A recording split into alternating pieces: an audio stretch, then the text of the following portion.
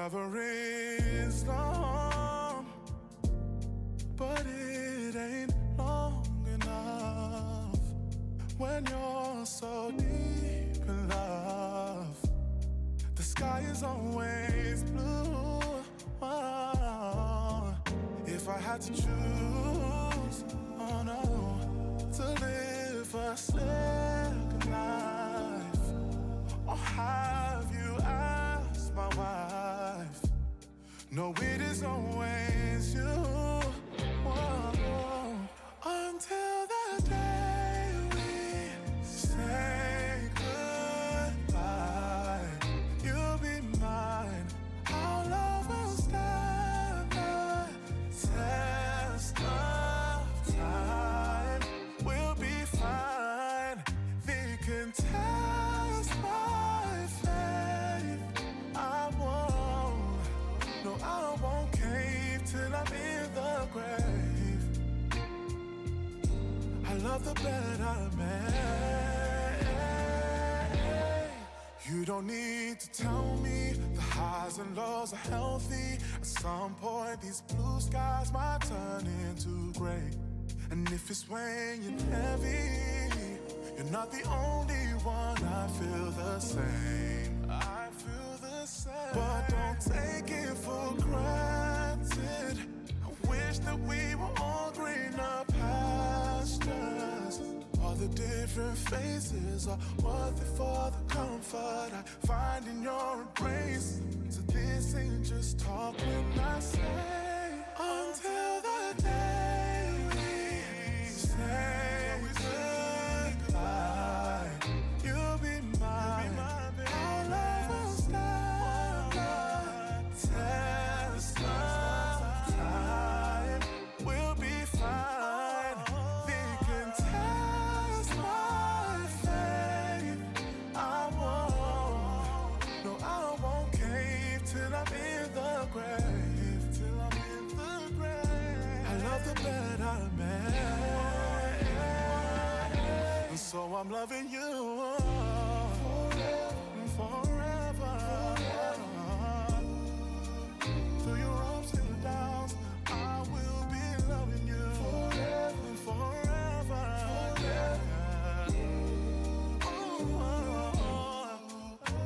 I'll be loving you, and I'll be loving you forever.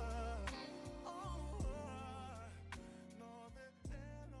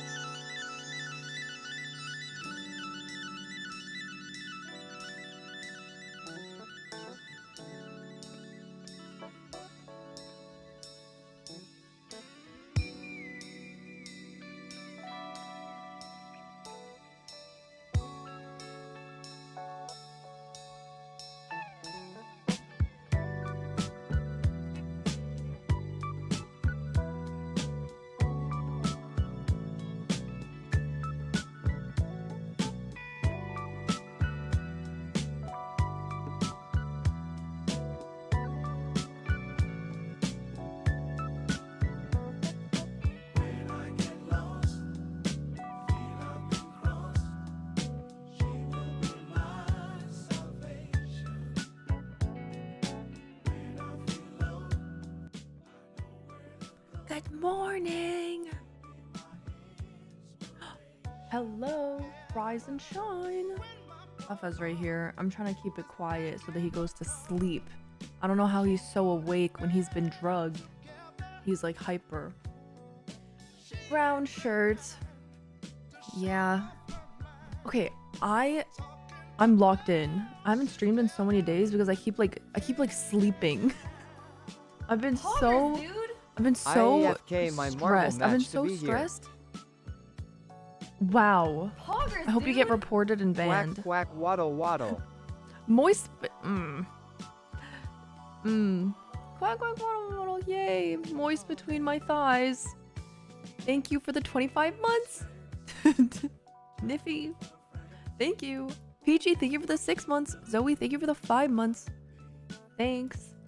I have been so stressed about shit. I pulled out all my eyelashes. Look. Look. I have no lashes on my right eye anymore.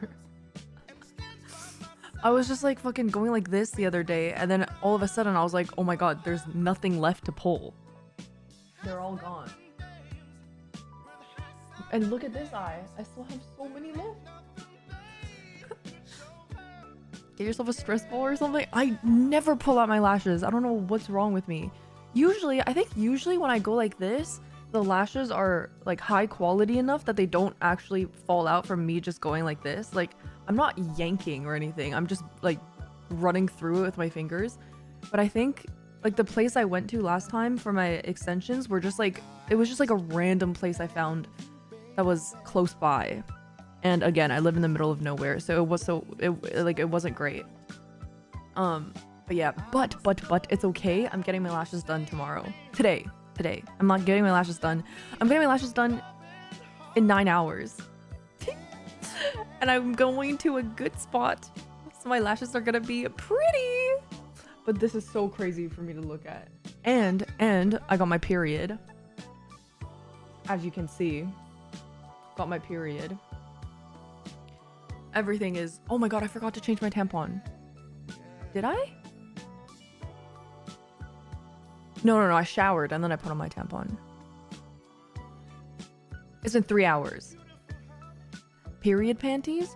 Aren't period panties just like a whole ass diaper? Like, pads are already diapers, but period panties are just like full diapers, aren't they? I was just watching a cop slop VOD and now I can see you have your period. This does not track it. I thought you were gonna say, I was just watching a cop slop VOD and now I'm watching a cop slop live. Oh my god, I was just watching cop slop and now you're on your period. That tracks. It is 2 a.m. Okay, I'm actually, you know what? I'll just see how I'll see how I feel. Because the thing is, tomorrow I have a lot of appointments. Also, I can't get over how fucking stupid I look. This is my first time. I mean, like, I've seen myself in the mirror, but I haven't really inspected how I look. Hold on, let me like flatten these eyelashes or something. I look so dumb. Okay, that looks a little better. Like, oh my god, this is so stupid. I look like I can't say that on stream. Pull the other ones out. I don't want it. It hurts. These ones are falling out. All I was doing was like this. Like, this is all I was doing. And then I just kept going and going and going, and then there were none left. Oh my god, I gave myself a thick double eyelid for a second. Booty boy, go to sleep. Oh, I did. Okay, I'm gonna see how I feel. But tomorrow, I'm actually concerned. Tomorrow, I'm getting my lashes done, which means during my lashes, I can sleep. But then, after I get my lashes done, I'm gonna go get my nails done. And I don't think I can sleep. Look at my fucking nails. Horrid. Absolutely horrid. But then, after that, I'm gonna go get a haircut for the first time in a really long time. Look how long my hair is. It's like really fucking long and I hate it. This time, oh my god, it's gonna be my first time getting a haircut since I was like, oh no, sorry, let me restart. This is gonna be my first time getting a haircut without getting it dyed at the same time in many years. I don't know how many years it's been. Maybe like 8 years or 9 years, maybe like a whole decade now. I think the first time I dyed my hair, I was like 16 or 17. Alright. My pet, he's doing good. He's recovering. He has a lot, he's taking a lot of drugs. I was 10 then when you last had a cut. You are not that youthful. I'm 26, by the way. Yeah, I think it has been a decade since I've not dye my hair. But if you don't know, I think like a year ago, I decided that I wanted to go. Okay, so this is interesting, right? What's interesting is it looks like I can't tell if my hair is just like fading, because I was dyeing it back to black because my natural hair color is black, but I think it's fading because now it looks brown.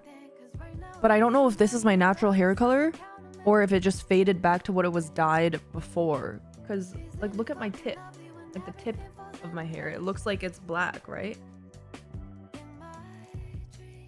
Like, is that black or is that brown? I actually can't tell.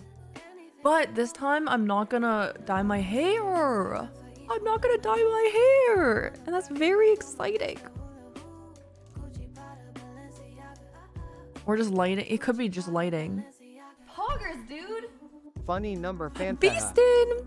My hair's been thinning since I was 10 years old. It looks like it kind of swaps around your ears.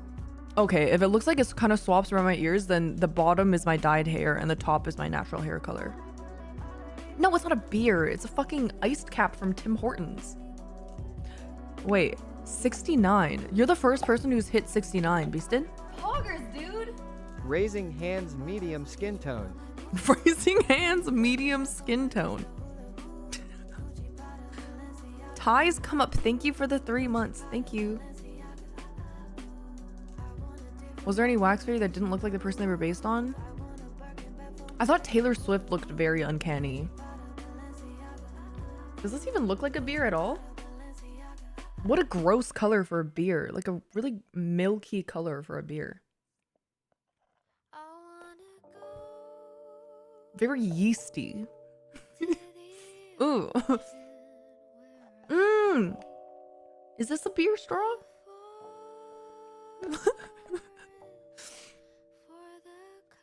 No. Right, you don't drink beer with straw. Yeah. Yeah, it's a milkshake straw. Have I ever drank? Have I ever drank beer with a straw? I don't think so. Is it hypnotizing? Alcohol at the crack of dawn. I mean, right now it is technically alcohol hours. It is 2 a.m.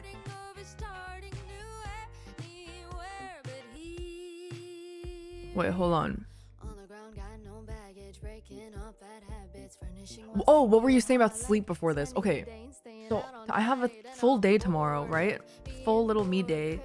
Getting my lashes done, and then my nails done, and then my hair cut.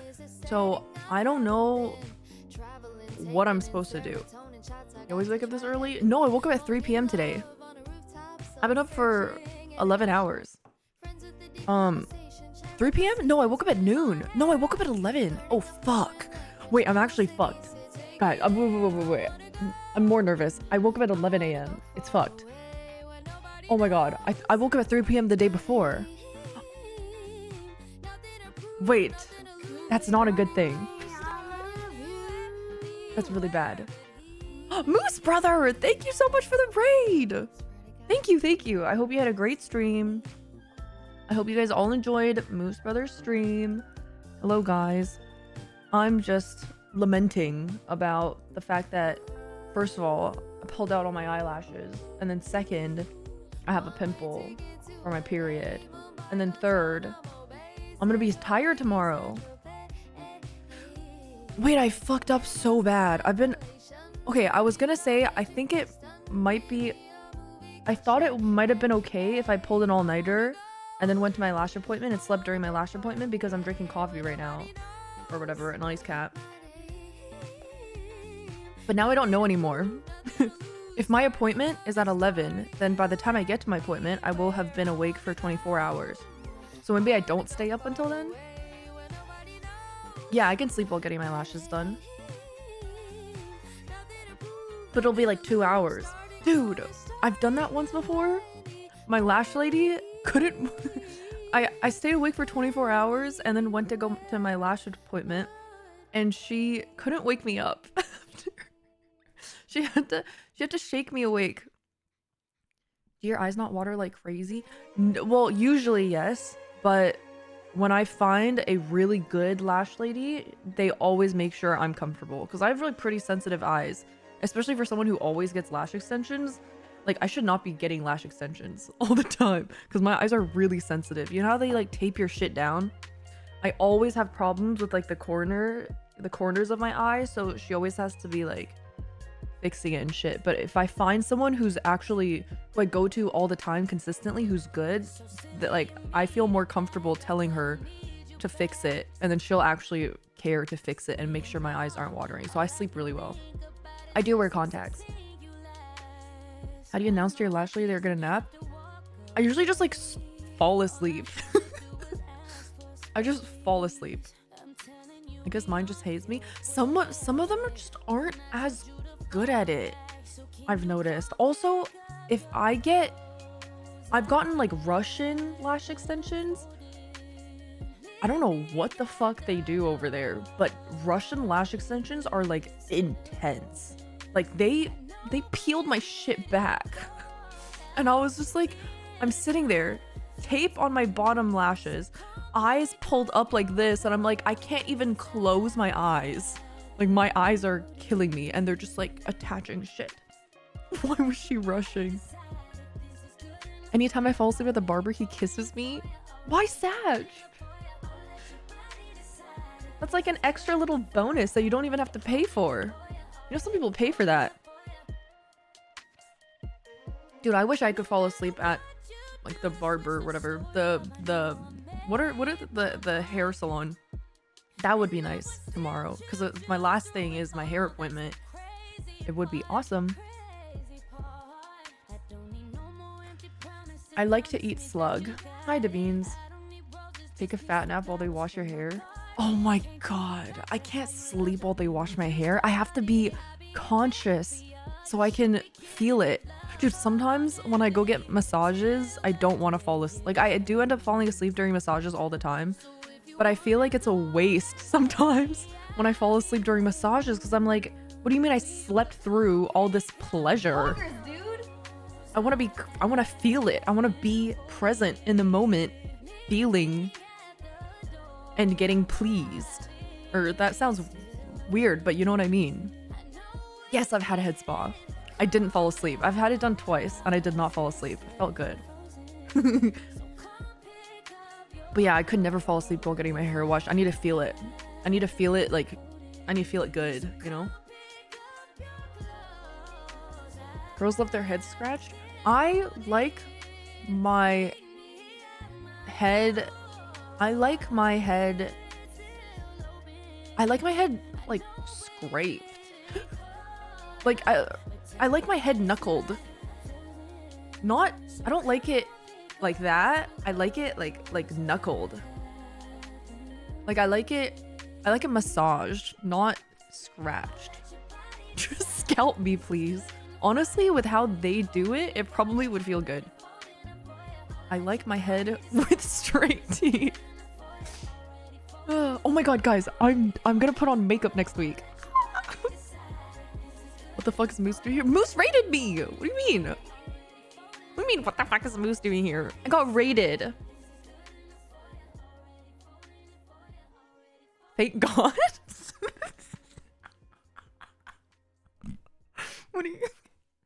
Guys, now I'm getting self-conscious. What do you mean, thank God I'm putting on makeup? Stop, I'm gonna go small again. There, you've done it now. Don't look at me. Oh my god, I can't believe I'm not putting... I have a pimple. Oh my god. I have 2 pimples.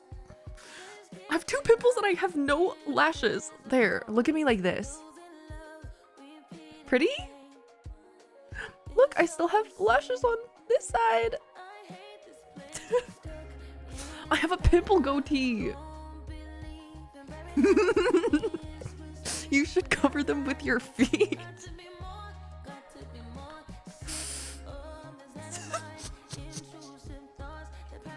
That's fucking dumb. Premium content next week? Oh, that's so awkward. I'm gonna put on makeup when I go to LA for the Rivals LAN, during which I will not be streaming. Oh my god. Oh, I know what it is. You guys are seeing... Okay. There. Unless you like it that way, I can keep it.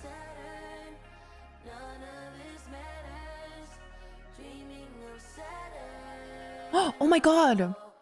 Hold on, I'll go big again. I wet the bed for the first time since I was 5. I had a dream and I was peeing in my dream, and well, I guess I peed in real life too. I'm in my 20s, truly embarrassing. Don't be embarrassed. That is nothing to be ashamed about. The last time I peed the bed was... I think 22 or 23. I think it's normal. I peed the bed when I was like, once was 19 and then once was 22 or 23. We all do it. Some people pay extra for that. I think it just happens. I remember I talked about this on stream and then some people were like, yeah, it happens. And then other people were like, what? No, that never happens. Just you wait. Like literally just you wait. Yeah, all the judgy people in chat, it's gonna happen to you too. I was so confused, like that's never happened. Yeah, it doesn't happen often. And then when I said it happened to me, people were like, well, were you drunk? But I wasn't drunk. I was sober. I was sober and I was sleeping normally. And then same thing. You just dream that you're peeing. I wasn't sick either. Everything was normal. And then you just pee in a dream and then you just pee the bed. And then it just happens. It was the one time I need to go small. I'm self-conscious. I can't. I'm stuck in my head about it. Like I'm staring at chat. I'm not looking at myself, but then I'm thinking about it and I'm like, oh my God, everyone is looking at me. I'm big. I have a pimple. I have no lash. No makeup. I have to go small. But the time that it was really embarrassing to me was when I was 14 or 15. That was the most embarrassing time because I was like, I had just started at boarding school and it was my first time ever like needing to handle the bed sheets by myself instead of my mom doing it.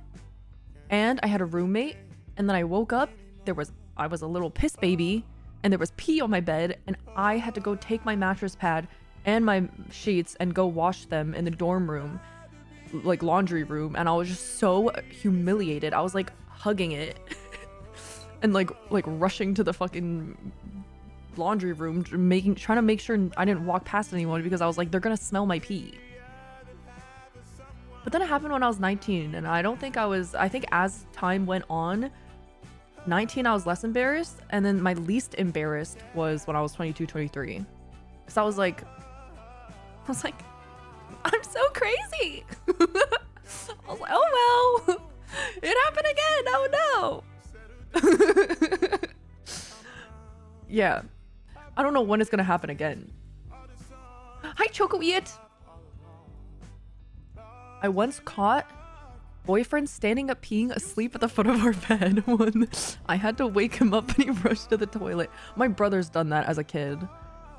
Yeah, my mom told me about this. I didn't witness this. My mom told me that she got woken up once because my brother was standing over her bed peeing on her while she was asleep. Like she got woken up by my brother peeing on her. Like he was sleep peeing or something when he was a kid. I think he was like 7. What the fuck is Peak Chatter saying? That is crazy timing. Peak Chatter said she getting that pipe at 47 in response to me telling that story. Just standing up coming. Yeah, it is scary because you don't know you're dreaming when you pee in your dreams. Knew a kid who was scared to walk down the dark hallway to pee in the middle of the night, so he peed out his window. Wait, what the fuck? Wait. My ex was actively pissing the bed and actively, like he was in the process of peeing. He finally did, and then he made me wash the bedding. When you said actively, I thought you meant like your ex was on purpose, like proactively. I thought you meant proactively. Like every day he's going to sleep, he's like, I'm gonna do my best to pee the bed today. I'm gonna, you know, like, my ex was just like a really try-hard bedwetter. He's just standing there peeing. Wash it. I'm doing it again. You better wash it again. He's professional. Pissing off the back porch whenever you don't want to use the toilet and feel one with nature slaps. See, I can't do that. I think I can, like theoretically I can, because all I have to do is squat and then like bring toilet paper and wipe. But I can't because I get scared of bugs, and I have a really weird fear that as I'm squatting down to the ground, this fear developed when I did my Duke of Edinburgh award thing when I was in high school. There's this Canadian thing called Duke of Edinburgh, and there's a bronze award, which is camping for 3 days 2 nights, and then there's a silver award, which is camping for 5 days 4 nights, and then there's a gold award, which is camping for 7 days and 6 nights. And I was gonna pad my resume by doing all 3, but you have to progress. So I did the bronze one, and then I stopped at that because I realized camping is not for me. And I was really terrified. My fear developed that I was gonna squat and pee, and then a bug, because I was so close to the ground, a bug was gonna be able to launch himself off of the ground and like get, you know, enticed by the smell of my pee. Like, what is that? What is that I smell? And then, oh, what's this beautiful yellow waterfall? It's coming out of seemingly that hole. And then the bug is just like gonna launch himself off of the ground and like enter my vagina. And I know pee doesn't come out of the vagina, it comes out of the urethra, but in the view of a bug who's looking at it from down below, it looks like it's coming out of my vagina. Or like my vulva as like in its entirety. So it's just gonna start like, it's gonna launch. It's gonna do that Minecraft thing where he gets in the waterfall and is able to swim up and then like just enter me.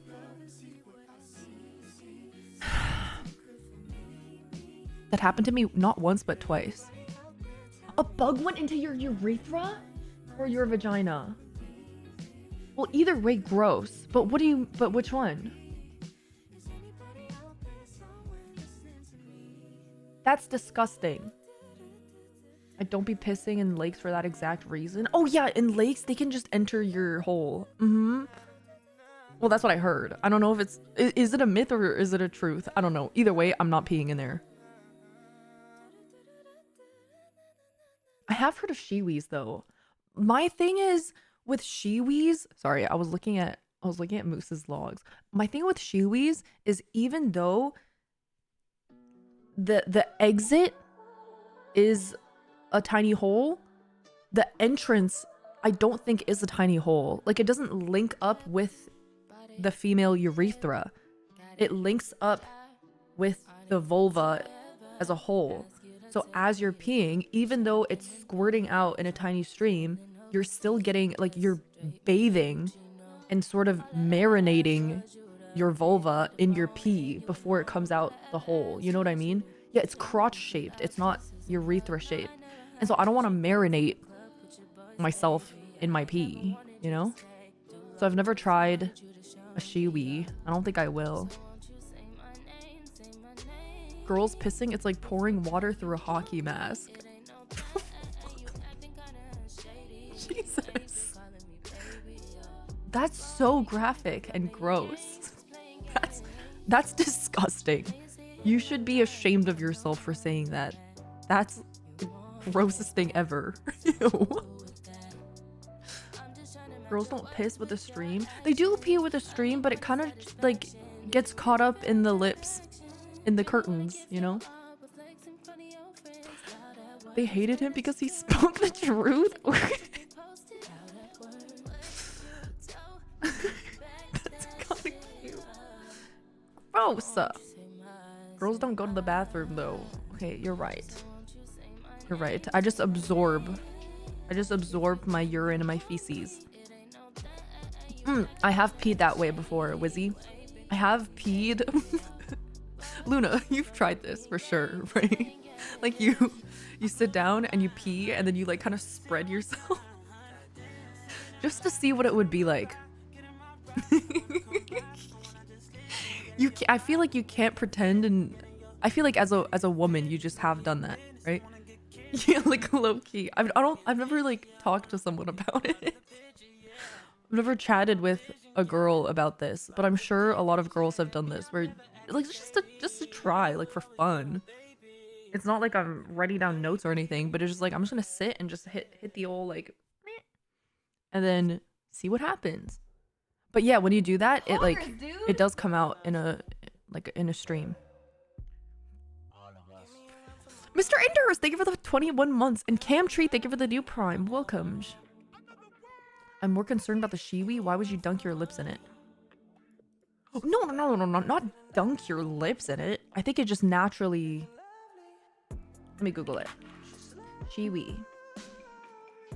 Like the shape of it is... Yeah, so... Yeah, I don't think I can show this on stream. But the way that it looks is like... Here, I'm gonna open up MS Paint so I can... I just opened up like my CPU something. CPUID.com? What did I just open? CPUZ? I'm just gonna close it. Okay, it's all good. Oh my god, my fingers are wrong. That's why. The first two letters of that.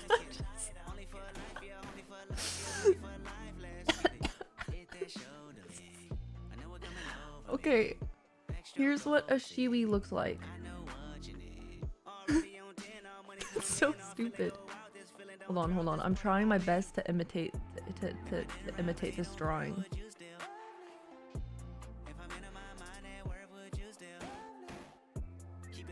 Wow, this is actually gorgeous. Gorgeous, beautiful drawing. Amazing. Scrumptious, really. All right, this is what it looks like. So the problem with this is it's not that it's just a funnel. It's dual purpose. Use it as a funnel in the kitchen after a yeah, 3D artist. Poggers, dude. He. Wow. Oh, wait. I'm really good at drawing. How are your lips getting all the way down there? Okay, so it's not getting all the way down there, but that's what if you pee too hard, like it's like a traffic jam. Like it's the pee is entering at a faster rate than it's exiting because it's getting traffic jammed. And so because it's getting traffic jammed, if you have, you know, your legs, if you have this on your vulva, right? Here's my, let me just, all right. That's the clit. So, and here's the pee hole. So if that is on it, that whole thing is getting basked and marinated in said pee, because it's the pee. So the pee goes down here. It's splashing, you know, there's some splashback. It goes down here and then it goes woo, woo, woo, splash.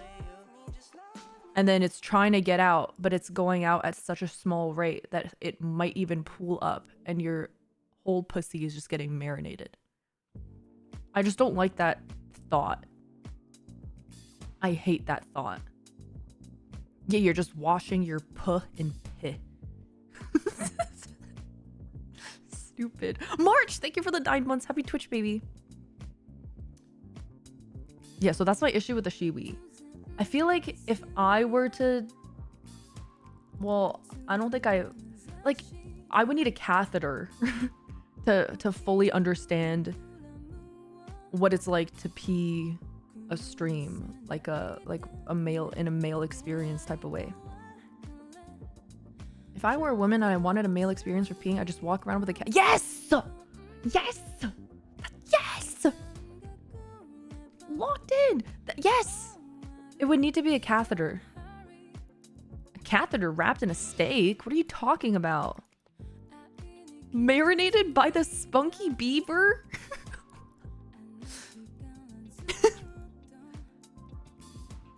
How do girls squirt in a stream? Listen, I'm the wrong person to ask about squirt. I don't know anything about squirt. Where does it come out of? Did you date Asu for a while? Was that someone else? I've never gotten that before. Thank you. That was someone else. But thank you. Usually I get, why don't you pay your parents back? Or, are you the girl with a guitar? Or pay your parents, or fucking, learn how to drive. You should be banned because you read your phone while streaming. And driving. Or, what else do I get? Is that a guitar behind you? I've already said that one. Fucking, you homewrecker? Or you were a great floor host at the Streamer Awards. No, I've never gotten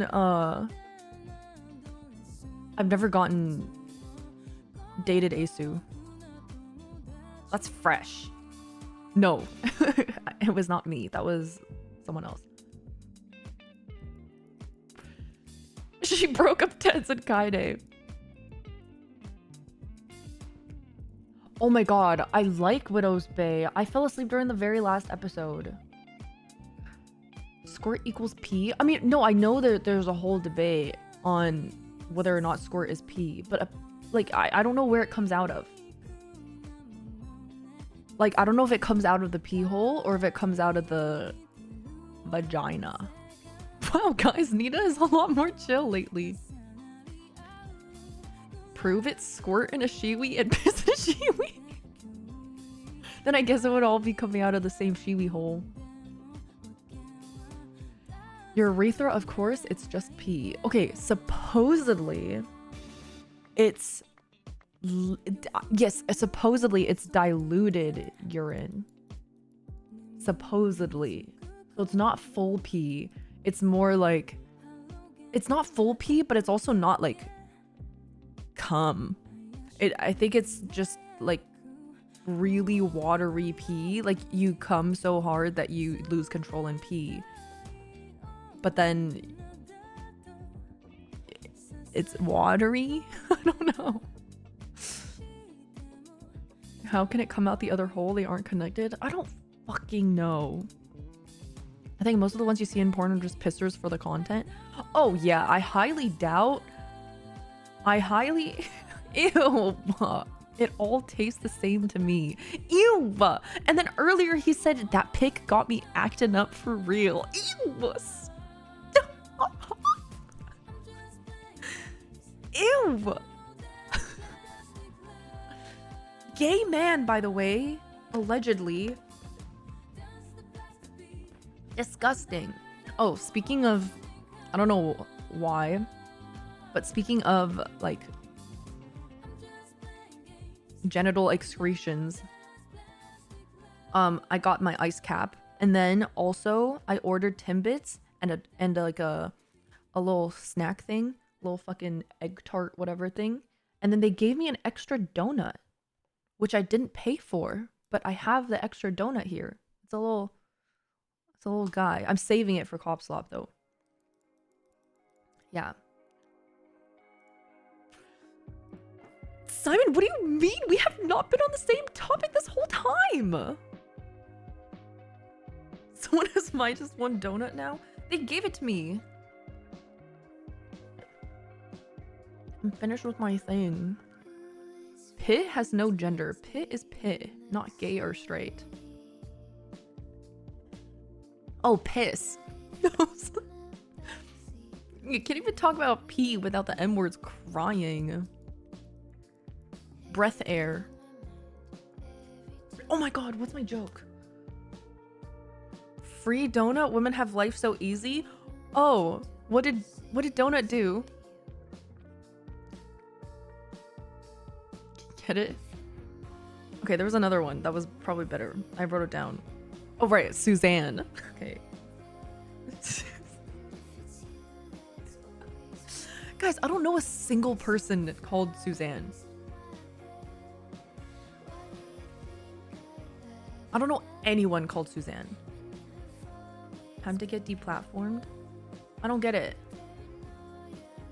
Hi, Saeed! Your jokes get worse every stream? Okay, what the fuck? That's my mom's name? Okay, well, I should meet her because I have a really funny joke for when someone tells me their name is Suzanne. I'll be like, what's your name? And they'll be like, Suzanne. Nice to meet you. And I'll be like, Suzanne? What did she do?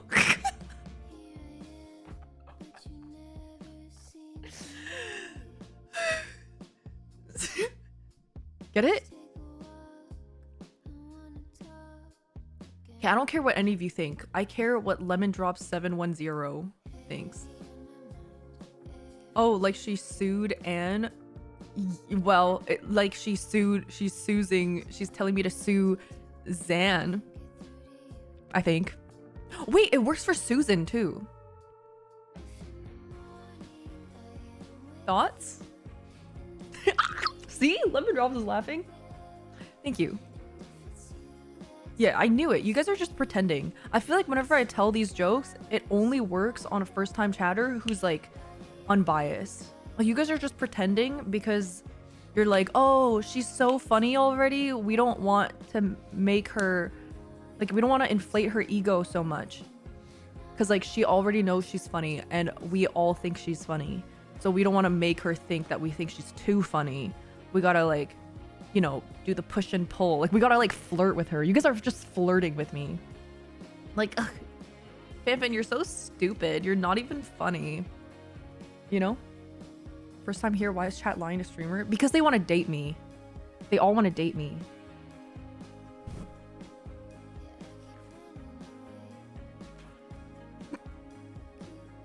See, look at them. They're all pretending like they don't want to date me. Because it's like, when you flirt with someone, you're like, ugh, you're so dumb. They're bantering with me because they have a crush on me. That's just what they do.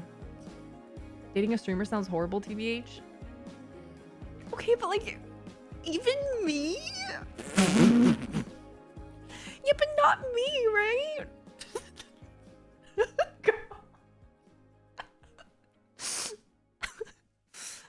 Nope, still gay. I love did and Stop typing like that. I can't take it anymore. I think it's so stupid when people type like that. Did. Fucking puh. I'm gonna cry. You can't make me laugh too hard. When I laugh too hard, I found out something. When I laugh really hard, I look extra ugly, which is so unfortunate. You know, I always see those like in movies and stuff when the guy's like, oh, I fell in love with her because of her Rhine. It's not the streaming that's an issue, it's that you play rival. Dude, I have tried to practice my laugh. I have noticed when I laugh, like in videos or on stream or anything, in like clips that I've seen, it's like extra ugly. Because I see people talk about, you know, falling in love with a girl or something, and they're like, I fell in love with her when I saw her laugh. Like she looked so carefree. Or like it's a shot of a guy staring at a girl in a bar or something, and then the girl's like laughing and it's in slow-mo and she just looks so angelic and carefree and chill. I don't look like that. Like me laughing in slow-mo is worse than me laughing in real time. Yeah, for you it would be in spite of. Like when I laugh a lot of the time, that's when like my first of all, my eyes disappear, and then second, my double chin shows extra. It's just not a good look. And then my upper lip disappears fully. So it's just like bad. She has such a real look.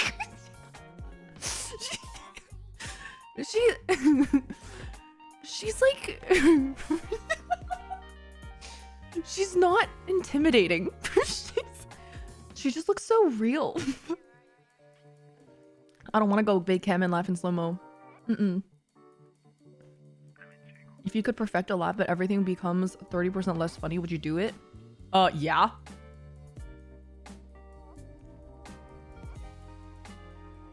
30% is not too much. I feel like I find enough shit funny that 30% less wouldn't be that debilitating. I think it would just give me more time to breathe and like calm down. And maybe I'd see more because my eyes wouldn't be closed all the time. I feel like I laugh at it's. I feel like it's not that hard for me to find something funny. You look so approachable.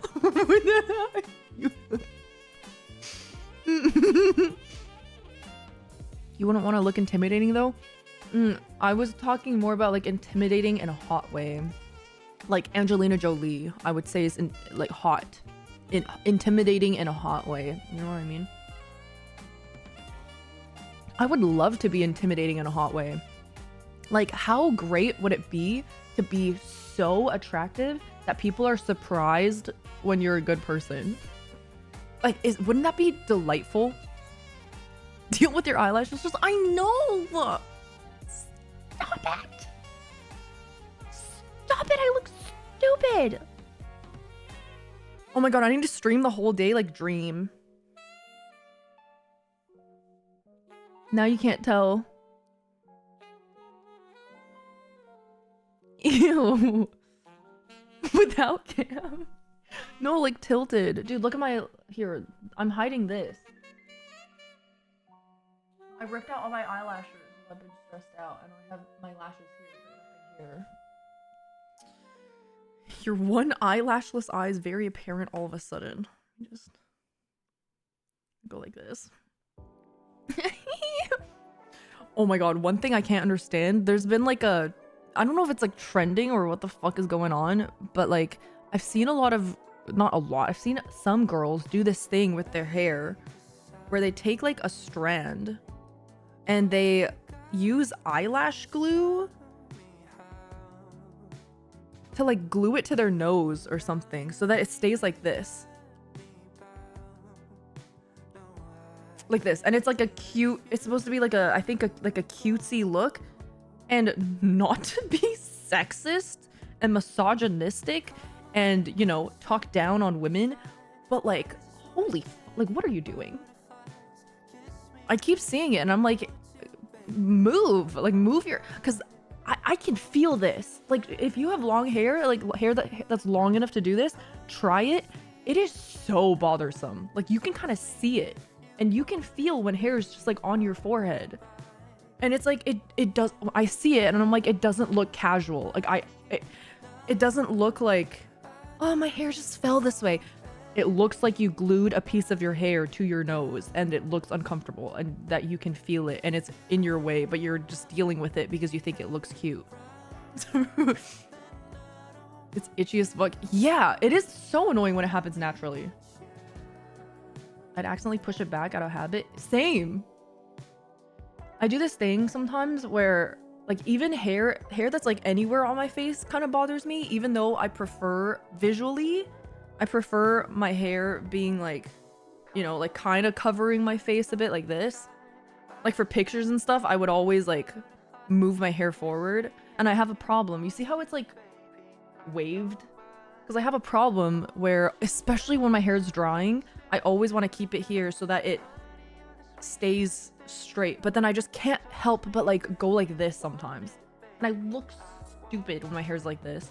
And then my hair dries all fucked up with a stupid wave. It's just so stupid. Everything's annoying.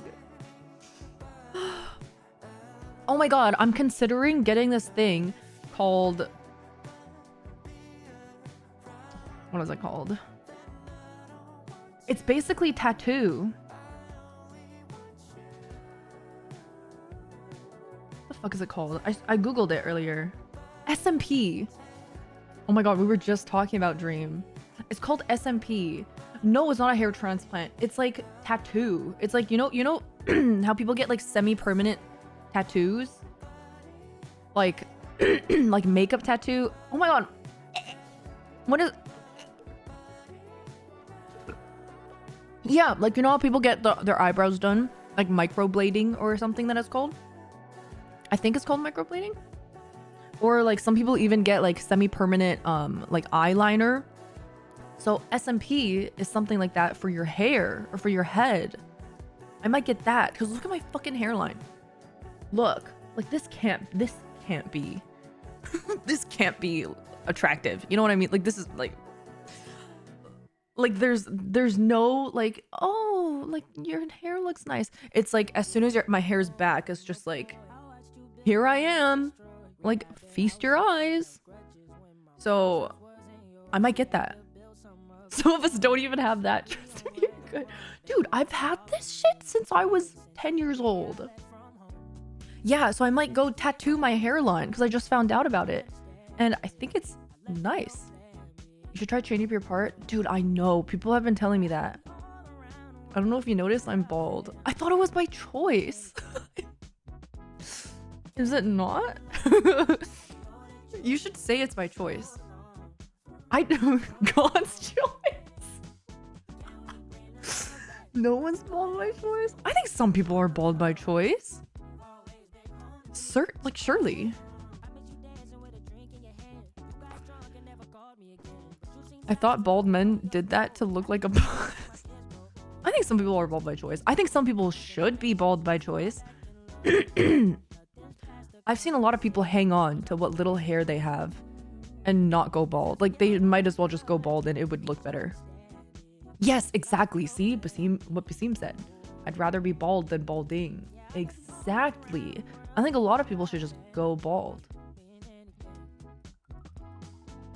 Name names?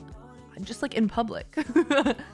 Like, you know when you just walk around in public and you mentally like look at people and like make up stories about them and then sometimes you judge them? Like just those people.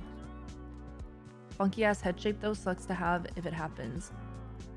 Oh yeah, I didn't even think about that. Some people should go bald. Others want to tattoo their hair. Well, I think it could be cool. I do have a problem with my hair part though. My hair has always been parted here and it's like going bad. Maybe, oh my god, there was a mean girl. Like it doesn't go. This looks stupid.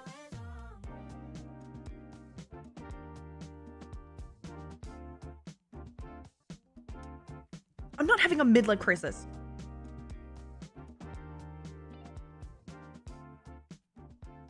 There. Ta-da! Don't say ew. That's hurtful and mean. Quarter life. I think I have to like after I shower, I have to do the part and then let it dry that way so that it stays. Instead of like letting it dry in my normal hair part and then doing this. But yeah, there was this girl in high school called Sydney and she was really, really mean. She was one of the popular girls. She was blonde and she was really mean. And then we would just refer to her as big side hair Sydney because her hair was always like this.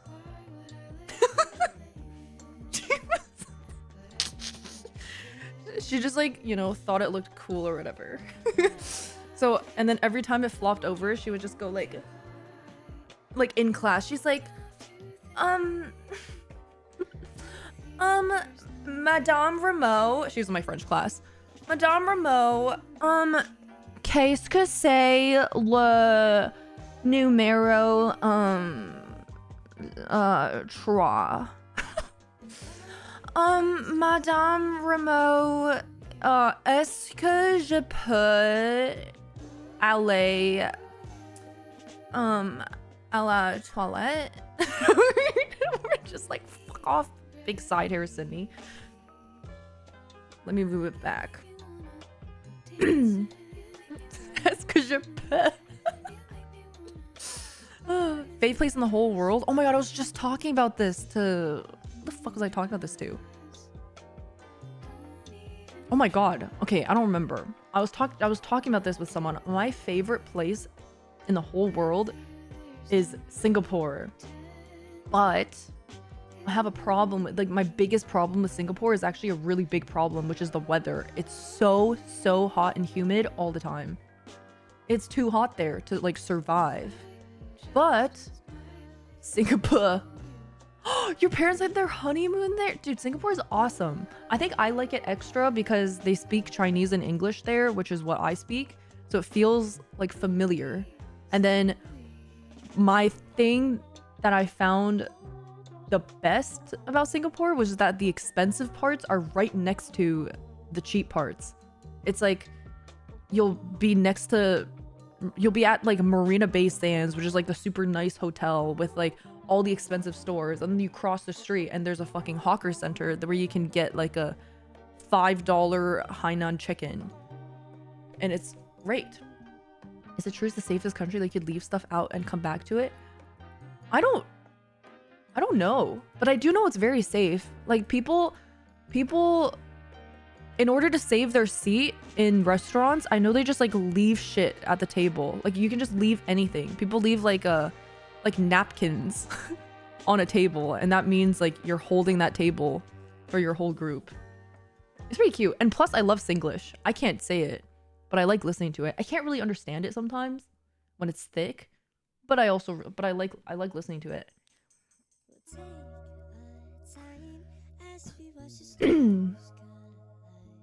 All of you people from rich countries are so lucky. Where are you from? Greyhound 004's first message in chat. I wish I had a longer ass crack.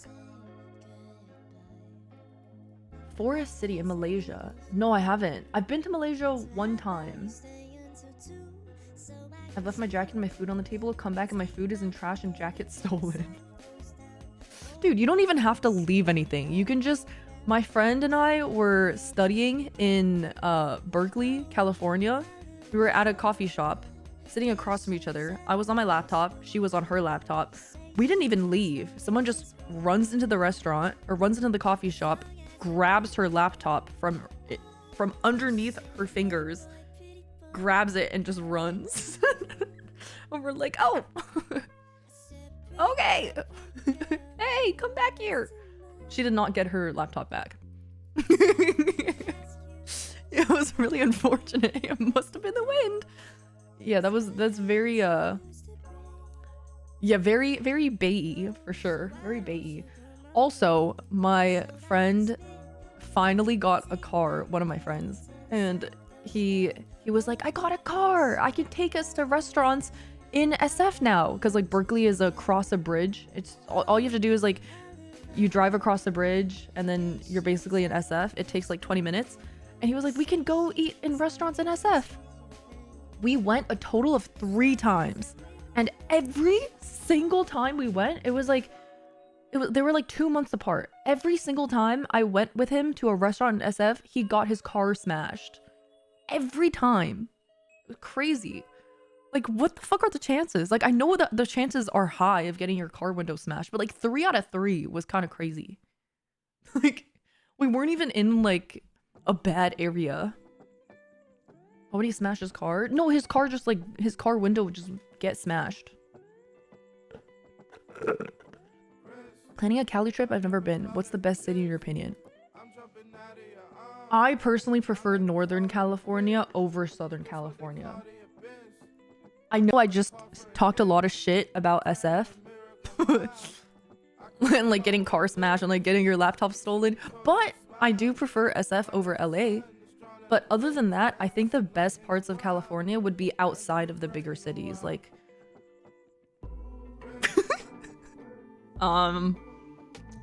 GTA 5 is in LA. Like outside of Sacramento. I mean, Sacramento is pretty chill. I do like Sacramento. It's pretty north of, I've never been, but north of SF. What's like the part north of SF that's like really naturey and like has a lot of vineyards and shit? Is that Napa? No, not Oregon. It's like right, that is Napa, right? Yeah, I've heard Napa's really nice. I know a lot of people go there for like wine tasting. Italy. California is too expensive and not that safe. I feel like only the big cities. I'm sure there are lots of peaceful, cheaper areas in California. You just gotta be rich to enjoy the good parts of Cali. I quite liked San Diego. Like out of the places that I've been, which is like the Bay and then LA and then San Diego, I liked San Diego very much. I haven't been playing much Rivals actually. I've played maybe 4 times this season, like 4 sessions this season, but I haven't played in a while. I should get back into it. I should start again. The cheaper you go in Cali, the less safe it is. That is also true. 4 sessions, 100 hours. Am I losing interest? I mean, I don't think I'm losing interest. I was really invested in watching Bogre Bash yesterday. They got rid of America's Bulge and you decided you had enough. Yes, I am going to the LAN event. I'm only going on Friday and Saturday though. I'm gonna arrive in LA on Thursday and then go watch on Friday, Saturday, and then come back home on Sunday.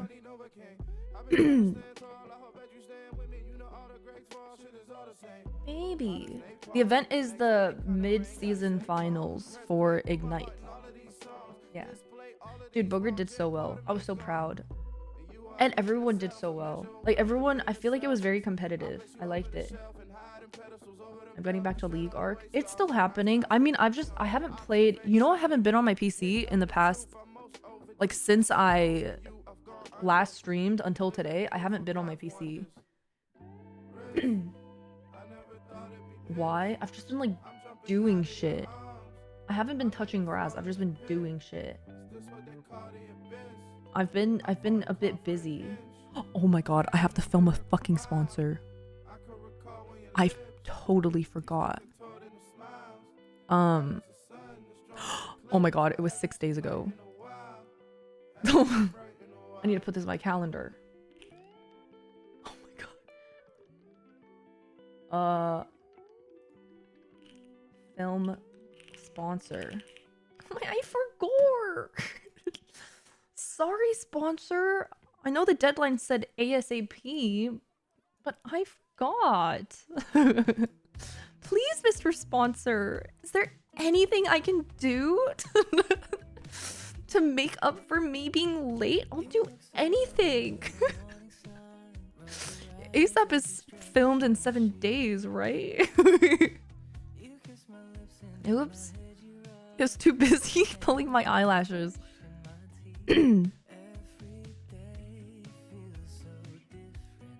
Oh yeah, I wanna, after I get back from LA, I think I'll try Pal World. Avon messaged me. Avon wanted to try it. And then Cam also wanted to try it. And then Spunky also wanted to try it. So we were like, we should all set up a server. Extra Emily? I haven't, oh, actually, yes, I am seeing Emily soon-ish. But not on stream. Am I allowed to talk about this? I think it's fine. Surely I can. Well, it's not content, so I guess it's not a leak. No, but I shouldn't talk about it. Yes. Is it fine? Who the fuck? Who cares if not on stream? Nobody is parasocial here. Okay, well, we're gonna see each other at Cutie's bachelorette party. Emily has probably leaked it already. That is true, but it's not on stream, so I guess the leak is fine. It's not like a, yeah. But I'm so excited. We won't tell her. Most of us think you're the same person. But yeah, I'm excited for Pal World. Is Black Flag dead as well? No, I really want to keep playing it. I just haven't been streaming the past few days. I don't think it's a leak if it's not content. That's what I was thinking. Baby! Male strippers at the party? I don't think it's that type of bachelorette's party. I was filling in Cutie's little form and the first page was like information. I was filling it in. And then like, you know what you think of when you think like bachelor's or bachelorette's party? Well, I went to the second page and the second page was to fill in your sandwich order. And in the description, it was like, we're going to be taking a hike on this day. So fill in your sandwich order so I can pre-order us sandwiches. So I think it's a different type of bachelorette's party. So instead of going to a strip club, we're going hiking.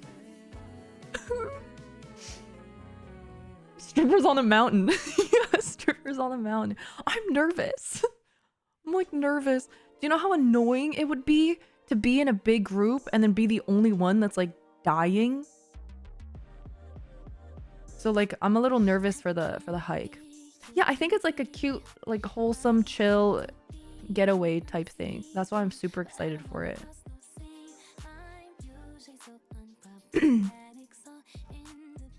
What? Puh from sweat instead of hot strippers.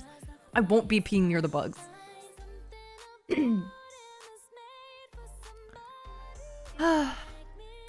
Make sure you covered head to toe. Those ticks are out. I'm so scared of bugs. I am so scared of bugs. Sweaty hike up a mountainside. Chill. Poggers, dude. Kava, thank you for the 1.5 years. Thank you. Body cam video when AI got a man arrested. No. That sounds interesting. That sounds very interesting. Hoyd recommended a detective interview flop video from this YouTube channel called Dreading about a predator. But I don't know, I'm kind of feeling murder for the first one today because it's been a while since we've murdered. The Streamer Awards race. Stop.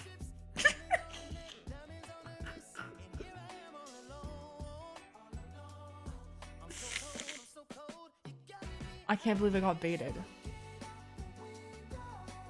First time chatter, why are you not in the streamer games? Okay, so I literally was invited to the streamer games, actually.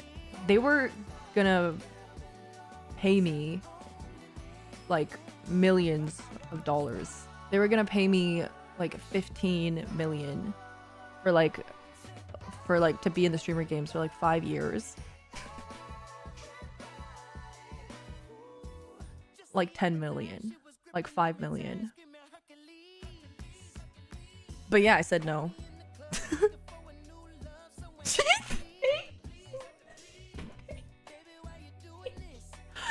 Only one person knows this?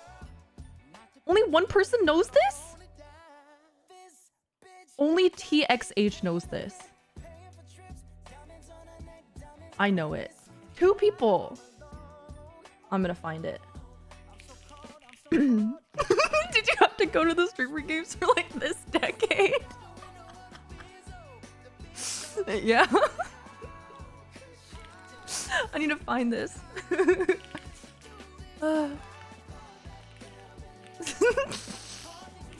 It's really funny. Where'd you go to? Okay, look.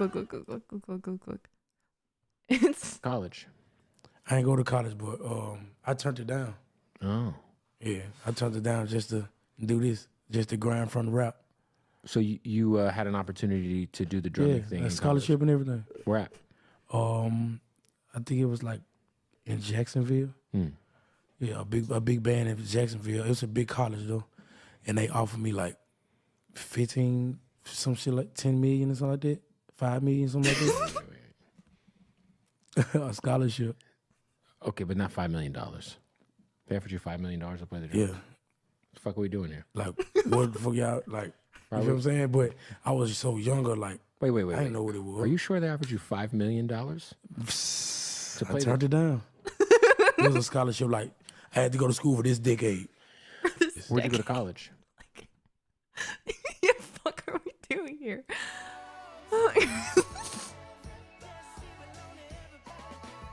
Yeah, that's what Ludwig did for me, basically. I had to turn down the streamer games. I just wanted to stream and play my games. I'm not a sellout. Sue me. I'm not gonna take 5 million for streamer games.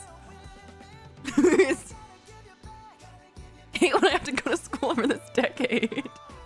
Crying from the frat. Hi, sucker! Ugh, you're such a good person. I know. Also have to turn down your invitation to be a floor host again. No funnel unless I get a shiwi. Also, hi, horse girl. May God murder my children if I'm lying right now today. I do finish a lot. I'm gonna keep playing Black Flag. I will. I am. Well, I'm up late. I'm up late is what it is. It's 3 a.m. but I've been up since 11 a.m. which is kind of bad. I think I will. Okay, what do I do if I have to wake up in 7 hours? If I have to leave home in 7 hours, which means I have to go to sleep. I have to wake up in like 6.5 hours. Then maybe I can sleep like. Maybe I can get off in like 2 hours and go sleep. 4 hours before and nap on the way. Okay, yeah, I'll go to sleep in 3 hours then. Let me put sleep in my calendar. Sleep. Yes. 5:30. I'll go to sleep at 5:30.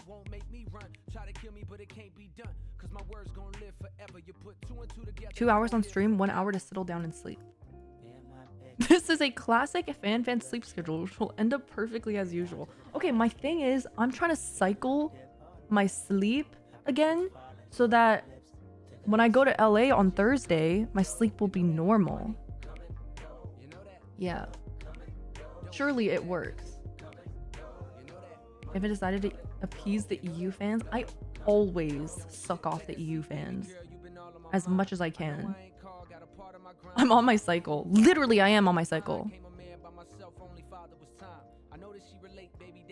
Hi, long strings. I did have an ice cap, which is basically like a coffee just now. Hi from Switzerland. Hi from Canada. My cramps were bad yesterday, but today they're okay. In LA, they have the Rivals LAN. And no, I've never been to a thingy thing. Major. I've never been to a major. I've been to a Dota thing, but I've never played Dota. I just happened to be in Singapore when the Dota thing was happening. I don't know what it's called. TI, I think. I used to talk to a girl who was your fan until she sent me an essay-long text about why I'm gay for going to a boxing gym and I'm only attractive to treat women badly because she got mad. I didn't tell her I got a girlfriend, even though I told her let's just be friends because she played Rivals with her ex every night.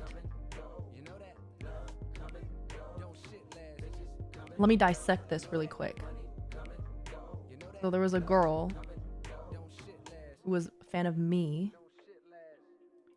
You visiting Pika? No. Amanda! I'm on my way to you, Fiona. Watch out. Okay, I'll be watching. Okay, so she played games with her ex.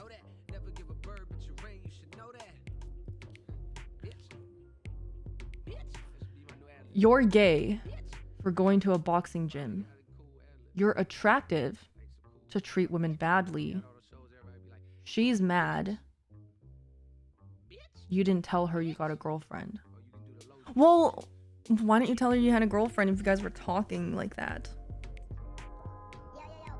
I think I would have, if that were me, I would have stopped talking to her as soon as I got a girlfriend. Because why are you still talking to her after you got a girlfriend when you guys were talking, and without telling her that you got a girlfriend?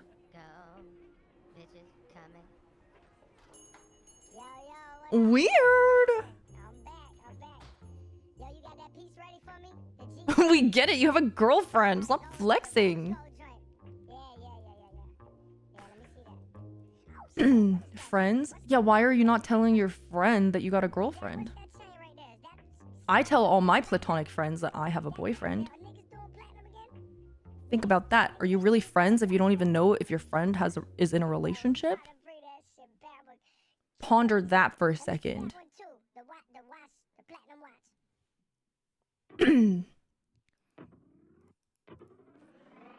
Yeah, a whole paragraph and you thought it would go unnoticed? Your dudes are peeing Saikuno.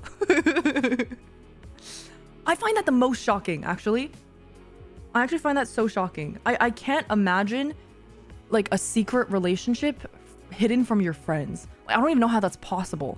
I've thought about that. And like, you know, I get it. He like, no, like he cheated and he like, you know, like talked to small streamers. I don't give a fuck. How was it possible to have a secret relationship that your friends don't know about? That's what I want to know. Like how? Unless you're a swinger or polyamorous, seems sketchy. I just don't know how that's possible. Like, I don't know how that's possible. I don't know how that happens. You don't talk about it, I guess? Like,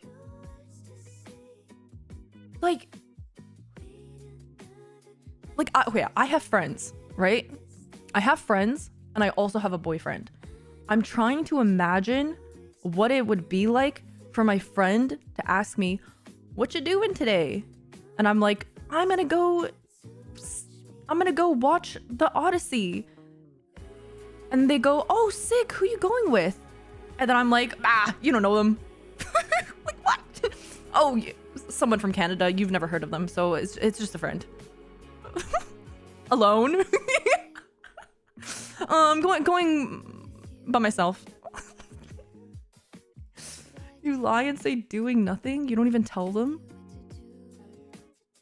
You kept your boyfriend from thousands of your friends. Okay, Woody. You guys aren't my friends. You're my lovers. We're dating. I mean friends.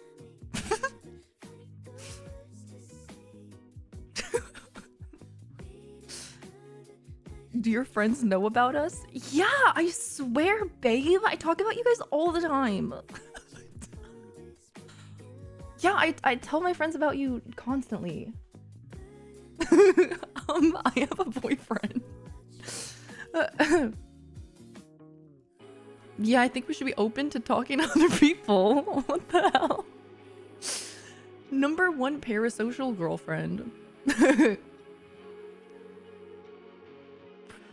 My husband will love this for me. Oh my god, I just watched Why Women Kill. Very, very great show. I loved it. But one of the storylines was about like an open marriage, and they basically ended up, this is not much of a spoiler, it's like within episode 1, it's like the whole premise. They end up in a throuple. It was pretty crazy. It was like a couple in an open marriage, and then they end up in a throuple with someone else. You have a boyfriend? What am I even doing in this chat in another country if I don't have a chance? No, don't leave. I'll break up with my boyfriend for you, Ham Lightning. Just for you. You typing in my chat just now just proved to me that it's meant to be. I'm gonna send him a breakup text right now. We're over. No, Amanda, I'll cheat on him with you. I had a coworker in a throuple. It was funny to hear him say normal relationships are boring. I would get so jealous. I think I would just get so jealous. In a throuple? Like, what do you mean you guys are hanging out without me? I'm the glue. Wait, hold on. I feel that way in friendships too, in platonic friendships. I get jealous internally when my friends hang out without me. Because I'm like, what do you mean? I'm supposed to be the glue. What do you mean you guys have a relationship outside of me? You know? Like, oh, you're going to a party with other friends outside of me and our mutuals? Okay. Can we just only hang out with each other? We can be each other's glue. We're just glue stuck on each other only. We're going to a party.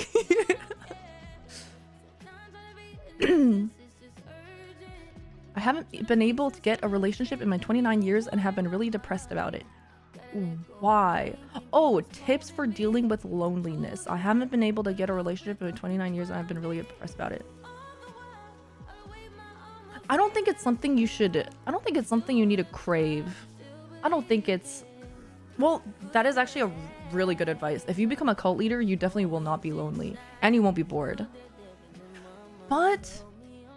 I don't think it's something you need to crave. I think when you crave it so badly that you just want a relationship because you don't want to be lonely, that leads to you settling for a bad and toxic relationship. And that never ends well. I think the only relationships that where you actually end up good are ones that you don't feel like you need to have work. Hi, good morning. Please don't encourage joining cults. It's not even the afternoon yet. I didn't encourage joining cults. I was encouraging starting one. Joining one would not be as good, but like starting one, then you're the one that everyone fucks. Thank you for the 22 months, Aiden. And Orzanik, thank you for the new Prime. Welcome. And Kava, thank you for the 1.5 years. Baby, are you okay? He's coughing. Oh, he's coughing. Poor baby. Baby, you okay?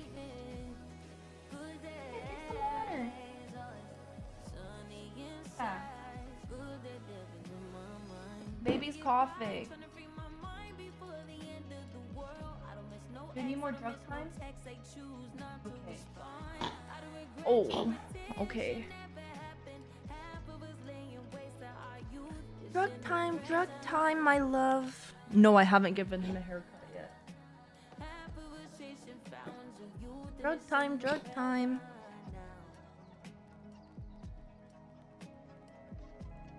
It's drug time, my booty. He's gonna be so upset.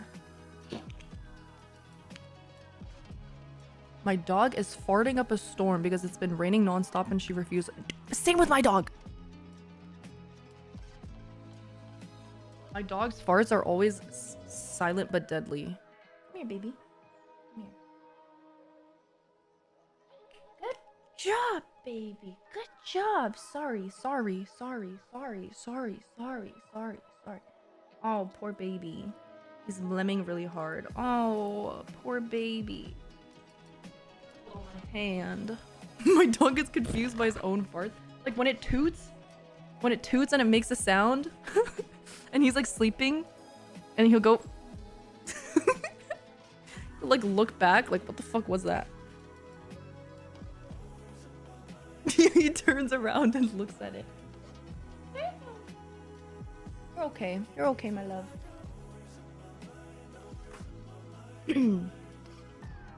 Why is the whole chat talking about relationships? Because someone asked about it. The Gosla. That happened with my relationship. TBH, I was ready to give up on pursuing him, but he grew on me, and part of the reason is that I didn't chase him like I needed him. Exactly. What is this? And so our story. Wait, is this an actual one? Oh my god! Not a bait video. Yeah. A surprise bath. My dog would be so upset. He doesn't like baths either. Baby booty. I missed the end of last stream. Did the cult leader have a happy ending? Probably not. Oh, the cult leader from last stream. No, he died. Yeah, he died. But it was actually like more peaceful than it should have been. He died from he just died. Oh shit, I forgot to put Aces in my title. He died from natural causes, yeah. Which is unfortunate. But yeah, he had a lot of kids.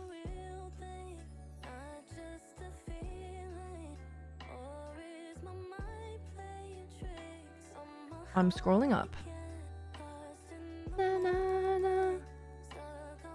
Oh yeah, this is a message I saw. I've been single for so long now, I don't know if I know how to be in a relationship anymore. Oh yeah, he was a pedophile. He like forced incest. I don't know what that means. I think it's like poggers, dude. Well, fuck, I don't know. Shit, oh. I think it's like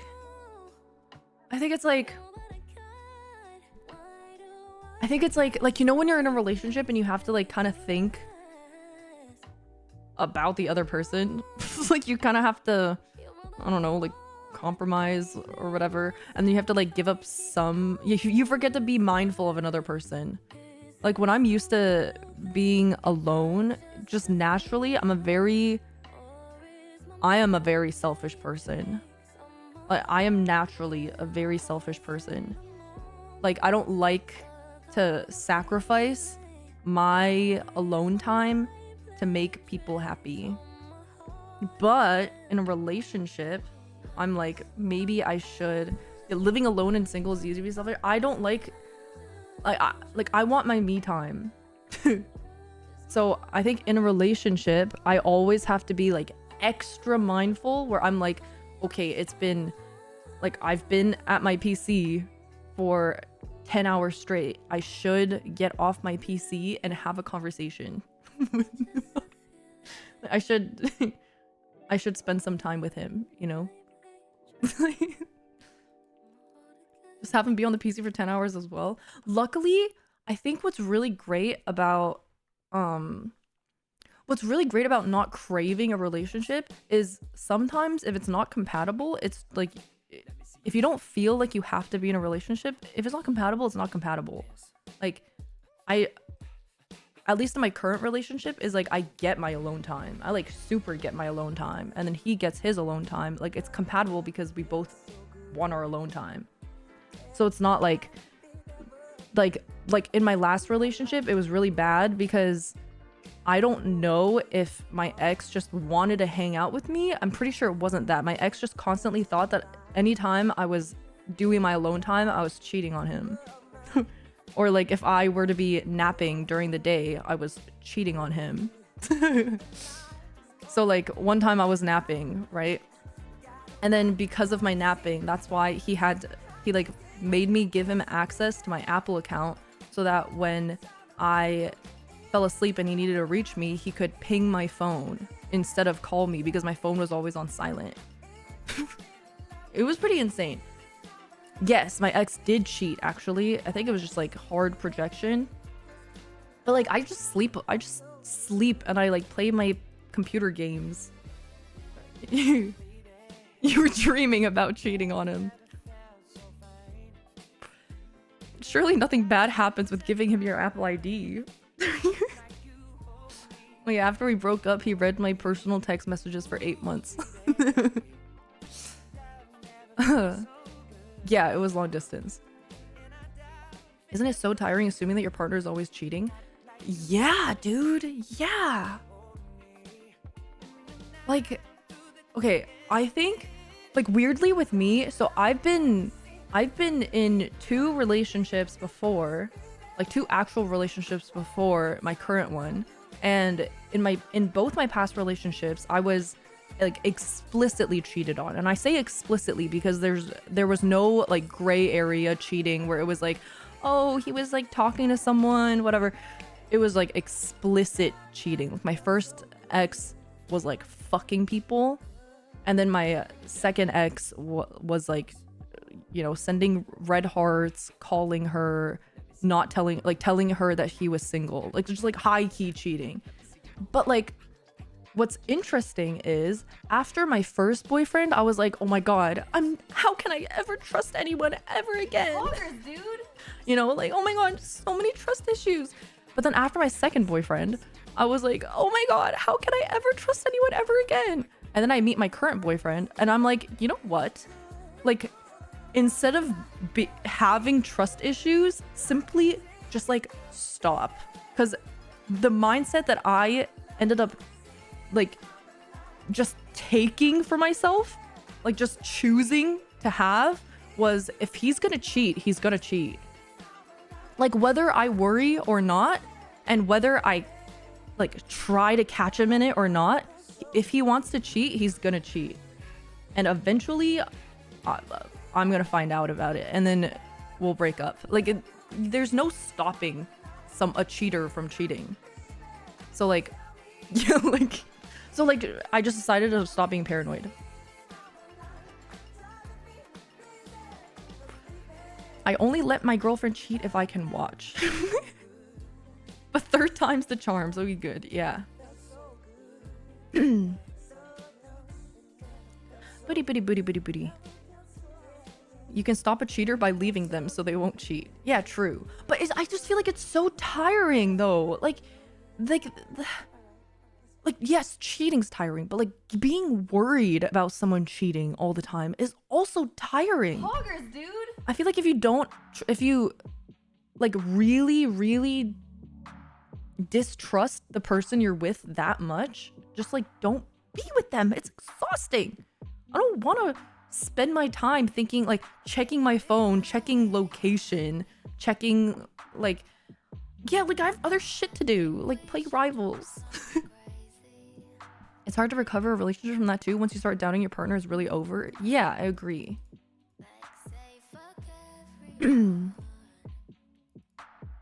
Are you vindictive? Am I vindictive? I'm vindictive in a way where if someone wrongs me, I wish the worst for them. Like, I'm not the type to break up with someone after they cheat on me and be like, I wish you the best. Like, no, I wish you the worst. I hope you don't succeed. I hope you fail all of your endeavors. But like, I'm not vindictive in a way where it would be like, oh, you cheated on me? I'm gonna fuck your life up. I just like mentally think, I hope you fail. I hope you don't find any success.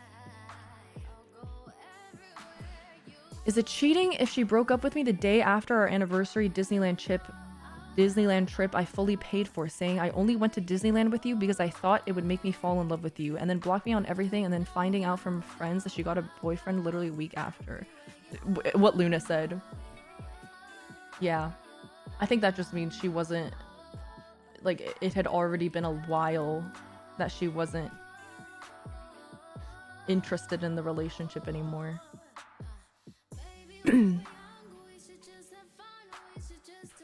Oh, she in a relationship now? Genuinely wish for nothing less than extreme pain and misery on both of them. Yeah. There's no point in being vindictive. You're only messing up your ability to move on. Sunken cost fallacy. It's better to cut it cold turkey and move on. Wait, what does vindictive even mean in this context? Let me search up the precise definition. Holding a grudge? Oh, well, there's different versions of being vindictive.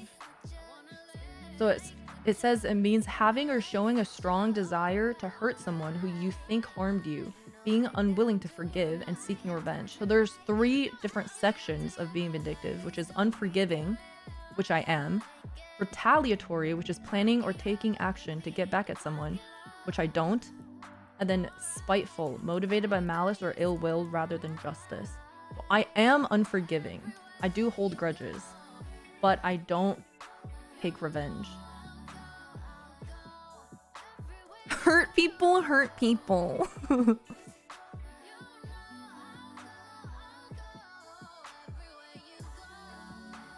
I'd be more upset about the blocking than the vacation. I'm totally down for exes blocking exes.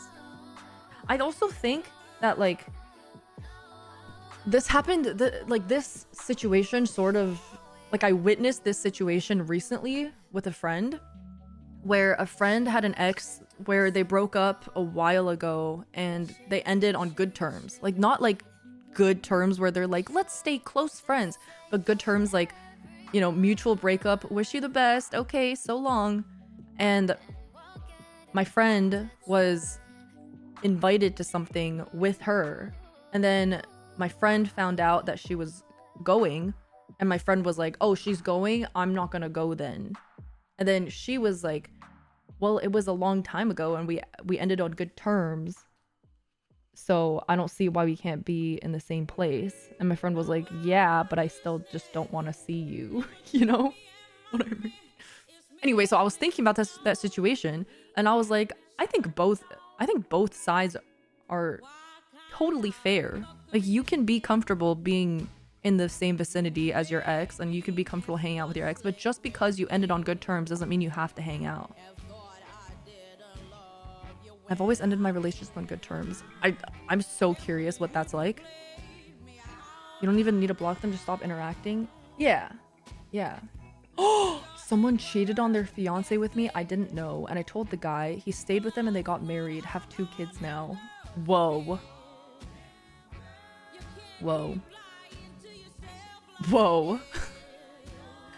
That's crazy. That is crazy. Whoa. Are they your kids? Oh my goodness. Some people are a little too forgiving, but good for them, I guess.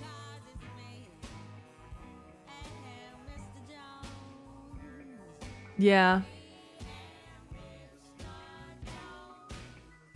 I guess they worked it out. I do think a lot of people... Yeah, I do think people can change.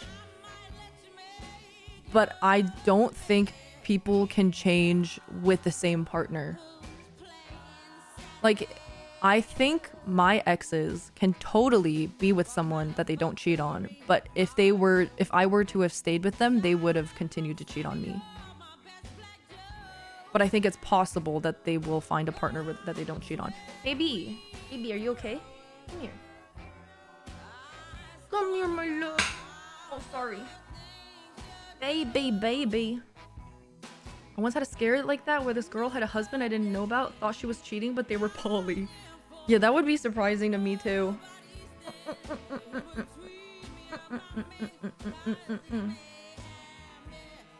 Oh my god, it smells so good. Oh, it smells so good. Booty boy, booty boy, booty boy. Go sleep. My love. I don't know if he's gonna sleep.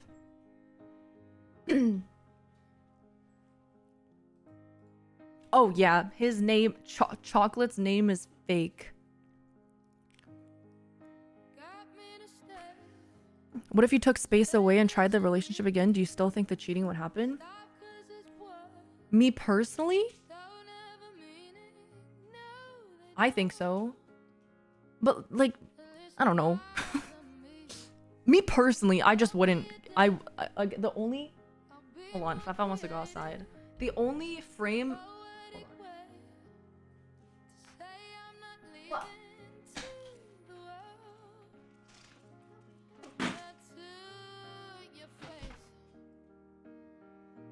Wait, I'm gonna make sure my gate is closed. And I also need to turn on...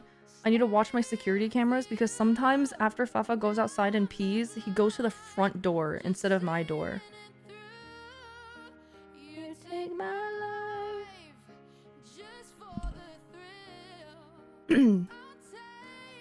I don't think they would refrain from cheating on me again. Because I think the thing is, if you forgive someone for cheating, I think each time they just kind of push the boundaries on what you tolerate and what you don't. Like, it's not even just about cheating. It could be about, like, any problem. Like, it could be about, you know, like, something small. Like, someone raising their voice for no reason in an argument. Baby, did you come back? Baby! It was literally just the wind. I need to look at the camera. Where is he? Baby? Oh, just the wind. Oh my god, I have to go. I stepped in dog pee.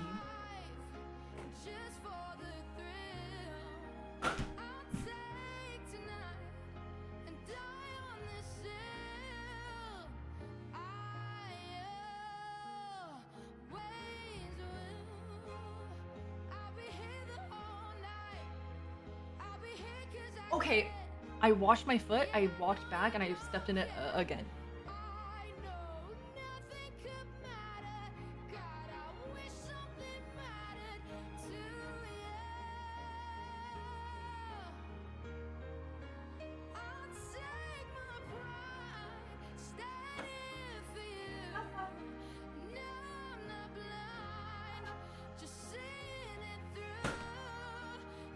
Oh my god, I don't know where he went. I don't see him on the cameras.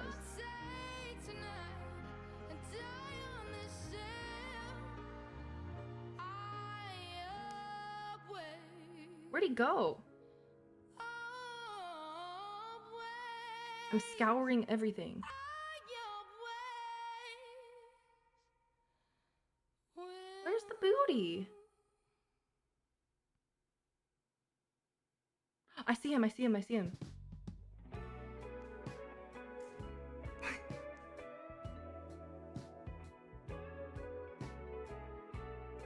Can you see?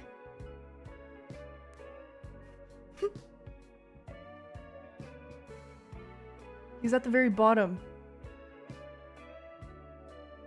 Yeah, the little gray blob. It's zoomed in. Here, look.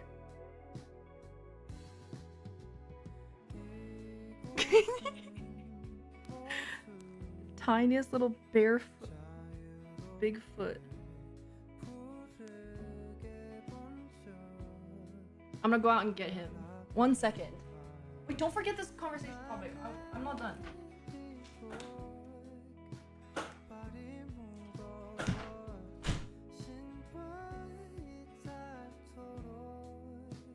Oh my god!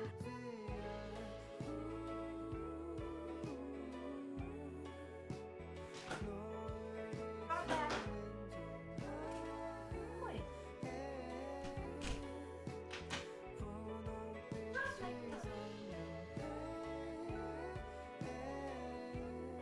Okay, hi. What was I saying? Okay. Yeah. So I don't think it's just like forgiving or whatever. I don't think it's just cheating. I think it's everything. Like if someone were to yell at you, this is just an example. If someone were to yell at you during an argument and then you're like, "Hey, don't yell at me. Talk to me calmly." And they're like, okay, sorry. I won't do it again. And then you're like, okay. And then they yell at you again. And you're like, remember last time I told you not to yell at me anymore? And you're doing it. And they're like, okay, I'll stop. And then next time, they push you and yell at you. And you're like, hey, remember I told you not to yell at me? And this time you're pushing me. And they're like, okay, I won't. And the next time, they slap you. And then you just keep... You can't just keep letting shit happen, you know? You gotta put your foot down at one point. And then you're in a cult. You can't be a doormat. No, that's actually not my story. I've never been I've been cheated on, but I've never been hit. Put your foot down straight into dog piss. I like to think they're learning their own lessons too. I think with a lot of stuff that isn't cheating, I think I do give chances. I do give a lot of chances. I expect chances too when I fuck up. Cause like you can always fuck up when you can always fuck up, but you have to change after. That's the main thing. Like with my current relationship, we get into fights, but when things happen and then they point it out, like one of us points it out, like we work on changing it, you know? Like it'll be like one thing that I really, really had to work on the most. Oh, this song is Pink by Wave to Earth. The main thing that I've had to work on that I grew up with, so it was like kind of ingrained with me and it didn't help with my last relationship. I get really frustrated easily when I feel like I'm not being understood. But I get overly frustrated and I start giving really aggressive attitude, which tends to put... Don't really question mark. It's worse. It's usually worse in a relationship. Yeah, definitely not healthy. But like in a relationship, no, not physically. I've never hit anyone and no one's ever hit me. But like in my last relationship, it kind of got exacerbated. Like my first relationship, it was never a thing. Like first relationship, it was just like all around bad. And like I think first relationship, we were too young for it to be like, we gotta grow together, you know? First relationship, it wasn't even a thought where it was like, we should work to improve each other and we should work to grow together as a couple. It was just like, we would just, whatever, too young. And then next relationship, it was just, like I said, exacerbated because my ex was also really aggressive. And like, we would just yell at each other. And it would get like, we would yell at each other and there would be personal insults and stuff. And then it was just bad. But then in my new relationship, it's like one thing that I've been actively working on, only in my relationship really, is to not get triggered so fast. Because I think for myself personally, when something happens that I see as bad, I instantly default to like me versus you. Like now we're in an argument and it's me versus you, rather than bring up a problem to be like, now it's us versus the problem. Yeah, yes! Me and Luna are locked in. We should be in a relationship together. Are you triggered, liberal? Yeah, exactly. Instead of me versus you, it's us versus the problem. And then I don't get triggered so much, because in a good relationship, when you have a problem, your partner is gonna want to fix the problem. In a good one, in a good relationship. Some people aren't like that. Some people, when you have a problem, they're like, oh, they instantly get defensive and they're like, oh, so you're saying I should kill myself. But in a good relationship, they will want to work on it with you. But anyway, that's what I work on. And then sometimes it slips, but then like, it's shit like that where like I do improve. Oh my God, that's so annoying. Like, why are you with me then? I hate that. I hate that. The ones that threaten that every time. It's so stupid. Yeah, like maybe because I want us to be in a good relationship. I don't know. Like what? Actual rage bait. I came here for murder videos and instead I'm getting marriage counseling. I'm getting PTSD. Hey FanFan, we're making a birthday video for Sunny. Would you mind saying some birthday wishes? Thanks. Yes. Is it okay if I cover my pimples and my lack of eyelash on my right eye? I'll just go like this. It'll look really chill. Okay, full screen. Okay. Okay, so. Okay. I'll go like this. Sunny! Happy birthday, Sunny! I hope you have an awesome day. I miss you. You are gorgeous and you are lovely. And I can't wait to hang out with you again. Mwah! Okay, is that fine? Thank you. No, thank you for including me. I'm very grateful. You look retarded. That was aggressive. Those are fighting words. And for the betterment of our relationship, I would appreciate if you spoke to me with a little more respect.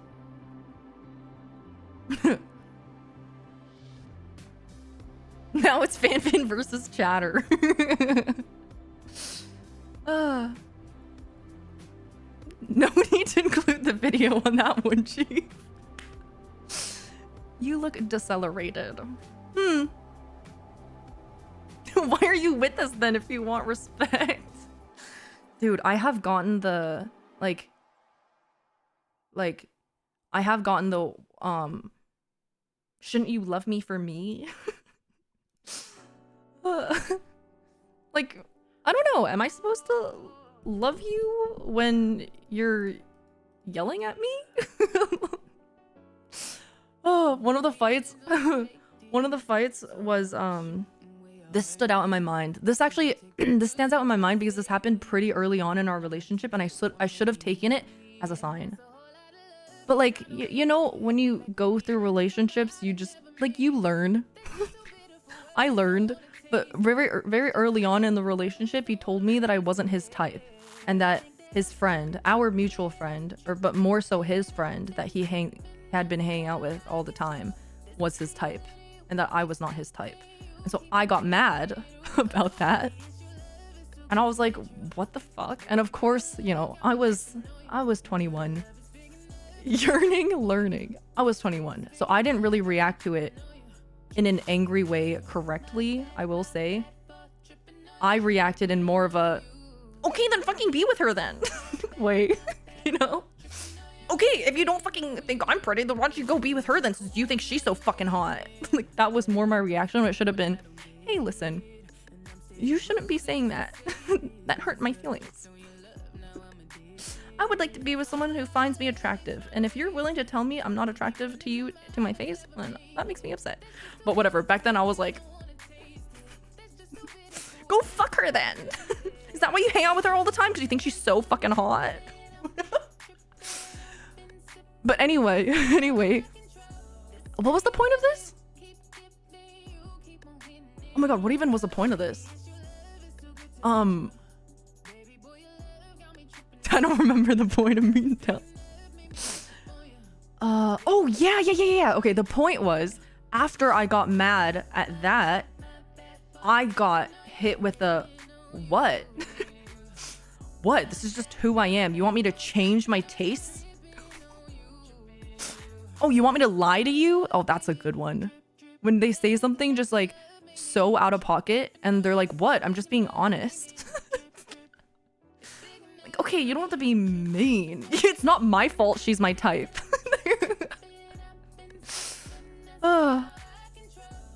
Devin, thank you for the raid. Thank you. Yeah, massive red flag. But I know that now. I know that now. Back then, I was like thinking about it, and I was like, ugh, like, I guess it's like I like, you know, gaslit myself into believing that it was actually good that he feels comfortable being honest with me. And I was like, this is a good thing, because despite the fact that I'm not his type, he still overcame that, and he's still with me. Even though I'm not his type. And on top of it, he's still honest with me about it. What a stand-up guy. So thoughtful of him. Yeah, that's what I convinced myself of. Yeah, but or he just didn't care, which I think is what it actually was. I don't know how you didn't become vindictive as fuck there. I mean, the part one of vindictive, the having a fucking thing, having a thing, holding a grudge, that's still in my mind. I see her sometimes. And I'm like, I bet my ex finds you so attractive. I was like, ugh, I bet he saw this picture and fucking jorked it. I'm like, fuck that guy. Is she that hot? I mean, she's gorgeous. She's gorgeous. They get together in the end? No, because she didn't like him. Nobody likes him.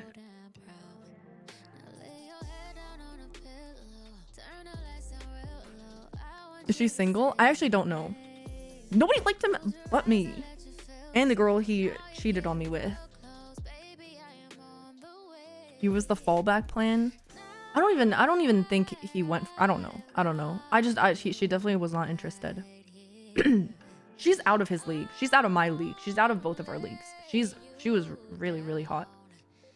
I found her personally really fucking pretty. She was my type too. No, this is not the crack guy. I love when men say dumb shit like that and the girl isn't even into them at all. Oh my god. No, my first ex had one of those, and it was so embarrassing because he was just like hitting on her in DMs, and she was like, she sent me all the screenshots when she found out that we were dating. I got a hey girly Instagram DM and she sent me all the screenshots and they were so embarrassing to watch. They were so embarrassing to read. I mean, so fucking embarrassing because she was just like shutting him down over and over again. And he would just like keep messaging as if they were flirting. And I was like, this is so icky. This is worse than if you had successfully cheated. Like attempting to cheat and failing is worse than actually cheating. Like, ew, that's so humiliating. Yeah, like I'm dating a loser. Like you're trying to cheat and failing at it. Like, ew, nobody wants you. Ugh. Like okay, I think it's another reason why it's important to be, you know, not paranoid about cheating and stuff is after I decided to not be overly paranoid. And then, okay, so in the past, if I were to find out that a girl was like flirting with my boyfriend or, you know, like trying to meet up with my boyfriend or whatever, I'd be like jealous and I'd be like, you're not seeing her, are you? You know, stuff like that. But nowadays when I find out about it, because I have a normal boyfriend, he tells me about it. Nowadays it feels like a compliment where I'm like, yeah, you're desirable enough that girls want you, you know? It's like a compliment. And because I know you're not, like, I'm confident that you're not gonna accept. So it's more, it feels good once you are no longer paranoid. Because you're like, fuck yeah, my boyfriend is desired. There was one really icky one. It was a girl who had met my boyfriend at a party that I had gone to with him, and I was talking to this girl. I had just met her at that party as well, and I was getting sick of the conversation, so I like pawned her off to my boyfriend, and I was like, oh, this is my boyfriend. And then I left the conversation and I made my boyfriend tank her. And then after that, she messages my boyfriend and is like the next day she was like, hey, it was so great to meet you last night. I baked some muffins. Do you want to come over and have some? And like, do you want to come over and grab some? And I was like, ew, what the hell? And then my boyfriend showed me because my boyfriend assumed that me and her were friends. And that's why I introduced him to her. He was like, and I told him, I was like, oh no, I just met her last night and we are not friends. And he was like, then why the fuck did I talk to her for like 30 minutes straight? I thought she was one of your friends that you wanted to introduce me to. And I was like, I'm so sorry. And then he thought it was weird that she was, you know, like he showed it to me and he was like, is this flirting? Like, is this normal for her to invite me over? Like, are you supposed to come with me? Like, isn't she your friend? And I was like, I don't know. I think she's just literally inviting you over to taste her muffin. Whore. Like, back off. What the fuck? He did not go, for the record. But I was just like, what the fuck is your problem? How are you gonna get introduced to someone's boyfriend and then message them the next day going, you want to come over for some muffins? Ew! You should have gone together for the bit. You'd be like, yeah, I'll come over tonight. And then we both show up. Oh my god, thank you for the muffins. That is so sweet. Von Houten, thank you for the new tier 1. Welcome. And CXR, thank you for the new Prime. And Fublian, thank you for the 31 months. And Socks, thank you for the 8 months. Thank you. Isn't that how they set up threesomes? I don't know how people set up threesomes. I don't know how they set up threesomes. I will say my worst threesome fear, I watched it happen in the Why Women Kill show. I don't want to, it's not a spoiler, but well, okay, I won't spoil. I'll just tell you my worst fear of having a threesome. It's having a threesome regardless of gender. It could be any mix of gender. My worst fear would be to get left out. I am so, like, every time I think of a threesome, I think I'm gonna get left out. Like, oh my god. And I watched that happen on Why Women Kill. Like, what do I do? Like, they're just having a good time, and then I'm just like, hey guys, my turn.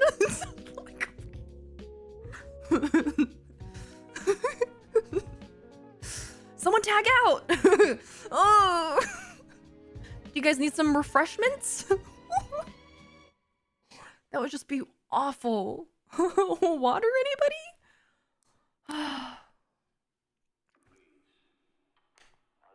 Bring some snacks. One threesome I had, the one girl barely took part.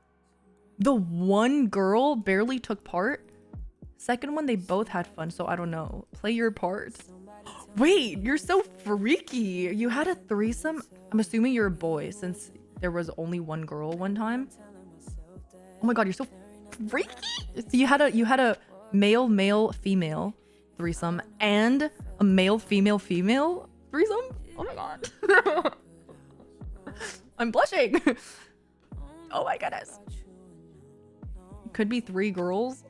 No, not possible because the first one was there was the only girl. How long does it take until you're counted as a cuck? In a threesome where you're left out?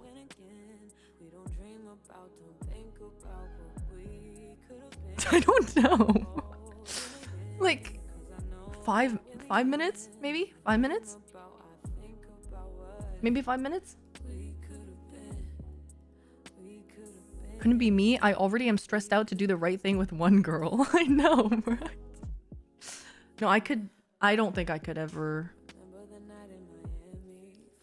Lonely one in the polycule. No, I don't think I could ever do a threesome. Fair case of FOMO. Yeah. Getting left out of an Eiffel Tower. I can only if all the attention is on me. Okay, I have pondered that before as well. So the fear of missing out came later on, where I was like, there's actually a chance that I'm left out. My original fear was that it would just be too much. Because my original fear came from the idea that, oh, threesome, everyone's gonna be doing everything together constantly. So my first fear was like, oh my god, like, ah, it's just like too much, you know? Like, holy shit, I can't focus. I would just get overstimulated. Like, imagine fucking dick over here, boobs here, or fucking dick here, like, ah. Or like, what if it's 2 dicks and then I pick a favorite and then I end up making someone feel left out? You know, I don't want to make someone feel left out in a threesome. That's mean. So I don't know. I would just end up like counting strokes or something. like 10 strokes and switch. And then we switch back. And we switch back. And we switch back.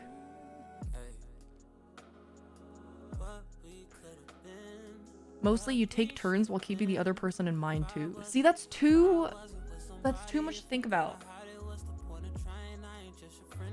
Even amount of strokes. Hey, it's not your turn. Hey, wait your turn. Learn to share. No. We're patient over here. Patience. Like you're playing a board game. They roll a die and that determines how many strokes they get. Turn-based threesome. The first time seeing stream live and the subject is awesome. I wasn't the one who started it. Someone else started it. It actually wasn't me.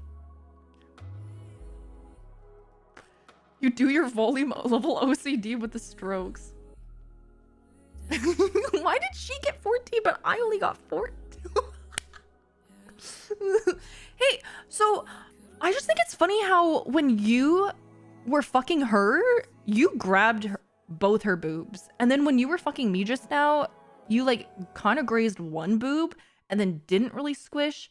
And then you definitely didn't grab with both hands. So I'm just like curious if like you think my boobs are fucking ugly or something. Like, do you fucking hate me? So you like her more. So then why don't you just fuck her then? If you like hers more, just say so. Still better than thrusting to the rhythm of the music.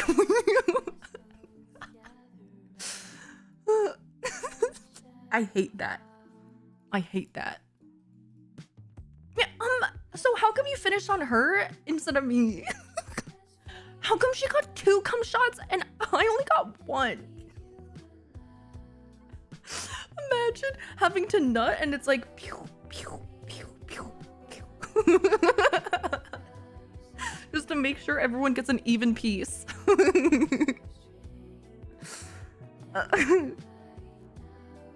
It's not Space Invaders.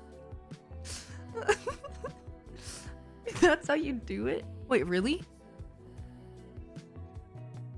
I guess I've never imagined what a cum shot would be like in a threesome. Because one person would definitely get left out. Wait, really? To anything Nippy says? No, you're right. You're right. You need a referee. Like at the end, whoever did better gets the cum shot. Like a boxing match. They have a scoreboard. Who's keeping score? A 4th non-participant. Poggers, dude. Spring Hannah-stan. Thank you for the 2 months. Welcome back. Yeah, the cuck comes into play. Play of the game.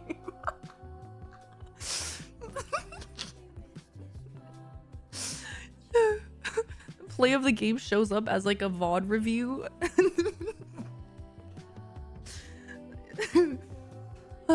Sponsored by Aces. Shoot into bread, break bread. Ew, like soggy biscuit. Front goats.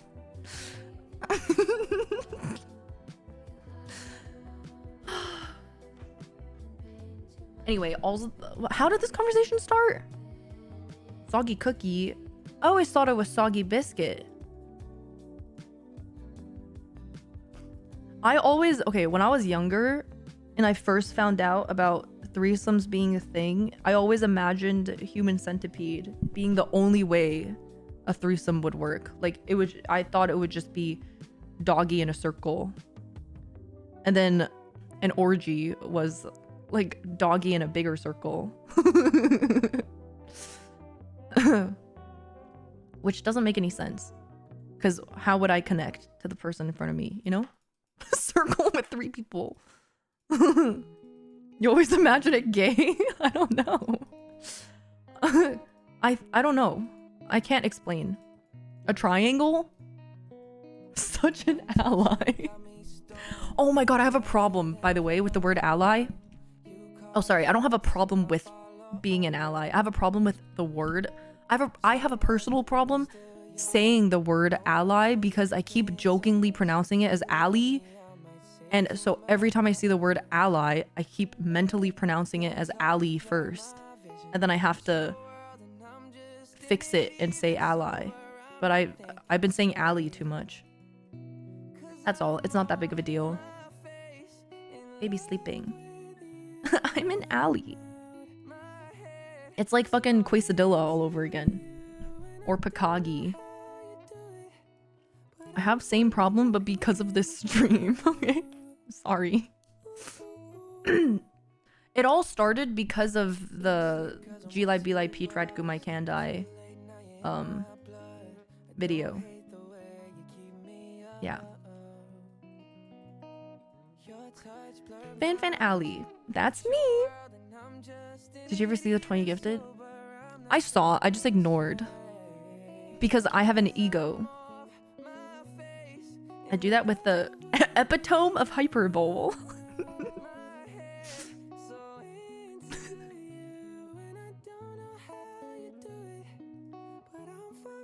Fragile. It's not malware. It's my passive sponsor. You can click it. You should click it. It's not malware, I swear. Dude, I found out that people unironically thought that the sponsor bot was malware. Someone thought that it was an old mod that got hacked and was now sending links in chat and not getting banned. I actually thought it was a bot. Well, it is a bot. It's just not malware. It's my sponsor bot. Sponsored during this cursed topic. It's just passive. I don't even have to talk about it. You wouldn't know if it was malware, even if it told you it is. Whatever. That does happen. Old mods get hacked. I haven't had that happen to me yet. Oh my god. I don't want to jinx it.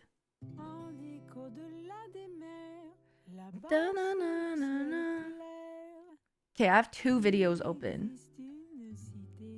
I have a predator almost outsmarts cop, but it's 2 hours long. And then I have YouTube's darkest videos, which is a Nick Crowley video, which is 37 minutes long. Thoughts? Can we watch the non-Nick Crowley video first? Or we can watch 2, okay. Or we could watch the Nick Crowley one first and then watch an Ewu. We need a House of Horror.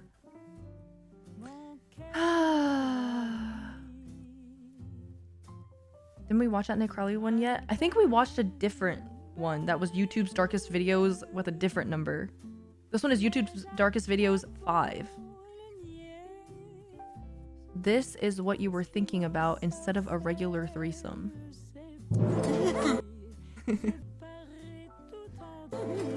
Yes.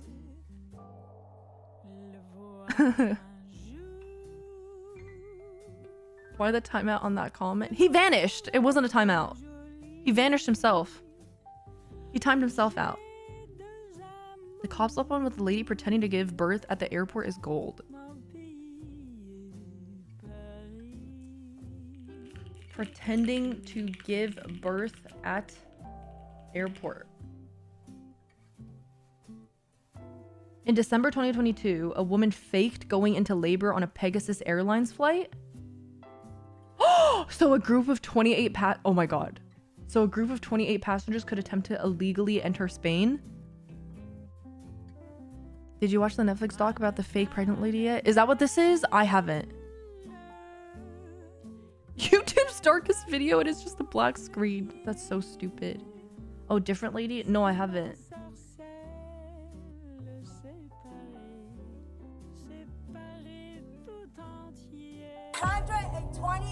Cam files? I'm so curious. I have to watch this.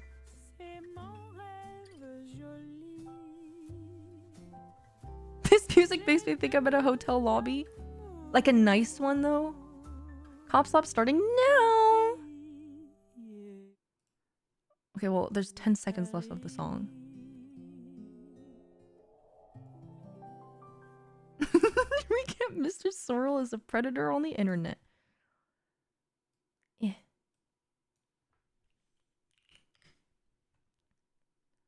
Let me log into Fossabot real quick. Command recap. Edit. Fake cop. Wait, huh? Fake? Is it this one? Fake cop attacks flight attendant, then pretends to give birth at airport? Would this be it? Lady pretends to give birth at airport. This? Okay. I don't...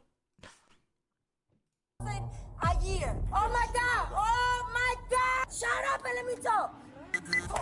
On September 19th, 2021, police You're welcome, arrived after Aiden. receiving Hi, Kelsey. reports of a disorderly situation. But when they learned that the argument had turned into a physical altercation, the incident took an unexpected turn. This is what happened next. Hello. Hi. This one's so good. I'm excited. We need to take her. She hit me. She pushed me. She did everything. I'm gonna press charge. All right. So I want her over here. Okay. That's it. So she's holding boarding. You never scan her. So it's security bridge as well and everything. So Okay. absolutely not. Ma'am, do you have a driver's This is license? cam files. And I have my passport to get in this stuff. Go ahead and give me your driver's license and ID. You can come over here. I can do my passport. You can... I can give you my Is this Spirit or Frontier? strategy, please. All right. We No, will get it. No. No, but don't come in and tell me. Don't come in and tell me because she told you what thing. Please. Listen to both of us first. ID and driver's license. All right. Listen to both of us first. Don't judge. That's the problem with cops. I'm a cop myself. That's the problem with us as cops. We judge one side. So don't judge one side. Listen to me and let me show you. But I'm not lying. I'm going to show you everything that you ask. I'm a cop. I'm a veteran. So I'm going to show you my paperwork and I'm going to show you she's lying. Don't judge one side. Okay. Okay? Do not judge. I'm pregnant. Shut up. Oh my god, shut up. Like shut up. Like, I've been here since 9:11 p.m. I missed my flight. he's been like this the whole time. Unspeaking. Cops together strong. She had an attitude with me. He is not moving. It's recorded. Because I'm going to give you my phone so you can go outside and listen. He goes, you know what? She's not getting on the flight. It's okay. Leave her. She's not getting on the flight. That's abuse of power. 2 kids, officer. This is my kids. Okay? Oh my god. All this started because he asked for ID and that's it. He asked for license and passport. The guy wanting the tea. Look. Ma'am? Listen. No. Look. My husband was a sheriff in the army. Excuse me, but don't judge one side. He's also a sheriff in Arkansas. This is my kid. I'm gonna give you the paperwork. I just want you to know how people. A sheriff in the army. Is that a thing? I just want you to know how people abuse their power. Can you just grab your bag so we can walk in there? I'm gonna give you my paperwork. It's not supposed to. You're not gonna grab. You're not gonna fly. So. Ma'am, you're not gonna fly. Why? Because they're not gonna allow it. Why? Because they said so. It doesn't matter. We have to go. Military now. police. Oh, okay. Ma'am. I paid for it. Driver's license, and we need to go now. All right, but I paid. If you do not do this, I do not want to put you in handcuffs. All right, but I paid for it. Understood. Okay. We'll talk about Okay. that. Anyway. So I just want to have one. I'm gonna go, but I just have one question. I'm gonna Ma'am, go. we don't want. I just have one question. So you mean to tell me that it's okay for someone to say, you know what? I don't want her in my flight. You know what? And you guys can do Let's that? go, ma'am. Let's go. Yes. Appreciate your cooperation. All right. If you just threaten her, I'm gonna have to charge you. No, that's okay. All right. That's okay. All right. Ma'am. I'm pretty sure anybody can refuse you for any reason, like anywhere. Like whether it's a flight or like a restaurant or something. They don't even need a reason, really. We're gonna go right over there, okay? And we're gonna talk with you, okay? Right? Oh yeah, private business has refused service to anyone. Baby, let's go over there. Yeah, let's get away from here. You know what? It's so Ma'am, we're just gonna fun. go over there and we're gonna talk privately, okay? Come with me. Well, listen. They're It's so so patient. fun. Please, let's go over here and talk. Grab your stuff. Follow me. Because I'm pregnant. Understood. All right, it's okay. Just follow me. Follow me, sweetheart. We're just gonna go right around there and right over here, okay? Let's go. They're so patient. Come with me. You're gonna sound stupid tomorrow. Tomorrow you're gonna sound stupid. What a lucky man the father is. Okay, but maybe she might not be pregnant because it says pretends to give birth at airport. But I'm not sure if she's actually pregnant and then just pretends. I actually said patient. For patient. I added an extra letter after the A. I noticed it, but I didn't point it out because I didn't want to embarrass myself. But I wasn't expecting someone else to point it out and notice. And then now that you've pointed it out, I'm extra embarrassed than if I had just pointed it out initially and laughed at myself. Like, what? Did I just say pain shit? That's so stupid. So next time I fuck up and stumble my words, I'm going to point it out myself and then like act like it's silly. It's even worse because of your eyelashes. Okay. Stop! They sending me the videos and everything. Stop it! So she was in the gay area. Okay. I'm gonna leave my hair like it's so uncomfortable. I can't. Around 10 something. 10. She was talking, so I was talking to her and everything, like really nice. She'd be like, hey, can you change my Hyperbole. seat? And then she was talking like, I'm military, I'm pregnant. Right. And I'll be like, Oh, it is are you Spirit. pregnant? So how many months? And she'll be like, These 8 fans are months. giving me And I'll be like, PTSD. okay. Yeah, this is But 2021. she apparently being intoxicated, you know, as well. Okay. She smelled like. Right. So I'll be like, Oh, you know, like drunk? take a seat over here, take a break. You're gonna board last to give you some break while you. Where was all this happening? Over here? Over there? here, over here in front. Okay. Actually, she was next to the Yeah, podium. this incident I shut have them all down. these people. Gotcha. So, anyway. So then she got up. Did she ever get on the aircraft? No. Did she ever get on onto the jetway? No, but she went inside the jetway without being boarding because she was denied boarding. I told her that she don't go on the plane because then she start All right. so she was talking and then she started telling me things like this. Bitch don't want to let me go, and I be like, are you talking about? I was just telling you that you go last because you need some break. And then she still go high, so I be like, you know what? You're denied. I do. I'm just up late and And this is all out here.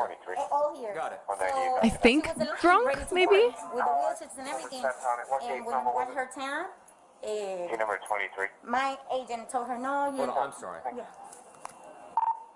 184. It's going to actually be at gate 28, and 182 is taking the suspect to the landside office. that is interesting. Can they? Like, I think maybe they refund you? Maybe? I think it depends on the reason. Like if you were, I mean, I don't know. I can't, I have no idea. Can you show me the video? Yeah. They have to refund you, right? Probably. Yeah. Oh, that's when she That was in the started. Bay Area. When she started. They recorded It's a civil on thing, Facebook, probably. so- Oh. So when she Hi, tried Chicky. to board, the agent told Or- her, you know, you cannot board Just yet. don't get kicked off. My supervisor. I'm gonna eat my donut. supervisor talked to you I'm gonna eat my free And donut. then she'd be like, what are you talking about? So she run inside the jet, but she don't have. I'm waking up my dog. She was denied. She don't have a boarding pass. I have no food. I have no She food. run, he tried to hold her. She was like, don't touch me. So she keep walking. When we was down there, she pushed me by the She wall. pushed you over there? By the wall. Nippy. And then when we You saw and then when we was down there, the flight attendant closed the door. Are you fucking my fucking penis? I'm so mad. Look at my fuck ass fucking donut. It fucking peeled off in the freaking thing. My whole donut got scalped. That's so upsetting. Outrageous. Is that why I left it for too long? This was free though. They just gave it to me. That's so upsetting. Sorry, I'm Yeah. sorry. And she just hung around there until we got there. Yeah, until you Did guys she came. batter Your you anymore? boyfriend can get you a No, she hit muffin. me in my head. With a fist or with a No, she hit me. slap? She hit me. Let me see if I can see that on the video. Yeah, were you video recording? Yeah. I mean, So, Wait, is that you?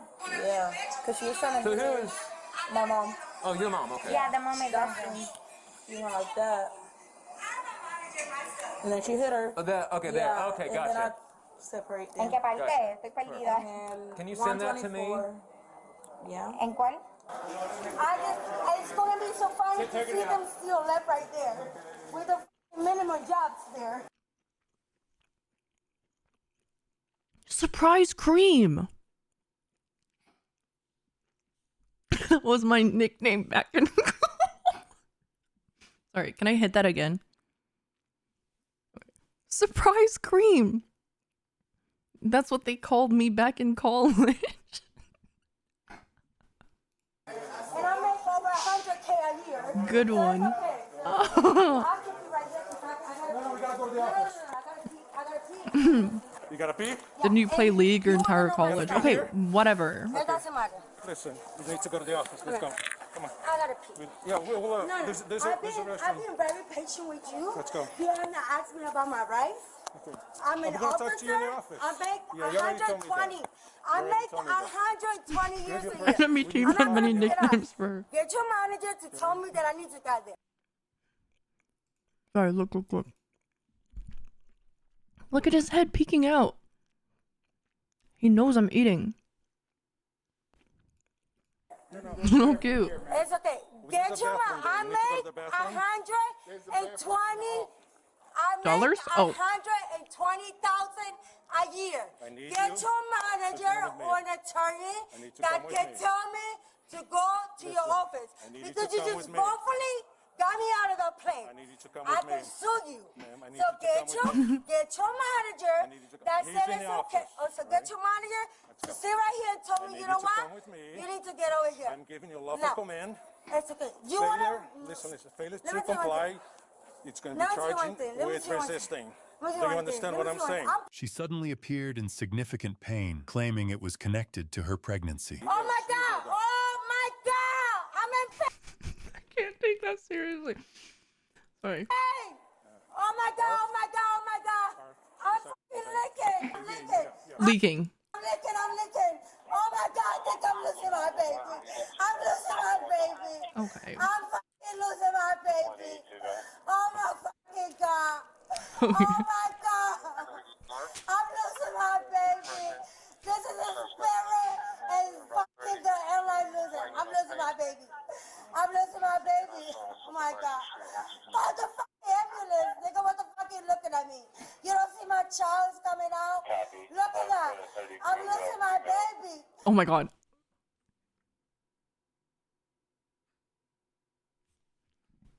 I'm losing my baby. My God. You don't see my baby crowning over here. Lord, please give me the strength to Okay, record the black. murders of my kid. She said the N-word? How did I miss that? Call the fucking ambulance. Nigga, what the fuck Oh, right there, I found it. Oh my God. Call the fucking ambulance. Nigga, what the fuck you looking I heard at? it.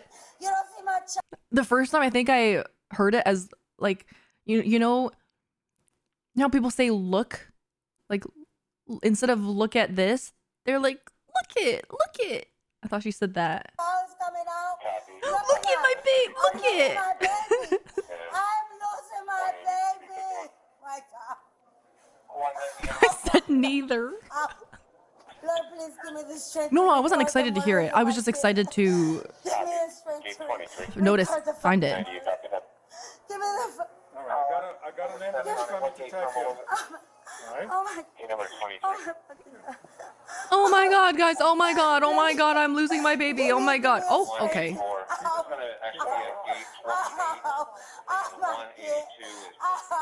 There she goes. Okie dokie. How do I? Okay. I need to have a birth child normal.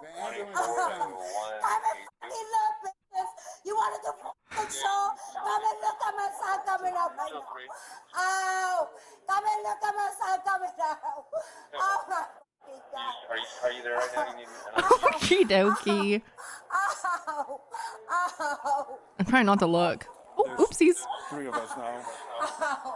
Eventually, we're going to have to 10-15 at some point. You want to lay down on the floor? I need to go get some paperwork. She's pretending to. She's pretending to have a miscarriage.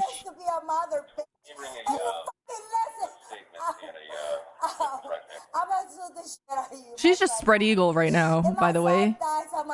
Make sure you remember every fucking day of your life, you bitch. You've been left a bitch that don't even have kids for herself. You know what? You know why bitches like her get away with shit? Because the niggas like you. Oh, there it is again. Because you guys let them get away with shit. You know what she said? I don't fucking like you. I don't think you're pretty enough. You shouldn't even get on this plane. And you know what she did? She did just that. I don't think she said that. I don't think she said you're not pretty enough to get on this plane. Doesn't seem plausible. Any type of will or fucking how she just sat there and manipulated the system. And you know what? My daughter wanted me to be a cop because I wanted me to shoot that her fucking rapist ass friends. Oh, rapist ass friends. Okay? You fucking bitch. I hate all of you cunts. That's why I didn't become a cop. Because you guys are useless. Because you guys just take anybody fucking word. You don't even know I do love how they're not saying a single word, by the way. Like, nobody is talking to her.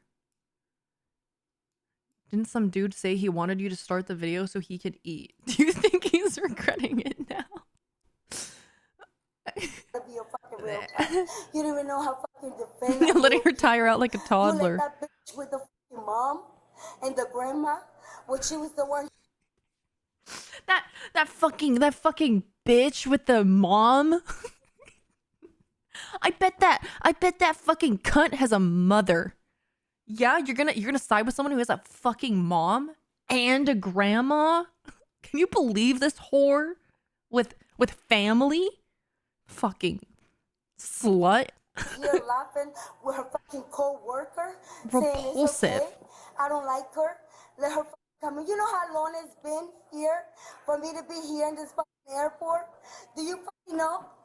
Do you know? Answer my fucking question. You know how long I've been here? Do you know how long I've been here, bitch? I've been here since fucking 9 o'clock. I'm covering her with her pants off. She's wearing underwear. She's currently yelling in this position. I'll just be her for a second. This is what she looks like. Do you know how long I've been here? That bitch had a mom and a grandma. Cops don't do shit. I make $120,000 a year. My husband is a sheriff in the military. That's her position right now. And you didn't do shit. You didn't do shit. Okay, because it makes me mad. Oh, oopsies. Oopsie daisies. It makes me mad how you feel the real citizens. That makes me mad. It makes me mad that I was there. The baby coming out. Now you didn't care. But you know what, bitch? That's the beauty of karma. Karma comes around. What goes around comes around. That's the beauty of karma. Okay. And you know what? You. I have a hint on my I'm a spiritual person. Okay. So you don't know, and you don't know that you fuck with her. Okay. So you better pray. When you go to sleep at night. Are you threatening the police officer? No, I'm not training you. But I'm telling you, pray to forgive you. I want you to pray to forgive you for judge people. Pray to forgive you for judge people without knowledge you. In the camera, hey, tell your officers to pray to forgive them for judging people without acknowledging them. Without acknowledging them. That's what I'm going to say. That's what I'm going to say. Don't ask me shit. Have you been diagnosed with any mental? Wasn't she just having a miscarriage? She's just peacefully putting her pants back on now. My ultrasound is good. My son is good, so I can go home. And you know what you say? You know what you say? Okay, she's putting her pants back on. You know what you say? Oh, they're still off. The older gate guy. Okay. She has her ticket. 5C. Her C is 5C. She's just standing there with her pants off. I take care of her. I don't care. I don't like her. She don't need to get on the flight. She looks like a fucking... I'm sorry, I need to go back. She looks like a fucking phospholipid bilayer. Wait, you have to see this.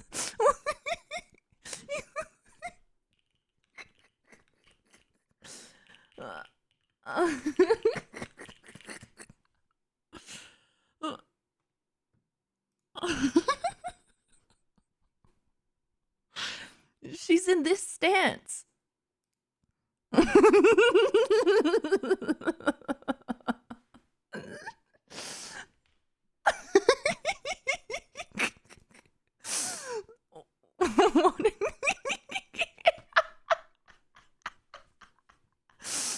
at her legs. Can't take that seriously when people get in this stance, dude. I don't care. I don't like her. She don't need to get on the flight. And that's your fucking seat. The seat that you decided to go semi-permeable. And me about. A seat that I paid $170. $170. She loves that number. So not only your damas help me sue you guys, but also the airplane. I paid $170 for the Bama seat. I never even paid that much money for fucking United or fucking JetBlue. To pay for... Really? I feel like I've definitely paid $170 for a flight before. $170. Yeah, but what's $170 for how much she makes? She makes $120K a year. Nothing but a fucking big shirt. Not even JetBlue got that shit. That's why I'm okay. JetBlue's definitely a better airline than Spirit. And that's okay. Okay, her pants are back on. Because now I'm willing to it. Now I'm willing to be like, you know what? I don't gotta go over there. I don't gotta work. I'm willing to wait. And Yeah, her husband is the sheriff in the army. You guys, because this is gonna be a beautiful lawsuit.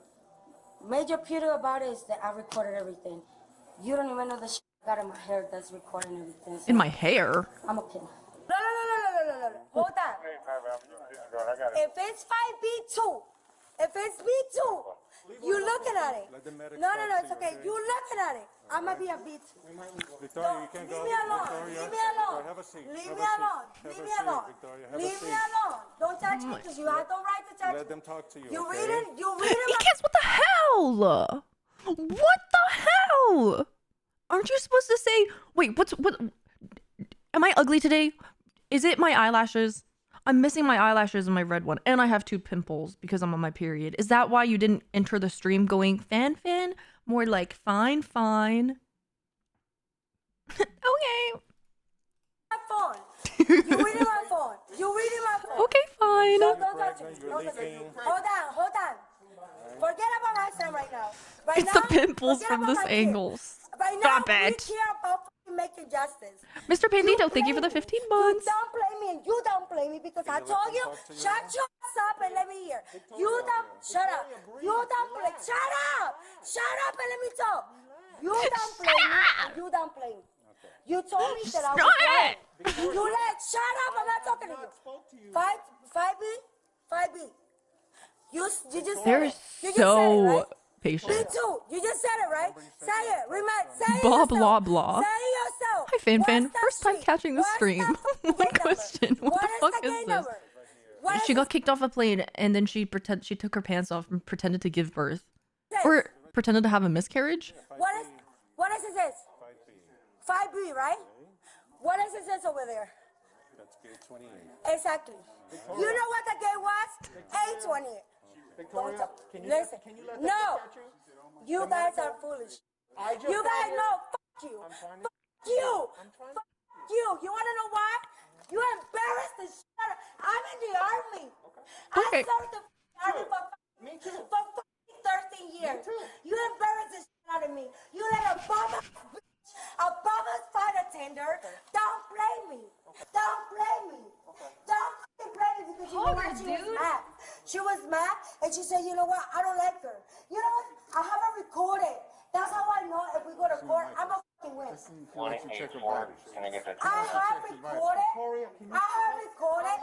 have recorded on the phone. Shut your fucking ass up. You're useless. You're fucking useless. I have on the fucking phone recorded. The fucking girl that works here, for fucking spirit saying to the fucking gay guy that works with... Imagine being married and having kids with her. Oh my He goes, you know what? He goes... Dolly's, thank you for the new Prime. Welcome. Did you detain her if you had to? I don't think so. It's recorded. That's a $700 phone that I paid, and I'm letting you break it. I'm letting you break it. That's a $2,000 laptop, and I'm letting you break it because it's mine. I paid for that shit. So I want you to look at it. You know what? That makes sense. You want to know what they said? Oh. Victoria, can Shut up and let me hear what I said. Shut up so I can hear. You know what they said? Hey, she paid $270 for that phone. You know what the that got in the plane to Puerto Rico said? It doesn't matter. It doesn't matter. If I don't want her to get in the plane, it's okay. If I don't want, listen what she said. Listen what she said. If I don't want her to get in the plane, It looks like she's in a musical. I heard you now. You said it to me twice. I heard you.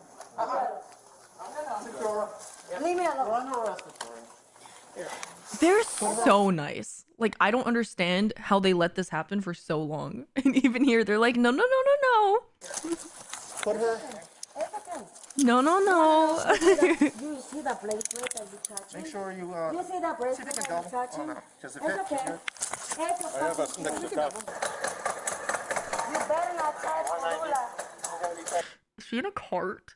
Is she in a luggage cart? Oh my god. That's so funny.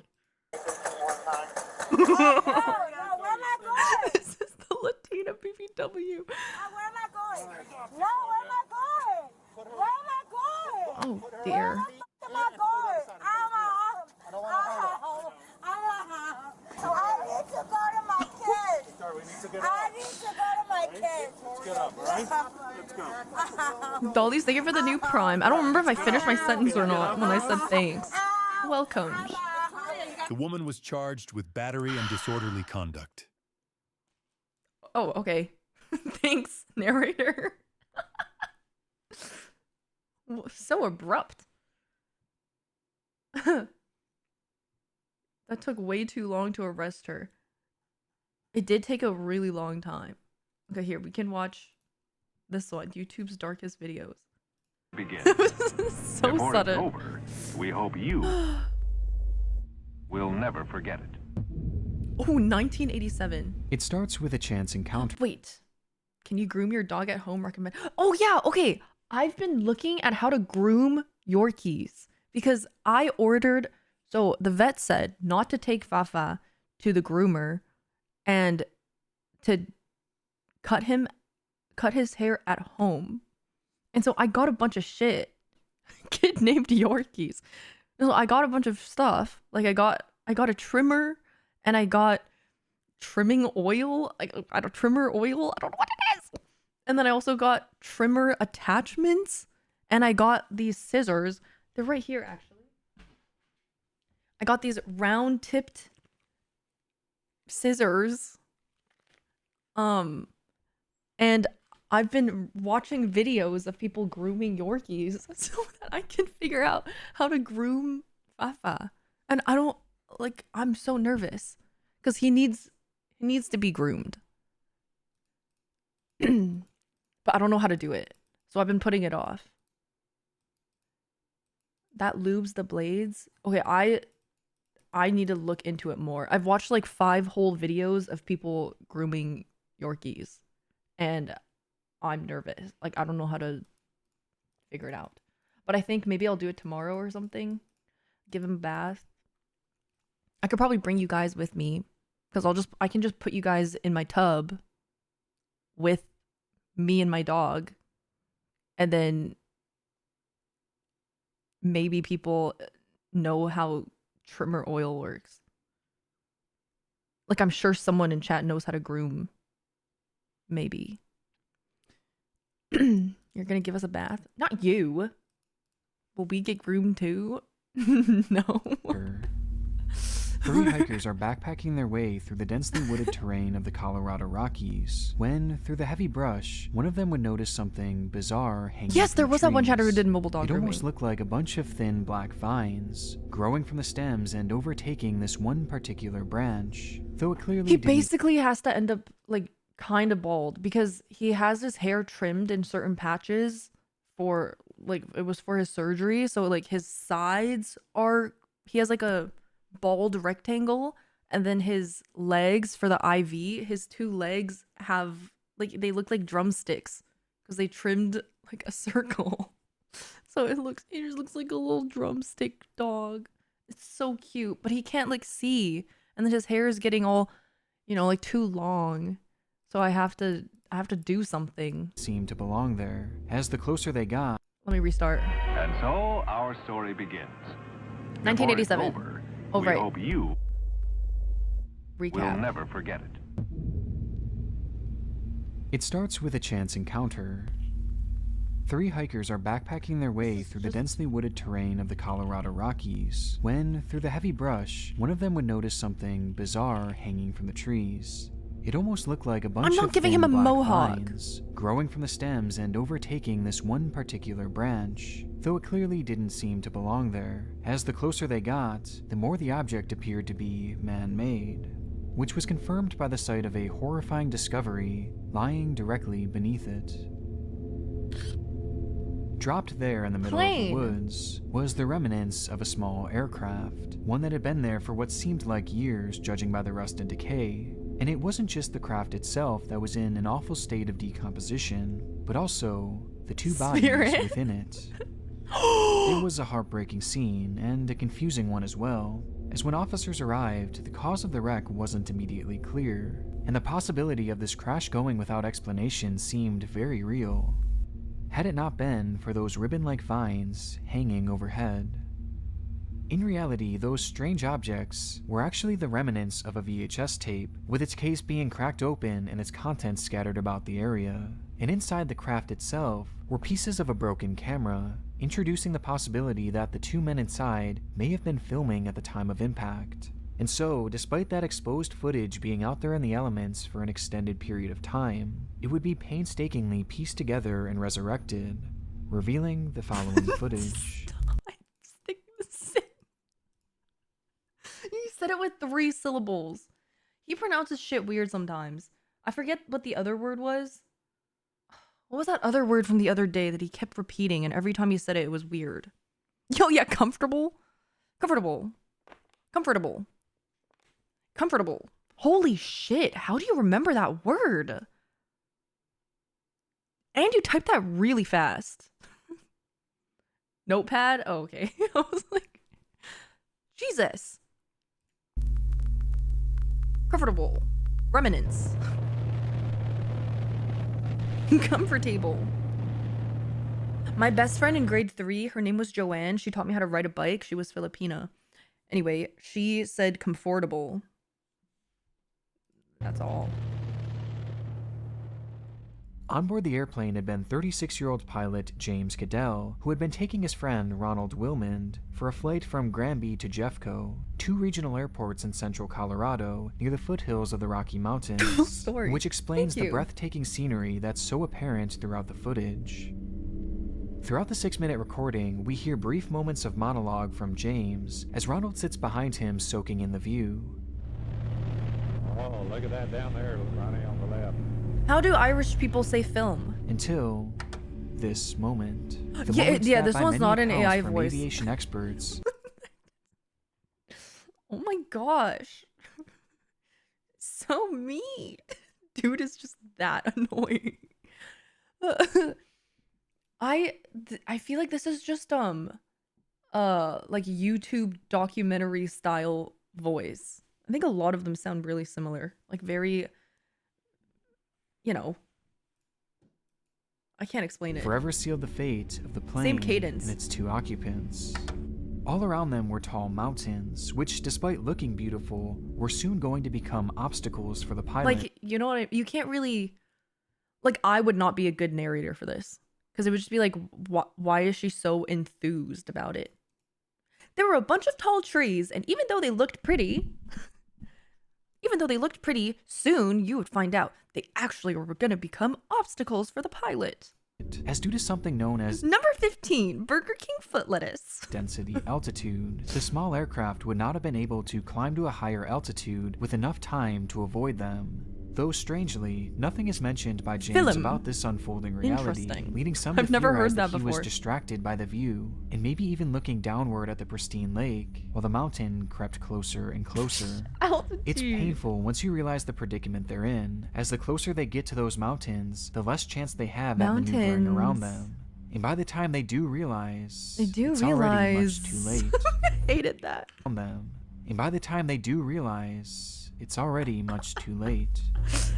By the time they do realize, it's already much too late. Wait, I can do it. I can actually do it pretty well. I'm good at this. Sounds like they're trying to be sultry. Yeah, kind of like Daily Dose. Oh my god, that's terrifying. They actually got this recording. No, he actually, I don't think he actually talks like that. I think he makes his voice that way for these videos. But it's not an AI voice, it's a guy's voice. Recognizing their plight of certain death ahead, James was forced to attempt a nearly impossible U-turn, which ultimately would stall the plane, sending them careening to the fast-approaching ground below, where the footage cuts out moments before impact, ending the lives of these two friends in an instant. And it's there that the wreckage would sit for over 3 years until those backpackers just so happened to take that same route.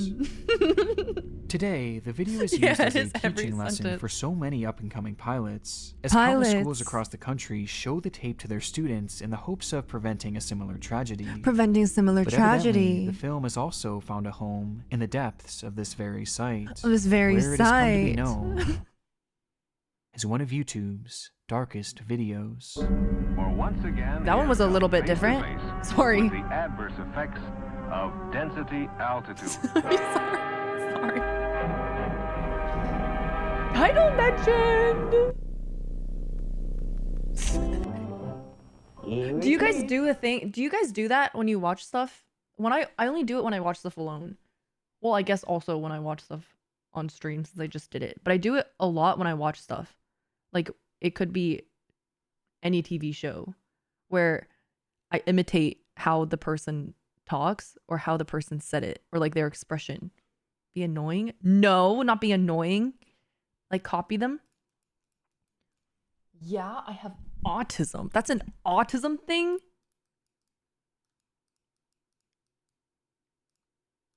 No, I don't copy the N-word. I get the ick when people do that, so no. Oh. Well, in that case, I don't do it either.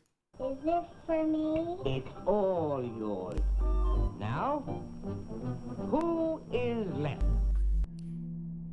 It was only the 22nd of December in the year 1990, but that didn't stop Von Taylor from kicking off the holiday early, as he sat by the tree pulling out gift after gift and opening them in front of an old VHS camera. Behind that camera was Edward Deli, a longtime companion of Von, but it's so who seemed satisfying. adamant on filming his friend's reaction to the presents. Okay, you know what it is? Sorry, I just got an instant flash. One thing that I can't stop doing, and I've noticed myself doing it a lot. Okay, I can't stop myself from doing it. A lot of the time, it's not an expression, but a way that the character is like looking at someone. So if a character is like looking down and then looks up like this or something, I have to imitate it. So I'll be watching it and then I'll go like this. Except I've watched stuff, for example, with my boyfriend or with my brother, different people, and they will turn to talk to me or they'll notice my eyes shift and they'll be like, what are you looking at? Or like, what is it? I thought you were going to say something. And I was like, no, I'd be like, no, I was just there. I thought there was a fluff. I don't know. Do you do that? Find out. How am I supposed to find out? This video is not compatible. But I'm curious. Okay, fine. I guess I'm not locked. Okay.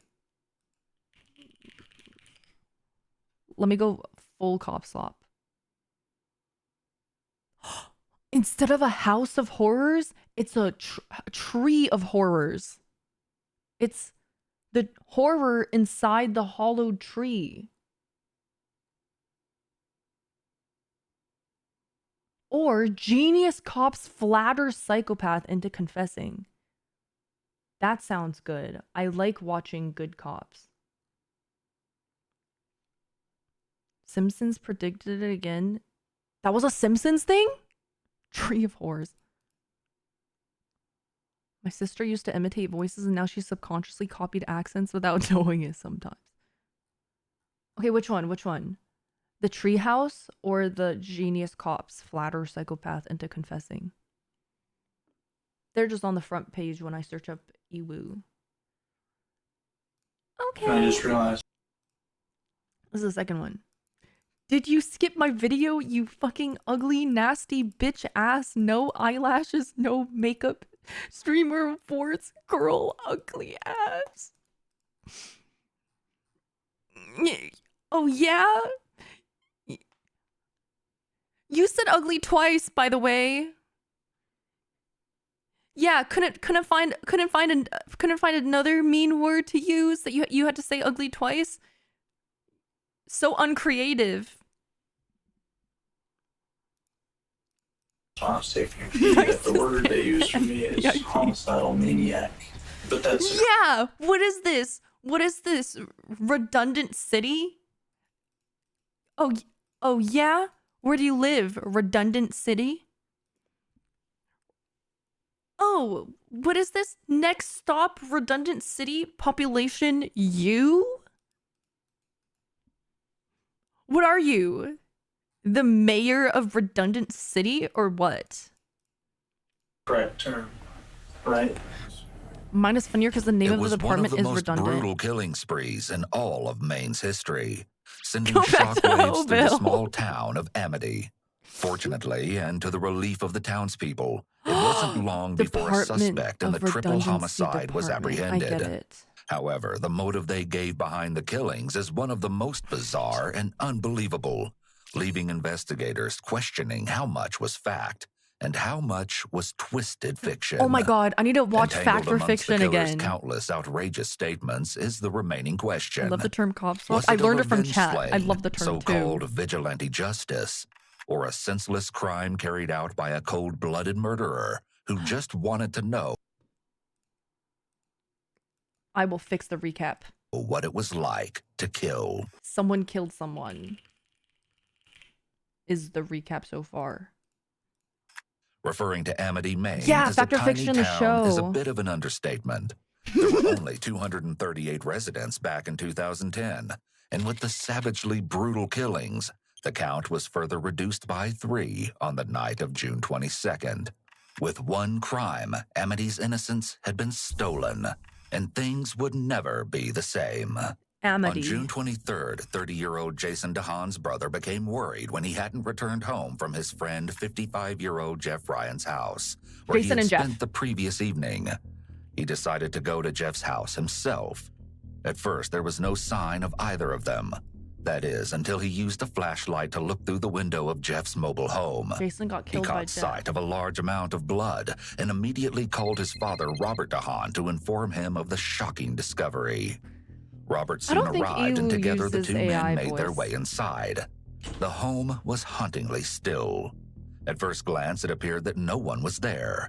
Robert made his way to one Wait, of the yeah, bedrooms, and 235 that is was where he crazy encountered small. the first horrific sight. Jeff's My high school 10-year-old was son, small Jesse and larger Ryan, than was that. clearly deceased. Oh my god. Okay, wrong recap. Horrific sight. Jeff's 10-year-old Okay, Jason went to Jeff's house.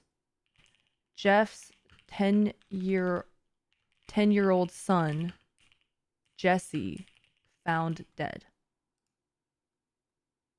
Yeah. son, Jesse Ryan, was clearly deceased, lying on the floor of the bedroom, and it was immediately apparent that the little boy's last moments So had many J been names. horrific. Oh, Jesus. At this point, the men notified The recaps authorities. for, like, if people Maine join State late Police troopers soon and they wanna know what the responded, video is and about. it wasn't long before the other 2 victims were located nearby. Right? It's fun. It's satisfying. We're located nearby.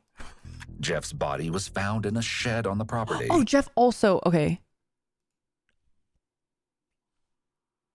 Oh my god. That's the dad. I thought it was opposite. Because Jason's the one who's missing. Jason is missing. He went to Jeff's house where Jeff and his 10-year-old son, Jesse, were found dead. Yeah, so we can rule out Jeff as a suspect. 2 first name syndrome? Yeah, my bad. I heard that Jason was missing, but so Jason is probably the suspect. And they found Jason's mutilated body.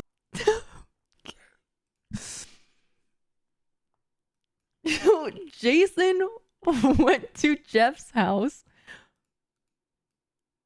where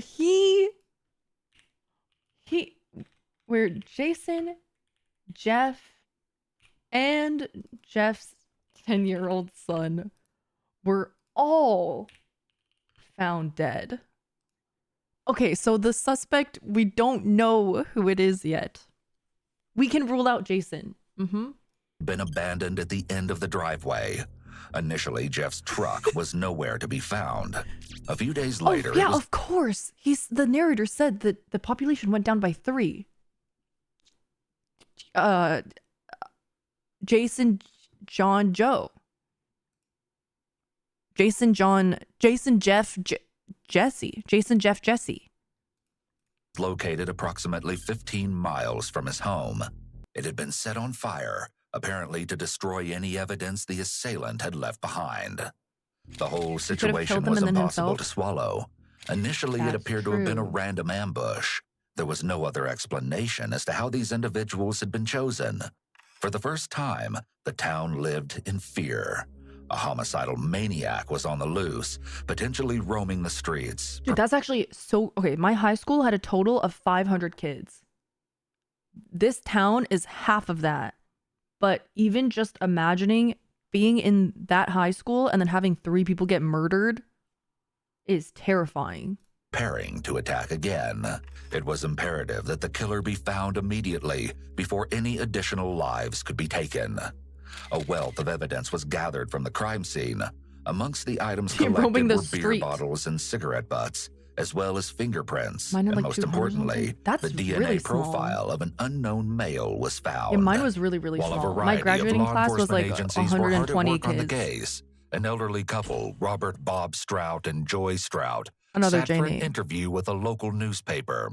I'm not going to write The pair anything. had connections with one of the victims, Jeff Ryan. The dad. Bob and Joy's daughter, Tamara Strout, had a teenage daughter with Jeff. Their granddaughter... Why is she blurred? ...had just lost her father. Wait, hold on. One of the victims, Jeff Ryan. Robert and Joy's daughter. Bob and Joy's daughter, Tamara had Strout, a teenage had a daughter teenage daughter with Jeff. Their the granddaughter dad. had just lost... The two of their kid just lost their dad, who is Jeff, yes. ...her father.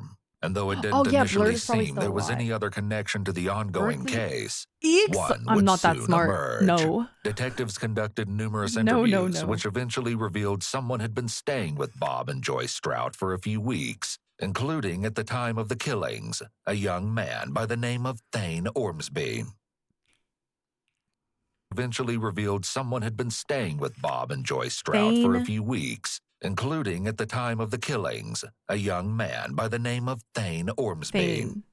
You see, Thane's mother was good friends with the Strout's daughter, and Thane moved in with the couple to help them around the house, cooking, cleaning, and taking care of their pheasants and other birds. Ormsby. Since he was at the Strout's home at the time of the killings, police believe that Thane could have witnessed something potentially helpful for the case. Suspect The thing was, at the time of the investigation, Thane was no longer living with Bob and Joy. Luckily, the couple knew exactly where he was. Thane had made a recent move to Dover in Maine's neighboring state of New Hampshire. There he was now living with Bob and Joy's son, which made tracking him down even easier for detectives. Maine State Police detectives spoke to Thane at the residence on June 29th, 1 week after the killings, and asked him a few questions.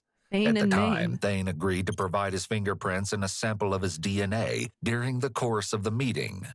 On July 2nd, the detectives returned to the residence where Thane was staying. They asked if he'd be willing to speak with them at a Dover, New Hampshire police station, and he obliged. They had a feeling he knew more than he'd originally let on, though he was being cooperative so far. With that, the interview gets underway. Okay. The majority of the following interrogation footage has never been seen before.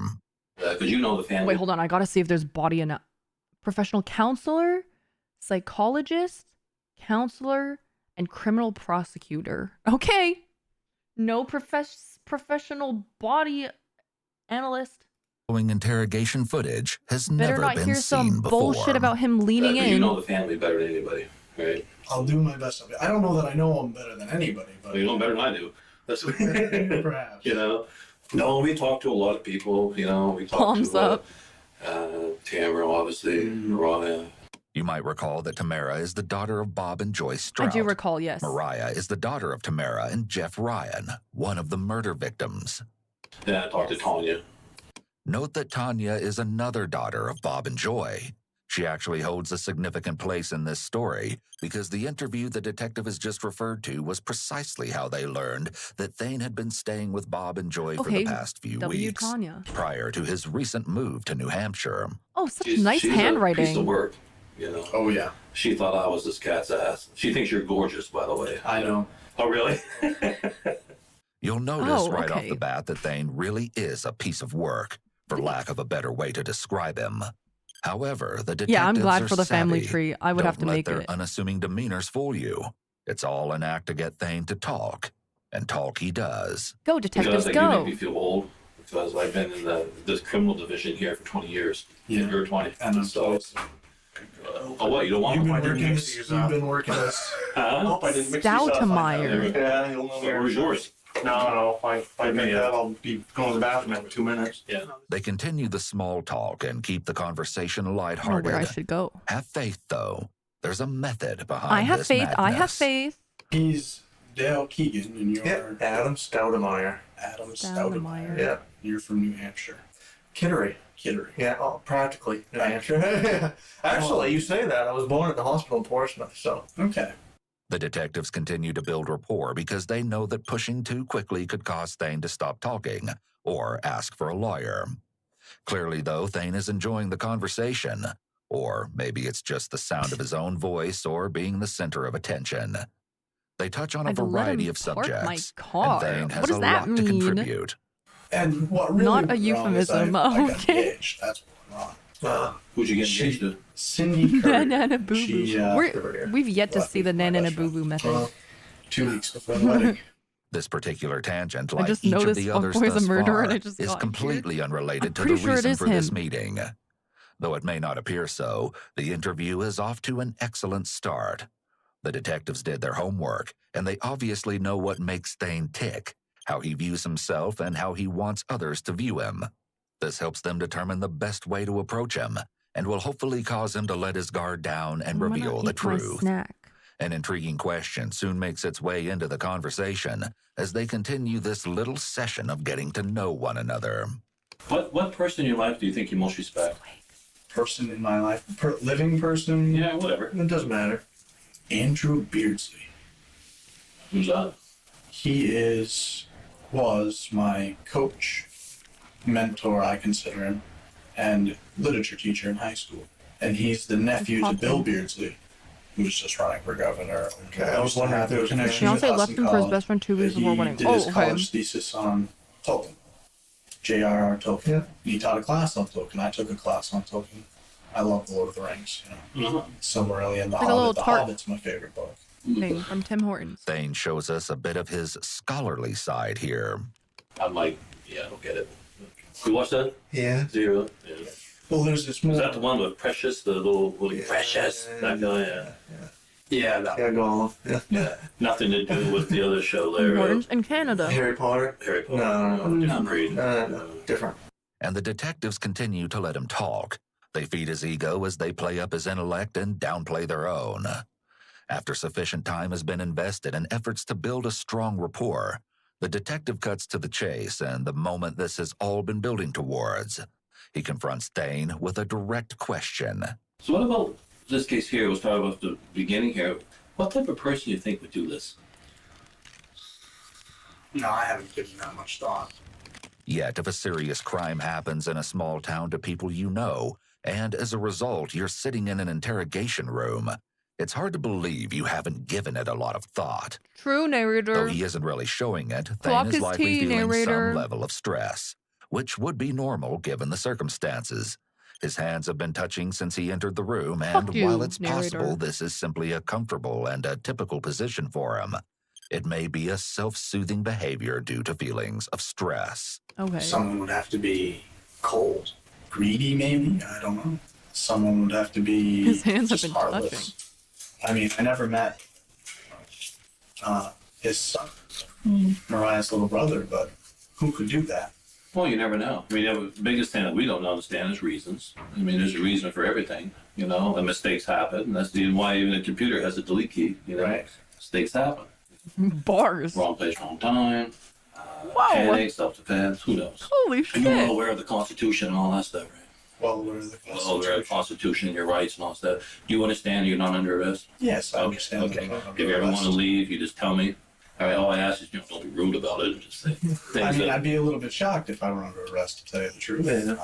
So would I. But so. And I'm here to cooperate. Well, that's right. That's right. But and I appreciate that. I know you know your rights and all that stuff. One of the formalities that we have to do is to tell me read your rights. Okay. You can probably recite it better than I can. I don't know that I could recite it. Right. But you understand it, though. The detectives intentionally downplay the Detective's doing formalities. so and Thane great. seems to think he has this one in the bag. We're about to see, however, that this definitely isn't the case.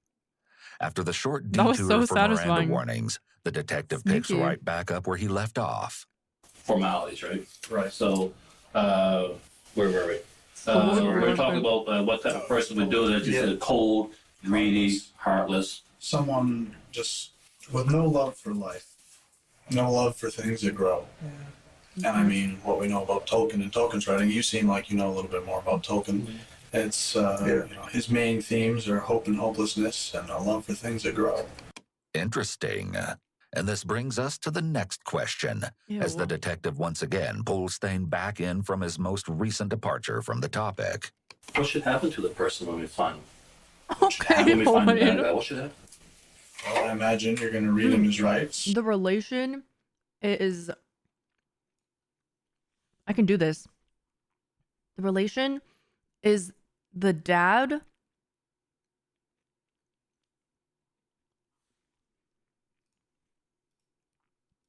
The dad, Jeff? Thank you. I'm not done. Hold on, I can answer. So, the dad, Jason, he had a kid. He had a daughter with this girl. And the girl that he had a baby with has parents. And those parents were housing Thane Ormsby for a while. And then they weren't. I think that's the only connection. During the deaths, they were housing, he was staying at their house during Formality. the deaths. Right. And lock him away. You think you should go to jail? Of course. Classic Yeah. small town folks having Can Karens. you think of any good reason something like this could happen? A good reason? Yeah. Do you think of any reason? I mean, again, we don't understand reasons. You know, just because they did something like this doesn't mean you gotta go to jail for all your life, you know? But just, can you think of any good reason for something like this to happen? I cannot think of any good reason something like that could happen. So far, he isn't able to provide a reason. Not yet, at least. The detective travels back several years and inquires about an event that seems to have had a profoundly I negative don't think we impact know on who's dating Thane. the sister of the You girl. lived with Uncle Steve. You were at Uncle Steve's and through the high school years? That's right. Okay. So obviously things Tanya. are not going good with your mom during this. Age 12 up to age Yeah, 17. not yet. Anything significant happen at age 12 to make you want to move out from mom to go with Uncle Steve? Well, Anything significant? it wasn't my choice. It was a matter of DHHS or DHS. What's that? Oh, Department. Okay, thank He you. claims that he was allegedly abused by his mother, which resulted in him being removed from her care at age 12 and into his uncle's home until he was 17. It's Yeah, right there. possible that Thane is exaggerating or even fabricating his history of alleged abuse as a ploy for sympathy. The detectives touch on high school and how that ended for Thane. This may be a sore subject, considering his inflated view of his high level of intelligence. So you graduated in 08? That was the class of 08. Yeah. And you graduated from Ellsworth High School? I didn't graduate. Why you didn't graduate there? What happened there? That's a long story, too.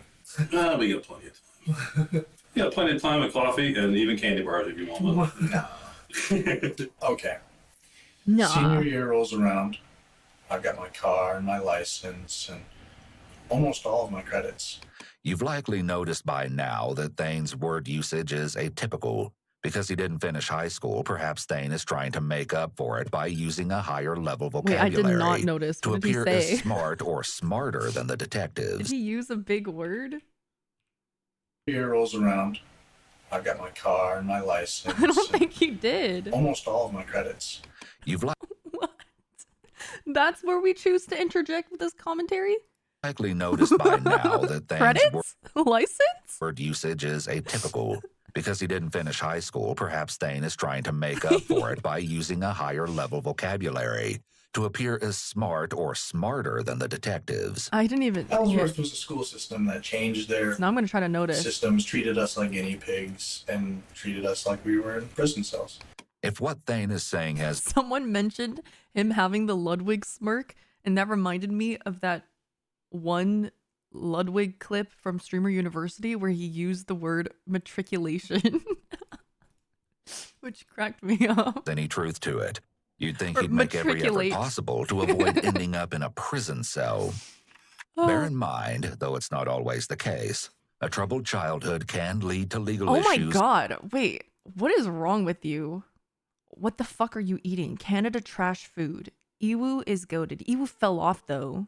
Ludwig is trash. Do you just hate everything? What do you like? What do you like? Who do you like?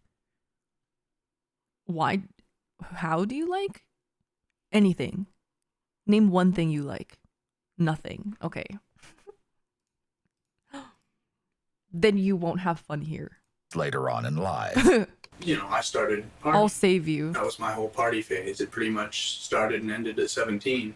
Really. You did some stupid And- stuff. What was the stupid thing if you did? Stupid. Even if you didn't get caught, stupid. Oh no, I got caught. And I always get caught. You always get caught. Oh yeah. It's the weirdest thing. Anything I ever do, there's always someone looking, you know? And it's just like, will I do anything wrong? Yeah. This is an interesting question here. Needless to say, detectives can see past this facade. We stole a gun from my friend's house. This same Michael, who is now marrying my ex-fiancée in the same very church that we were getting married in. Yep. And what had happened He's only is 20. I turned myself in. I found out the police were looking for me. I said, okay. I walked right in and said, hi, my name's Thane Ormsby, and I'm here to turn myself in. What'd you get Ew, for I hate his demeanor. I'm here to turn Probation. myself in. Ew. Basically. Icky. Well, I mean, I was underage, and it was my first offense. I literally Thane is came to trying like to appear turn as if myself he in. was a criminal during that short-lived phase, but quickly returned to his law-abiding ways. Turning himself in, as he just alleged, was likely a self-serving behavior, possibly to receive a lesser punishment, rather than because he was truly remorseful for his actions. This appears to be an attempt to self-promote and make himself seem like he does the right thing. He likely told the detective this story in an attempt to control how they see him. If he's honest about this story, he may believe that he will then appear like he's always honest. After this most recent digression, the detective refocuses the conversation. Right, they and as never you'll ask see, for a lawyer. Thane's It's a demeanor surprise changes whenever significantly. anyone asks for a Maybe lawyer. it's because this topic makes him uncomfortable. Okay, let's talk about how you met Jeff. He came over to Bob and Joyce. Bob and Joy is You remember what that was? the parents, the older couple. Early when I got there, a couple days after I got there. Selkit, thank you posture for the new changes prime. here. Welcome. He's slouched and leaning Shut forward up. now, appearing tense and concerned, where before he appeared casual and calm. A change in demeanor such as this could be a sign of But deception. he is smarter than the You might police. think Why that he would he needs need to a look lawyer? the detective in the eye in order to sound truthful. And tell me No, about that not his conversation. parents. It's the Tom and Joy, who he is staying with, who is their daughter was dating Jeff or had a baby with Jeff. The guy you banned has vibin' and thrivin' in his Twitch profile description, by the way. That's crazy. That's actually crazy. Dude, you know, it's always the people who have like positive vibes only who are just like the most negative. Like you're not vibing and thriving, you're just hating. He's thriving on bad vibes. How'd that go? Yeah, We didn't actually. really have a conversation. I mean, he came not in and he talked vibing. to Bob and Joy, and I was there. Live, And you know love, at this laugh. point that he is Mariah's father. Yeah, I know. And The live, love, goes to laughers love, definitely it's love. sling we get along. slurs. That's we were cool. Hey, what the hell? Notice how Fanfan tries making us comfortable by downplaying her own my intellect is very high, I'll have you know. He said, come on over, blah, blah, blah. How long was he there and stuff? Half an hour. Half an hour. It was 20 minutes. Was the little boy not Watch there? this. Credits. He was with his mother. It's not long before Thane takes Jeff up on the invite and makes a visit to his home. How long ago after the first visit were you up there? A week. About a week later? About a week later. Okay. And what's going on when you're up there this week later? A full just security. Jeff's alone drinking a beer, mowing his lawn. Outside. Outside. And how was Jeff doing? Jeff was doing good. Jeff was talking about his son. His son saying Jesse? He was going to be back. So this was about a week before this happened. Because you only lived up there 3 weeks, you said, right? Yeah, it's all such a short proximity. Right. So you were there, you met him, and then about a week later you go out. So that would have been a week before this whole thing happened. You were there, and he's mowing the lawn. He's mowing the lawn. The detectives are really beginning to focus in on all of the details, and Thane's attitude has noticeably changed. This is real slop. So you're there, and what goes on? He's mowing the lawn. He stopped mowing. He's mowing the lawn. He stopped mowing the lawn, talked to me, invited me in, said, have a beer. I had a beer with him. I sat and drank a beer with him. Underage drinking. Joy actually called. Joy knew I was there. Called me and told me, come back and help me with the garden. So how did you get there? He's leaned back now, I walked up. trying to create distance between him and the detectives. No. Okay. Though it's not quite clear yet, everything is beginning to come together. Oh yeah, that's visual guy. Yep. Can you draw yes. the trailer for me and say where you went in that trailer? Yep, everything is. It's important. Ah, See where I you get it went now. and all that stuff. Can you do that for me? He showed me around. Sure. Yeah, right there. Despite his claim of being a visual guy, there's much more to this seemingly simple request. Having a suspect draw something instead of simply stating it is a step in the Reed technique that solidifies Reed the mentioned- statements the suspect is making. Yeah, he's only so 20. there's less confusion and more detail. This also makes it harder to retract statements later.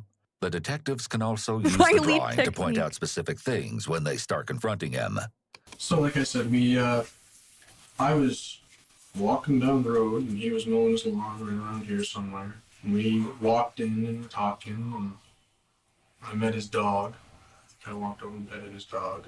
I walked in and we told me to come on in, grab a beer, and then he's got chairs here. We sat down here. It was a hot day. We came back outside, sat down here. That was it. How long were you there, you think? Half hour. Can you draw you? And he had already showed you around the place before this, you said? He showed me his house, yeah. Before this visit? For this visit? No, this is the visit. There were only, all right. There was at least 2 visits, as you said. The very first time you met him, you went down and had a beer. Then you said, I asked you if it was the second or third visit that this happened, and you said it was the second visit. I'll be straightforward because there's no reason I can't. I appreciate that. And this is where his story begins to change. He's getting confused. I do have a bicycle. Okay. I know this much. Okay. But there are only 2 occasions I've met Jeff. The one where he comes down to the house. Right. And I combine those 2 occasions. Okay. A week later, I come back.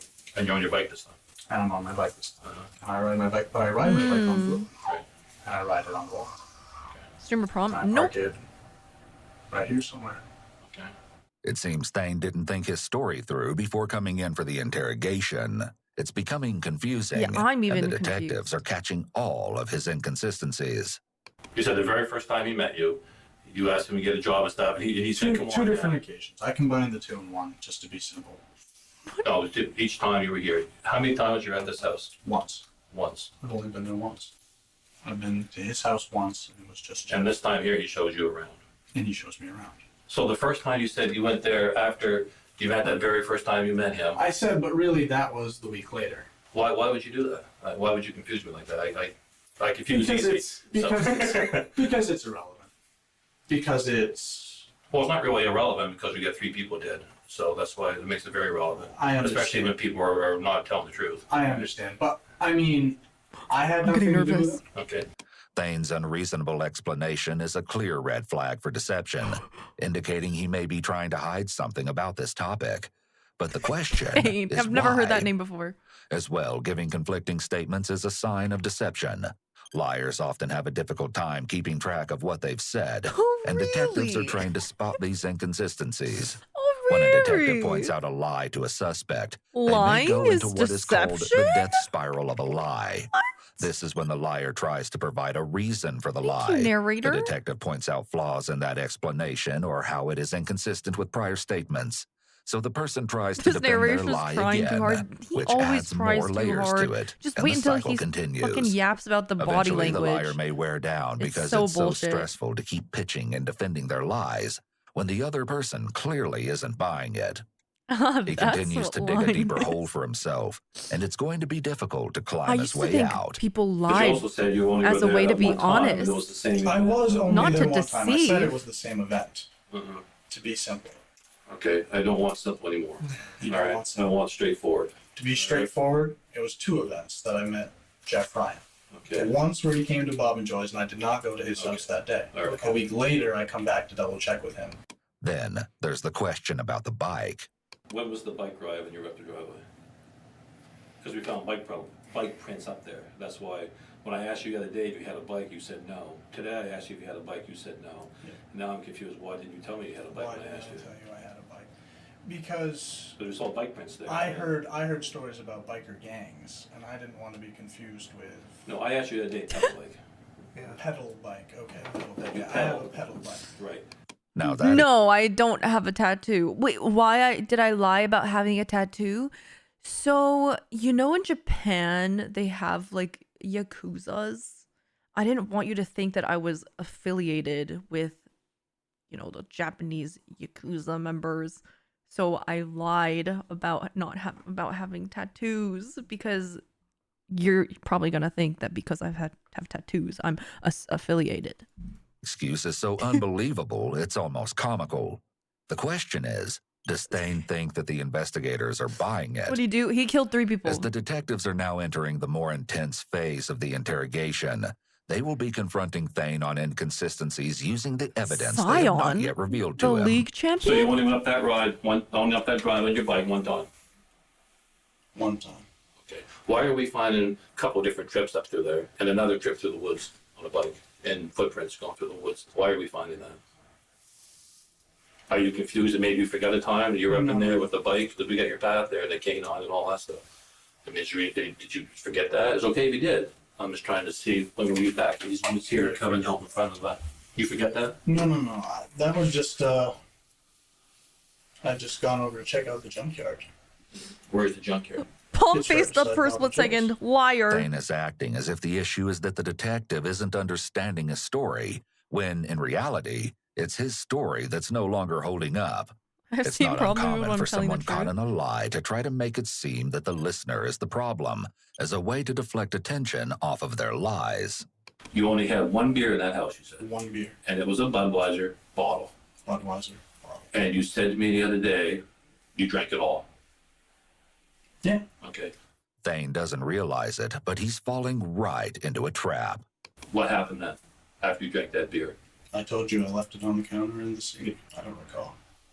You left it in the counter or in the sink? On the counter or in the sink. Oh, on the counter or in the sink. You smoke. Do you have any smokes in the house? Smoke? Cigarettes. Cigarettes. Smoke any cigarettes in the house? In his house? Yeah, Jeff's house. I smoked one of his cigarettes. Was it brown filter, white filter? It must have been a brown filter. If I told you it was white, would that screw you up? Yeah? I don't know. You said you never met the little boy. Never met the little I'm boy. nervous. Did he want you to meet the little boy? He never made. Like, I can't he wait never, for yeah, Junior he, to come out. I want Yeah, Junior he was. That's what he was telling me when we were talking on the porch. He was saying, "I hope I'm gonna go get him. I think he'll be back for the summer." Though the relevance might not be clear just yet, all I'm of so these nervous. questions are important. Yeah, and they're- Thane continues to give wrong answers. Did you ever play horseshoes down in this area? Nope. The horseshoe pits are right here, right? Remember that? I didn't even see the horse. They are Did you see the pressuring. horseshoe pits? Okay. When you say he showed you the house, did you go through the house? Did you take it room by room, or did you just say? Did you go down in here? The walls are closing. So you've never ever been down that hallway? I don't think the walls So have there's no way closed in just hell yet. that your DNA is going to be down in this area anywhere. Yeah. Is what you're telling me. That's what I'm saying. All right. And there's no way in hell that your DNA is going to be back in here anywhere. Like, I'm just getting edged. Unbeknownst to Thane, for detectives when are the armed walls with start some closing damning in. evidence. So I'm nervous. They know that a fingerprint from one of the evidentiary beer bottles was matched to Thane. In addition, his DNA profile was matched to the beer bottle, as well as a cigarette collected from an ashtray at Jeff's residence. No, this guy's not innocent. Their intention here is to increase stress and hint that they may have evidence that Thane was there. But it's working. I'm getting stressed. Resolve and confess. You had a cigarette. What happened to the cigarette? You smoked it, you said. I smoked it. I might have put the butt in my back pocket or thrown it out. Because you said you're kind of not horny about leaving butts around. You told me that in the car the other day, right? But you actually smoked a cigarette. Okay? And have you ever been on these streets up in this area? Nope. So this event here, where you were inside, was about a week before this murder happened. Maybe 2. Maybe 2 weeks. The foundation has been built, and the detective's intuition confirms that this is the precise time to implement the first step of the Reed technique, a positive confrontation. Watch as the overconfident Thane is reduced to a deer in headlights. Never met Jason. Never met Jason. Well, now we have a problem. Why? All right. Inside that trailer, there's a bottle sitting there, 3 bottles. And in that trailer also, we have your DNA and fingerprints on one of the bottles. So, maybe you're mistaken about why that happened, but I want you to straighten it out now, okay? See this picture? Yes. 3 bottles, right? This one's yours. One of these is Jason, and one of these is Jeff. The detective confronts Thane with details of the indisputable evidence they have obtained. On Monday, before the murder, there was a party. People cleaned after the party, because I talked to the ones who did it. Those bottles were not there Monday night. Your bottle's there, your fingerprints on now that, the walls are closing in. Fingerprint I got the other day. Your DNA is in that bottle. Explain that to me. Oh, God. Doesn't mean you did anything wrong. No, I mean... But I'm saying, why is it that I 2 weeks ago... I set my bottle either here or here in the sink. But you see my problem. This bottle here belongs to Jason, who you never met. Whom I've never met. The beer's half full. The beer's half full. The beer's half full. I thought I finished my beer. But it couldn't have been. Even if you did finish the beer, let's say the bottle's empty. They cleaned the house after the party on Monday. That bottle would have been moved. No way in hell that bottle sat there for 2 weeks. If anything, it sat there for a couple hours. There was a party at the house on Monday, which was thoroughly cleaned up after.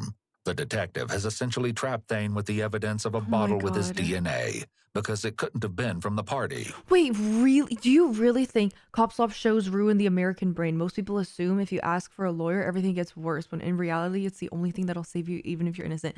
I have felt like, I mean, all along, I have known in my mind, theoretically, if this were ever to happen to me, I would get a lawyer, right? But after watching Cop Slop, I have realized just how imperative it is to get a lawyer, even before you tell them any information. Like, if it wasn't for Cop Slop, I wouldn't have learned, don't even give them your address without a lawyer, because they got someone's address before they got a lawyer. Even though they got a lawyer, they gave their address and then they found out information. I think it's helped me a lot. Isn't a lawyer just expensive? Well, in America, if you can't afford a lawyer, they get you one. What is it? In the Miranda rights, if you can't afford, you know what I mean? You have the right to remain silent. Anything you say or do can be used against you in the court of law. You have the right to an attorney. If you can't afford one, one will be appointed to you, whatever. I think you could get public defender. I feel like a public defender wouldn't really do anything, but better than this still. Like, definitely better than this. Due to it being cleaned up. Instead, you a cop? Wait, is that all of it? Was that the end? After the one will be appointed to you? Oh, that was it. Oh my god. I could do it. I could Miranda. Been from after. My name is the Miranda. time of the murders. So we have a problem with that. I need you to explain to me. Mirandize? I can why Mirandize. is that beer bottles there a couple hours or at the time of the murder? If you have a logical explanation, now's the time to spit it up.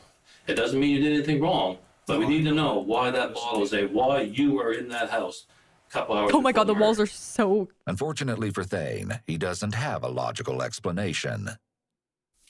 That's not. That's not. Yeah, no, they would you pull know, up their you just don't wanna tell little me. flashcards for the It Miranda doesn't mean to rights. kill them, all right? But it means to I go know. one step at I a know. time. How is that? How is that bottle there? Your fingerprint from your left index finger is on that bottle, and your DNA is in that liquid right there. As we're talking to you right now, we're talking the big Bob up in Amity, Bob and Joy. Okay? It will come as no surprise when you later see that a crucial element from Bob's account is contradictory to that of Thane's. He says that you were up there Wednesday morning, Bob, but Bob says that. Tell me about that bottle, how that bottle ended up there. You always get caught. You say, and every time you ever get in trouble, you say, hey, you walked into the police station, here I am, this is it. That shows me you're a man of integrity, you're a very intelligent man, and the politics and all that stuff. You seem the type of guy that's very right, straightforward, and I just like, no, it is what it is. You know, it is what it is. You were there just before the murder, or when this accident happened, all right? But it was clearly no accident. The level of brutality combined with the gruesome nature of the wounds will leave no room for a claim that the killings were anything but cold and calculated. They gotta stop with that effect. It's okay. You have my DNA. Yes, yes, but can you explain how, tell me about what you did while you were there. Well, I drank half a beer. Right? And with that admission, Thane's story has significantly changed. It wasn't a week or two, but rather the very day the murders occurred that Thane has admitted to being in Jeff's home. He kind of looks like Stephen Hawking, but the actor. Or do you know who I'm talking about? Eddie Redmayne. I instantly thought of Eddie Redmayne when his picture popped up. And this is just the tip of the iceberg. Tell me about Jason. You see you met it? him. This is his ball. That's his Just like a Right. little bit Did similar. you only meet him the one time? Not that similar. Honestly, Yeah. I want the truth. straightforward. Straightforward. During this event? During this event, Okay. What night was that? Or what day was that? Tuesday, Tuesday evening? Okay, tell me what happened Tuesday evening there. How'd you get there? my bicycle, Okay. and those are the tracks, right up the driveway. Where was Jeff when you got there? Inside. What time of day was it? You said it was evening. I mean, was it dark? Saw me on TikTok. Jeff was inside. Interesting. Was Jason inside? Jason was inside. They Was it were little Thanks, boy Alex. at the counter having a beer inside. Playing. Ignore sloppy You didn't know the boy gobblers. was there. Sloppy gobblers The just boy was jealous back because when we're you attended or dating. something. You didn't see it. You didn't know it was there when you first got there. The detective makes use of the board once again. This is a perfect example of how drawing the scene can help to lock a suspect into their story. Now, you pedal up here to bike. Where do you park your bike? Right against the car. Right there. Okay, that's good. That explains the little scratch you found there. Okay. So, you go inside. You're sitting at the bar with Jason and... I'm sitting at the table. Life is good at this point, right? When you Oh my walked god, in, were they okay to see there's more. You see, there's more. If you can't afford a lawyer, okay. You have the right to talk to a lawyer for advice before we ask you any questions. You have the right to a lawyer with you during questioning. If you cannot afford a lawyer, one will be appointed for you before any questioning if you wish. If you decide to answer questions now without a lawyer present, you have the right to stop answering at any time. I feel like they don't always say all this. At least, oh my god, I can't think of the word for eerie instead of orally. Or instead of visually, it's audibly. Audibly? Yeah, audibly. Auditorily is not a word, is it? Anally. Audibly. Olfactorily. Okay, I feel like I need to scroll up again. I lost it. Audibly? I feel like audibly. Okay, I'm gonna say visually, and then help me fix the sentence. I feel like visually, my memory. I don't remember seeing them say that much, but instead of seeing, it's hearing. Hearingly, I don't remember hearing them say that much. Auditorily, orally, but with an AU? This is gonna piss me off. Orally. Oh yeah, it is orally. Oh my god. I don't think I actually knew that word. Like orally with an AURALLY. I thought it was auditorily. Audibly. No, audibly, yeah, audibly means like something is audible, something is hearable, something is clear and loud enough for people to hear. That's audibly. And then auditorily. Auditorily. Oh, auditorily. Oh, auditorily and orally are synonyms. Orally with an AU. Orally spelled a different way, Serenity. There's orally with an O, and then there's orally with an AU. And apparently orally is... orally with an O is mouth. And then orally with the... like, aura-ly is hearing. I don't think I knew the word orally in terms of aura. Orally means using the ears or sense of hearing. The movie was visually stunning, but also orally loud and intense. Okay, that is the word I was thinking of. Either orally or auditorily. I naturally gravitated towards auditorily, but it didn't sound like a real word. Interesting. We're learning. So yeah, orally / auditorily, I don't remember hearing the Miranda rights always being that long. That's all I wanted to say. You? Yeah. I'm asking. Yeah. That's because we don't use that word much because it sounds like shit. Yeah, I agree. It sounds horrible. Yeah. It seems what Thane is saying so far may be true, and knowing this just makes the surreal situation... Wait, I also recently learned that the idea of getting exactly one phone call is mostly a TV myth. There's no single federal constitutional right that specifically guarantees one free phone call.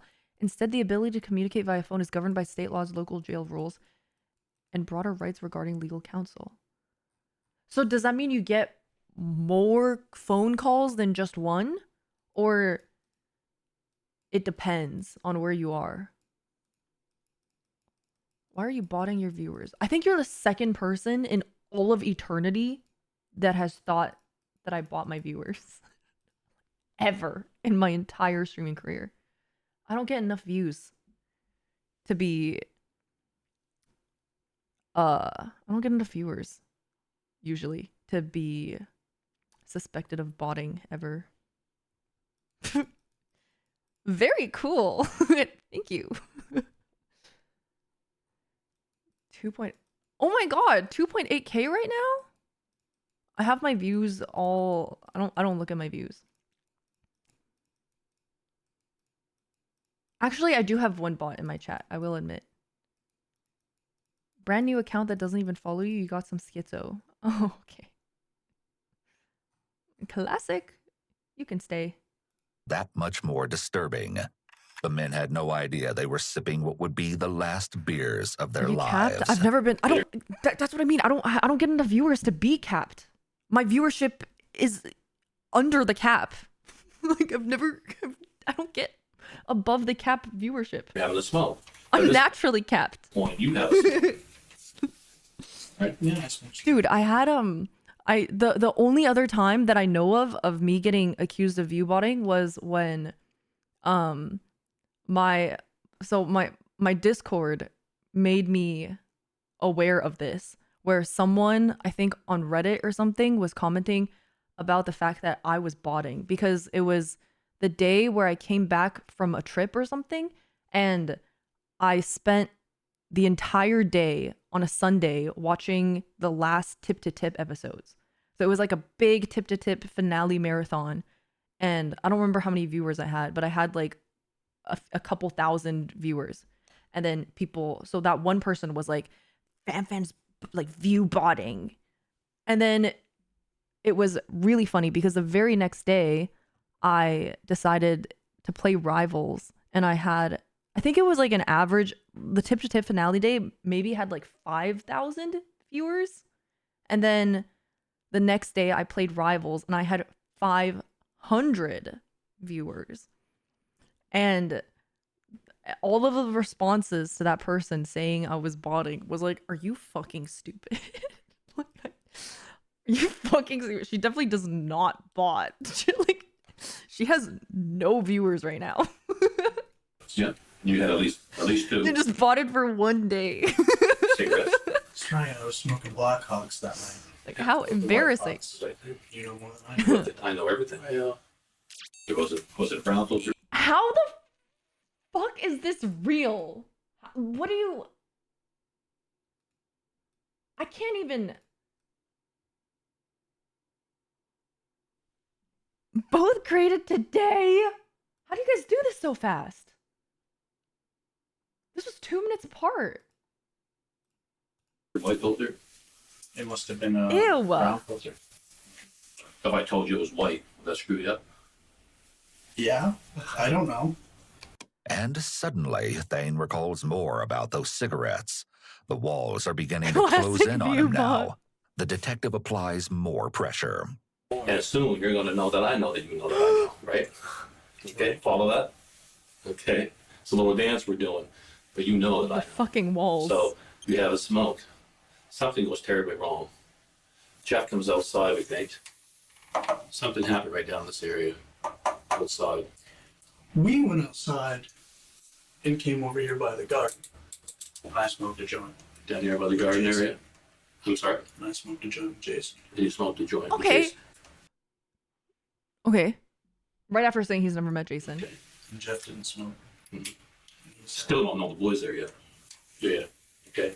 Maybe Thane is coming to the realization Reefer. that the detective's Hi, thick-headed Geronimo. persona has been just that, and he's been playing Geronimo's a him all viewbot. along.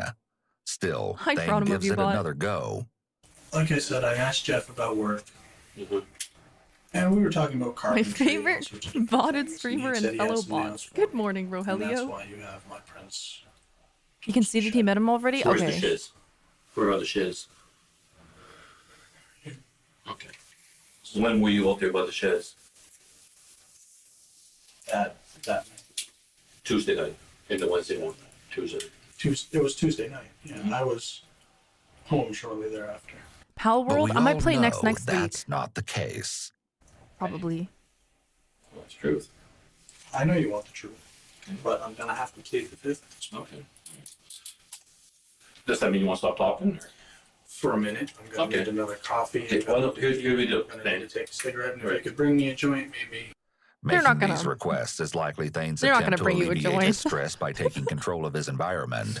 He's trying to manipulate the detective into getting him things because he knows he has information they really want, and that puts him into a position of power over the detective.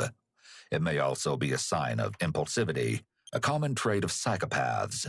Instead of completely refusing to talk and getting a lawyer, which would likely be in his best interest long term, he chooses the short-term gratification of coffee and a break. Here's what we're going to do. I appreciate you being honest. All right? I want you to go get you a cup of coffee. We'll give you a piss break. If you want some food, we can make that happen. I'm hungry too. I cannot get you a joint. They kind of frown on that. Yeah. Okay, I cannot get you beer. Trust me, I want. I don't want a joint. Okay? I do. I do want a joint. Yeah. If I could give you a joint, I would. All joking aside, the detective so lays nervous. everything out for Thane. This will give him something to contemplate during his upcoming break. I really appreciate know you admitting to this. That I know the truth. And I want you to know that we're doing a search warrant right now up at Bob's and Joyce's. We got full statements from both of them. That's not consistent with you up to this point.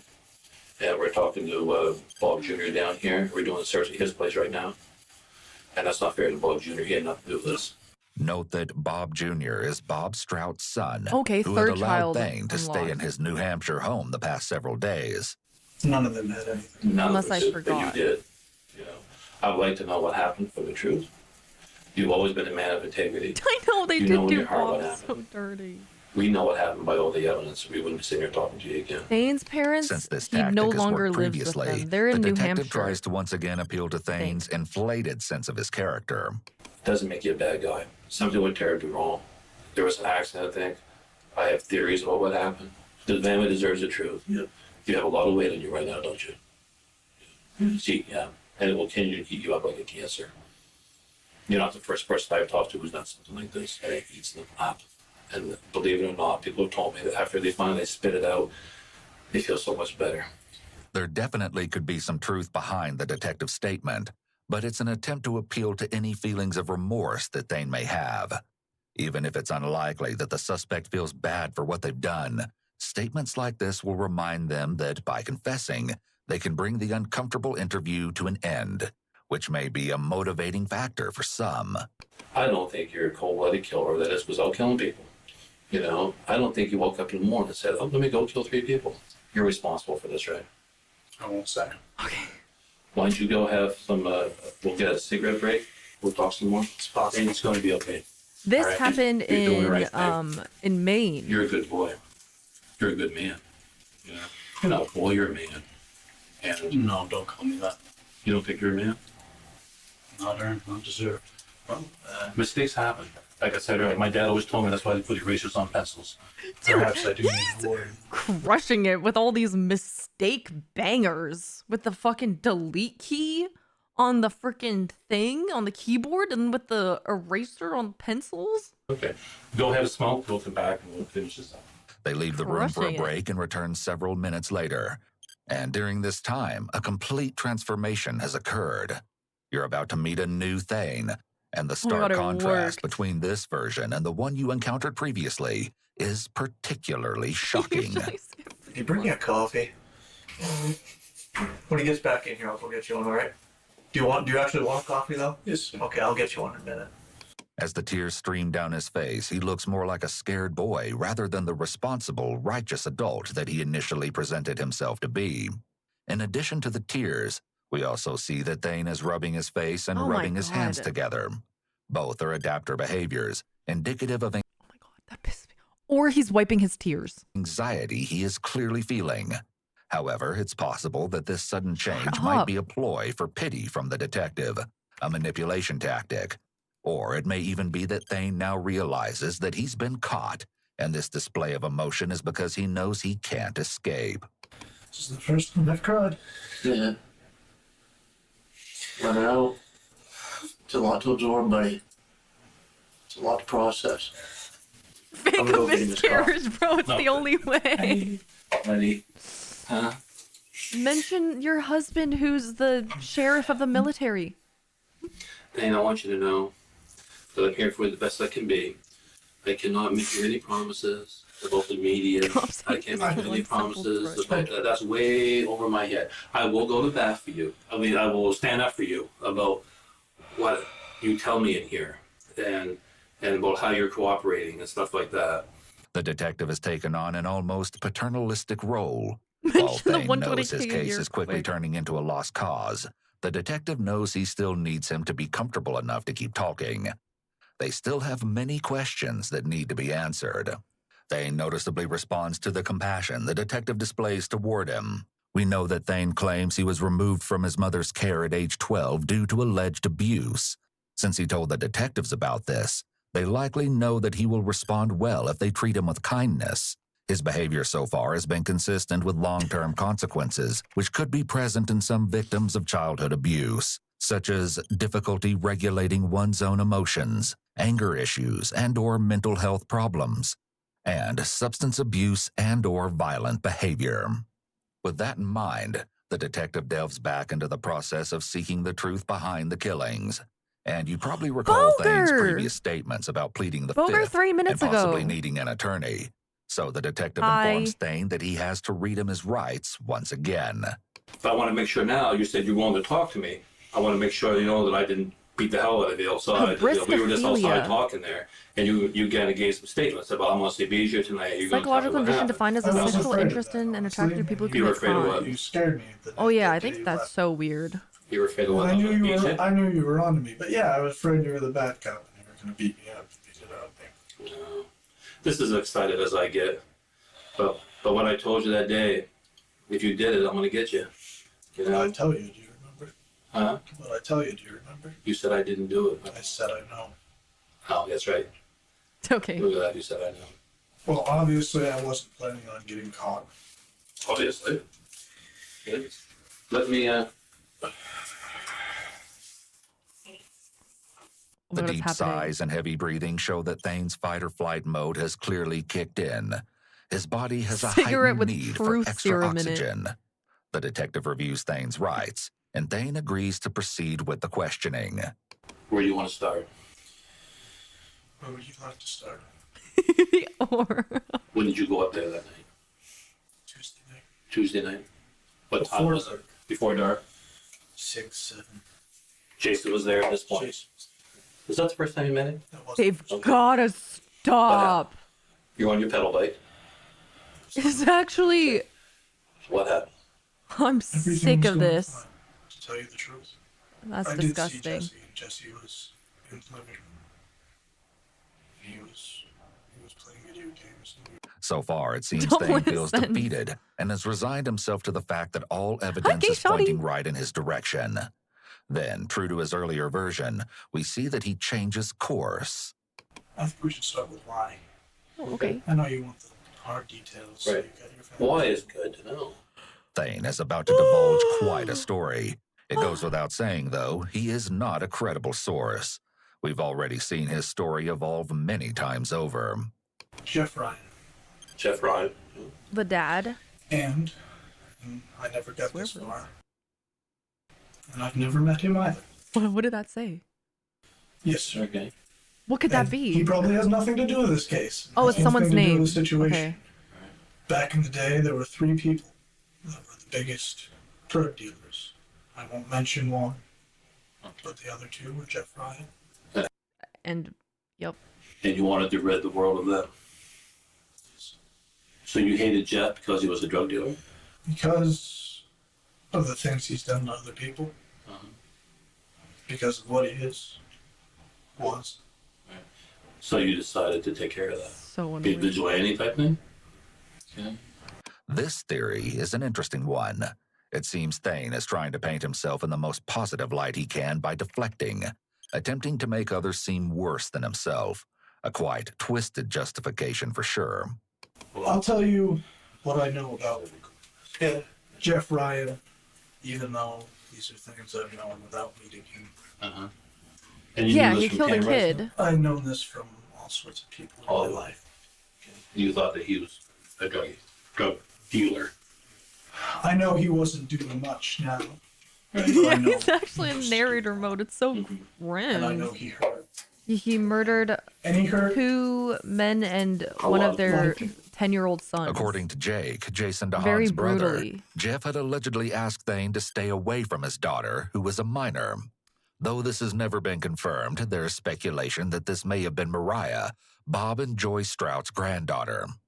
Though these claims have never been verified and are pure speculation, there is a possibility that this may be another layer to Thane's relationship with Jeff, or could even possibly be another alleged motive for the killings.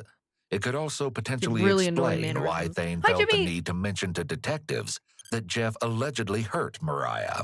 And I don't believe in what he does because I don't believe in. I mean, yeah, I smoke weed, but I don't believe in drugs. Like, For someone so intent on painting himself to be a man of values, he definitely strayed from that character when he killed 3 people, especially when one of them was a child. Yeah. That's one of the baffling Oh things yeah. about Also, he did just. Someone said that earlier, and it didn't even click. He did ask the cop for a joint. individuals who commit murders like these. They do an obviously wrong, often horrific forgot. thing in the name of something they consider to be right. They even feel justified doing something immoral in order to defend what they believe is moral. Or at least, this is how Thane is attempting to portray the situation. He displays some key traits of individuals with antisocial personality disorder. His actions demonstrate that he feels he has the right to take the law into his own hands and punish those he thinks are bad and That's have hurt part of others. antisocial There's personality a significant element disorder. of grandiosity here, a sense of omnipotence, for Thane to believe that he can decide which bad guys should die. Grandiosity is the key word with Thane, from his trying to present as highly intelligent to believing he can take the law into his own hands. He thinks incredibly highly of himself. Have you ever killed before? No. I have to ask. God, no. And one of the reasons I asked, you're very proficient in what you did. Where did you learn this? That's just it. Is That's another thing that we're curious about. Did you learn how to do this from any military training, martial arts training, TV, movies, videos, video games? The way you stabbed it was very proficient. Self-knowledge.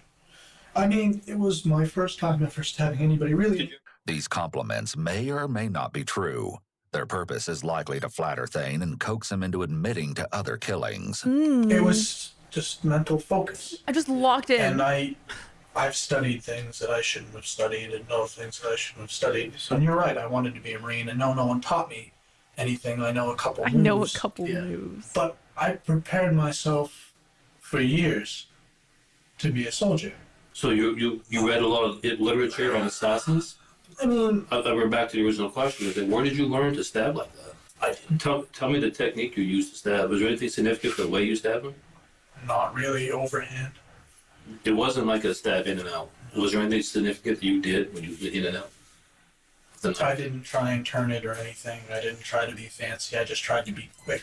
I wanted to be quick because I didn't want them to kill it. Despite his insistence that he is a moral person, if this was really just about getting rid of this bad person for the betterment of the world, he would have done it when Jeff was alone.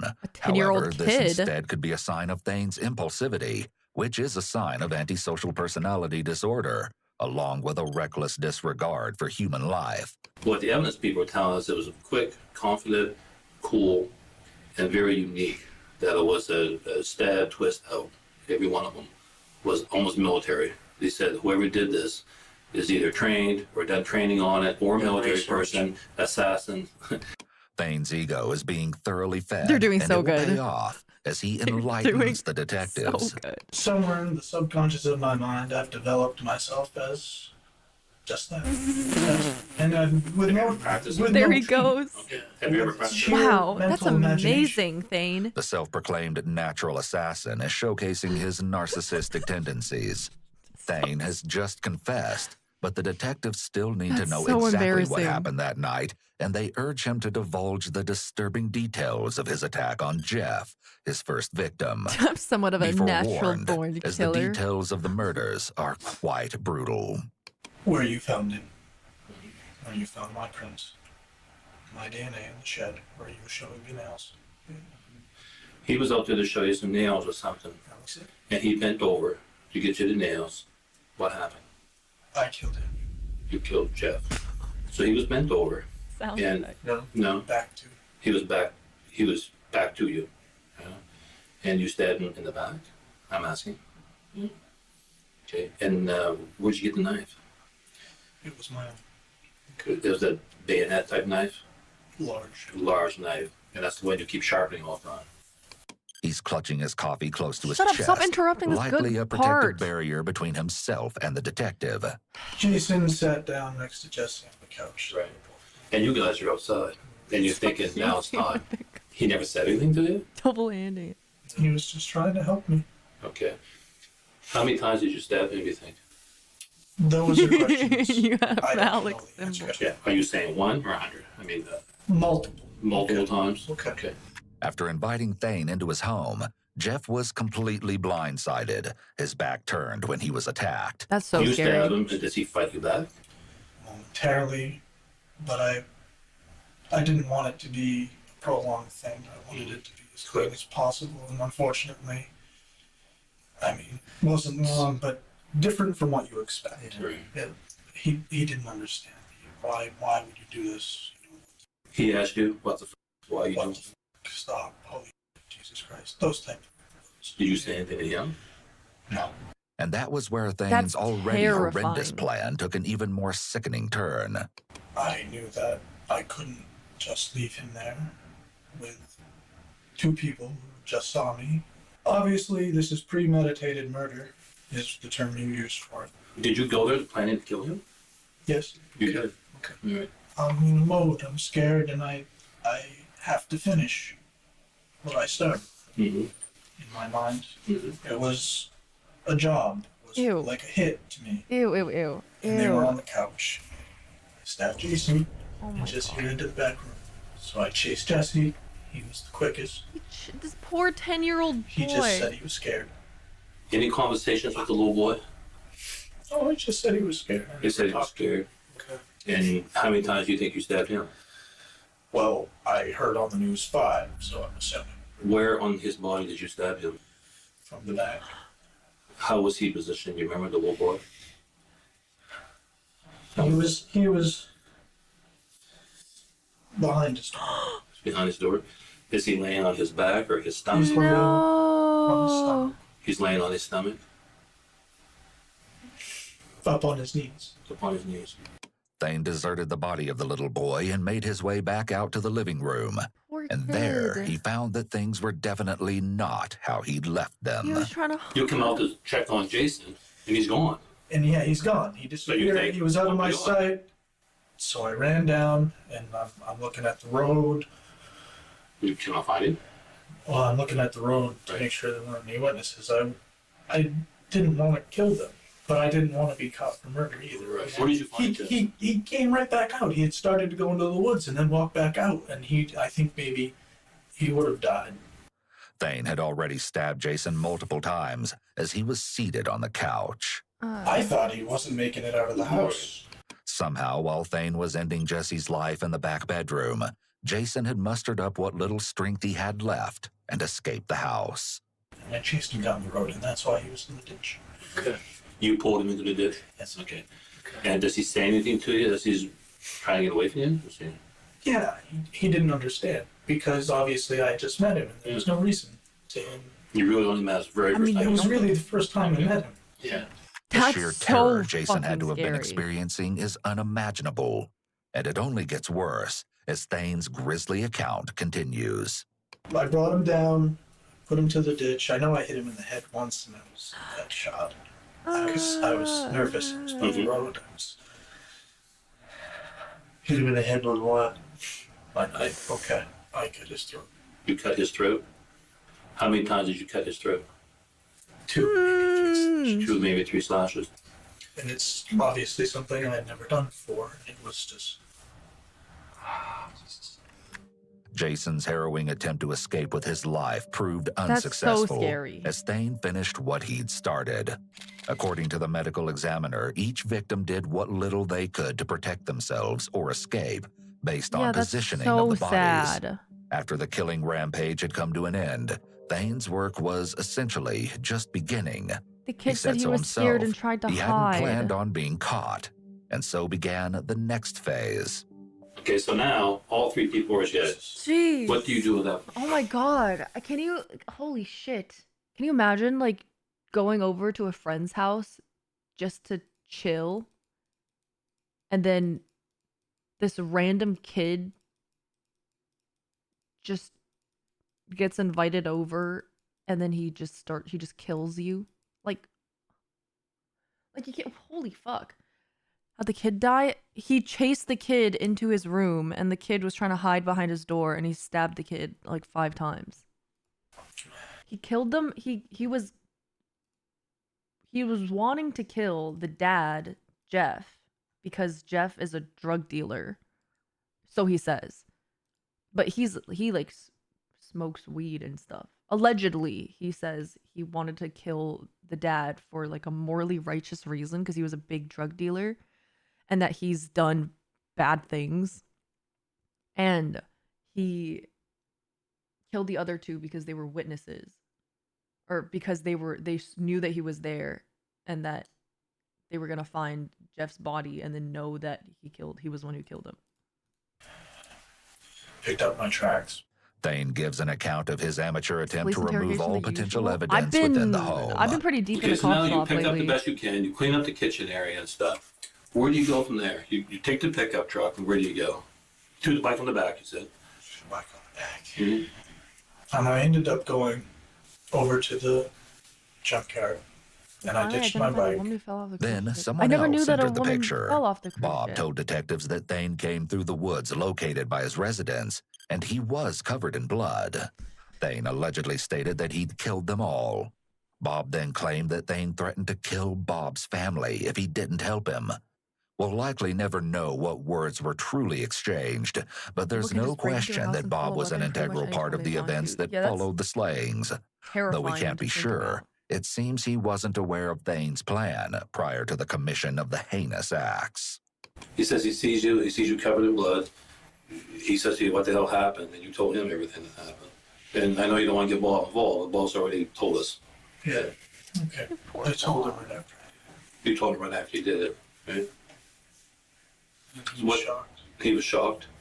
Yeah, What did he say to Gandalfus, like spouse murders. Just asked him to bring me some coffee, and he told me to stay away from the house because I Like was the covered. moment before they attack you, Thane then reluctantly you have to admits realize that he drove that Jeff's someone you truck to Tamara trusted Strout's home, is located about in to nearby Weston. kill you. You went to Tamara's to spend the night with the pickup truck down there? Or where'd you leave the pickup over? That is so Where scary is to me. Tamara doing all this stuff? Tamara knows, right? Tamara knows you did this? That following morning, Bob appeared at his daughter Tamara's Wow, vacant Mortal, very house, brave. where Thane was staying.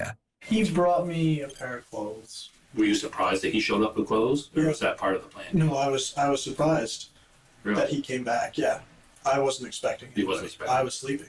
He thought you'd have wanted to change your clothes. I was covered in blood. What was Bob's role in this thing, if you will? No. I mean, simply that he knew.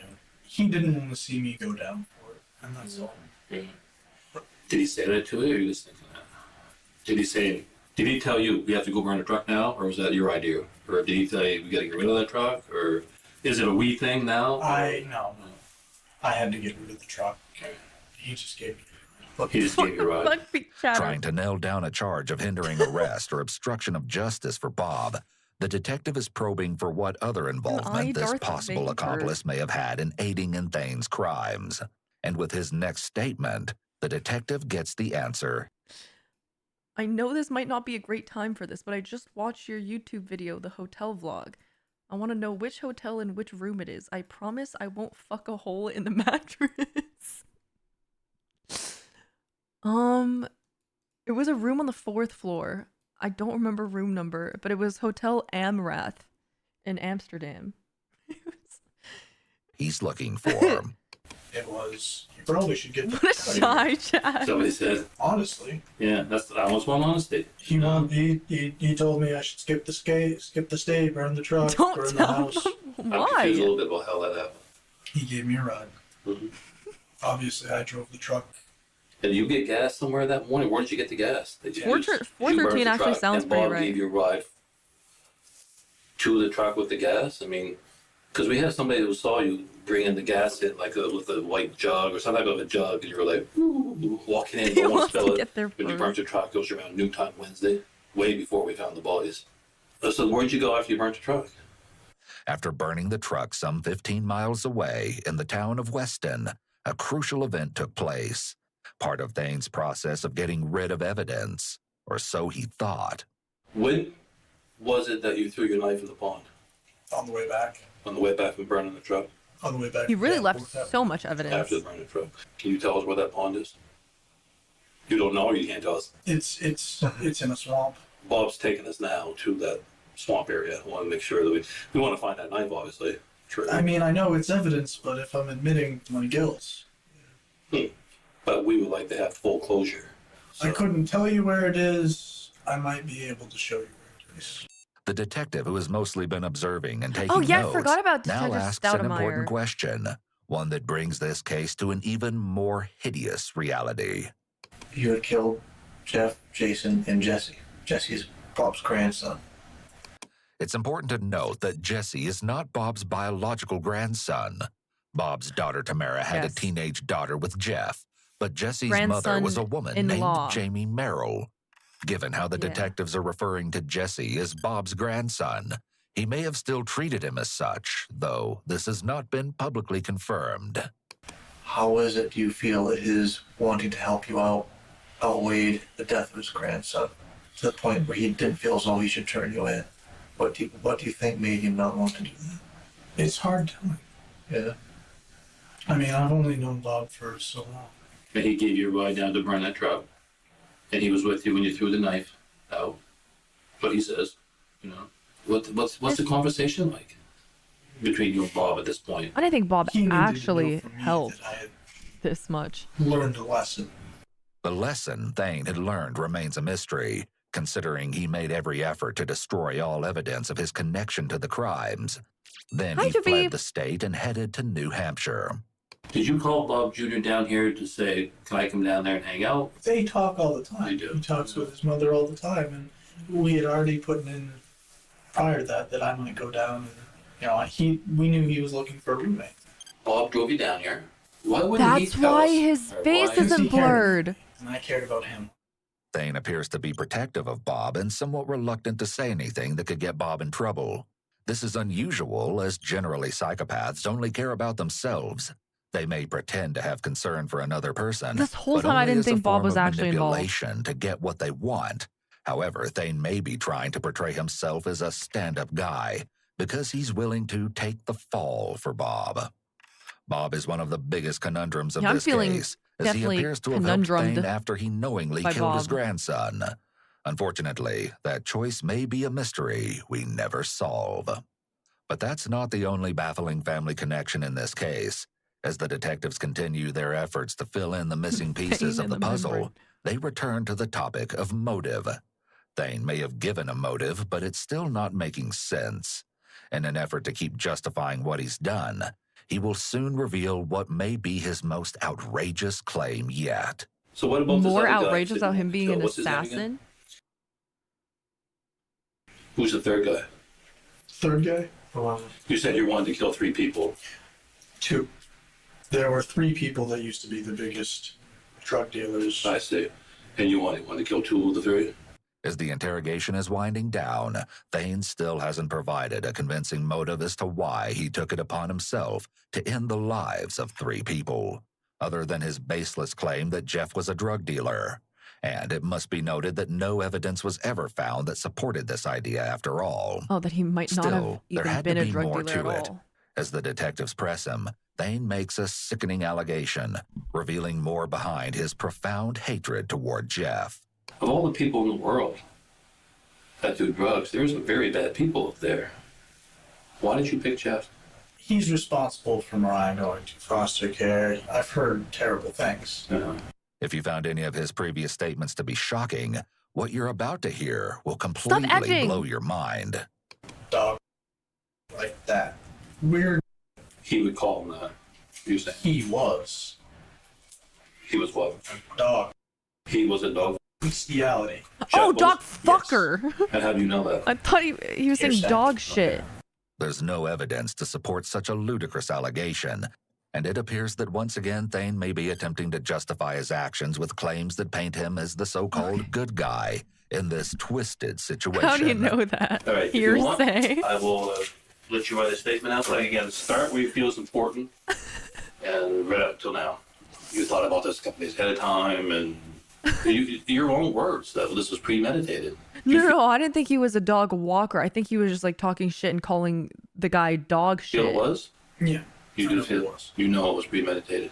And one more time before I let you write your statement here, you know about your Miranda rights. You don't have to do this. This is the 4th time you've announced the most Why the hell outrageous claim.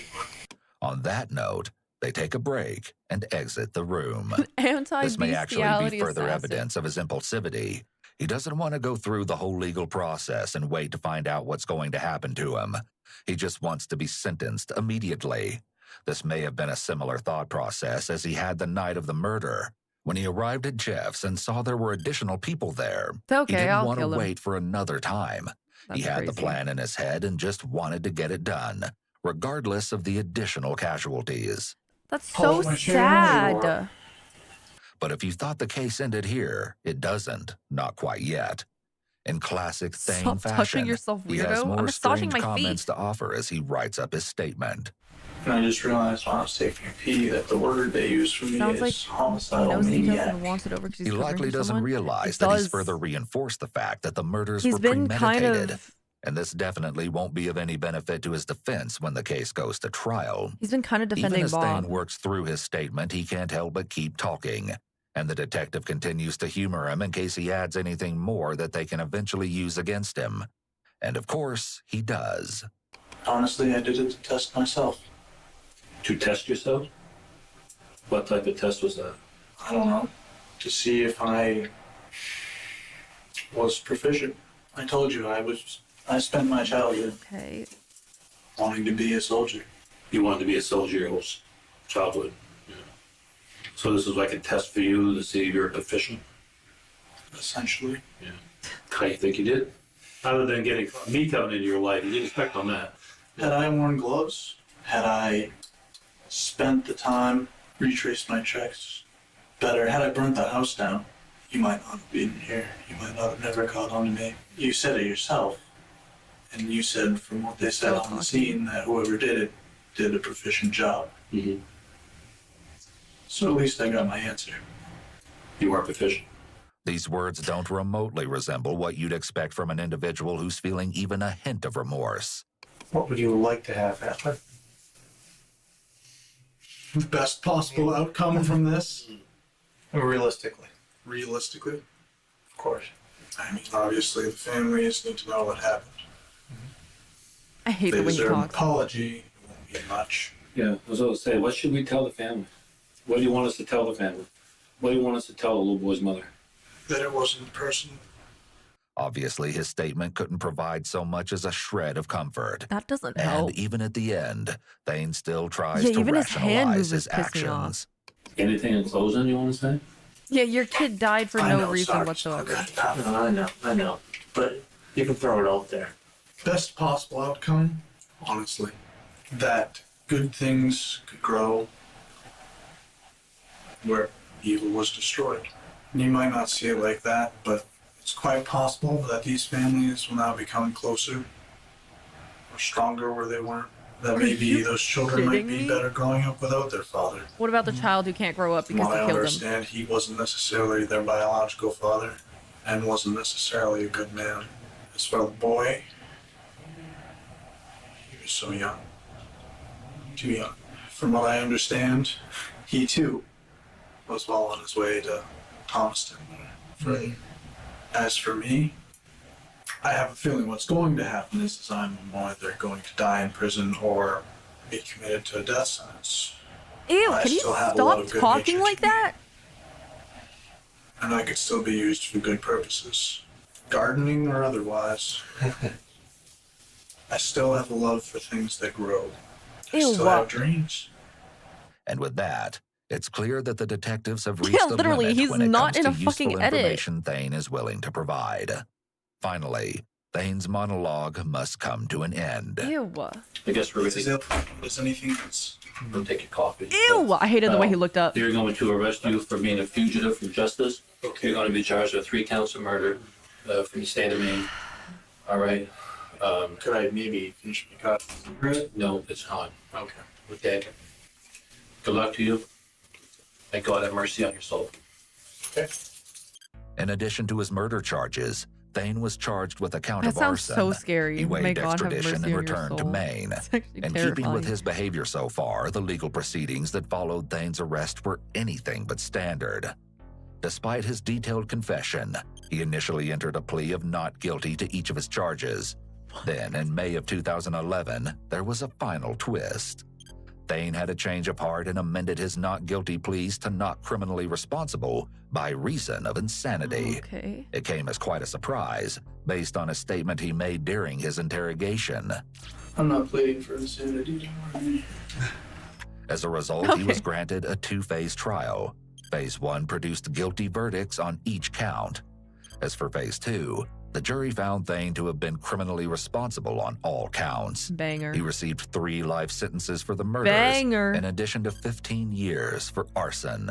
And despite multiple attempts to get his conviction overturned or have his case reviewed, Thane has not had any success. Nice. He remains exactly where he should be, in a small prison cell where he can reflect on the 3 lives he so callously stole.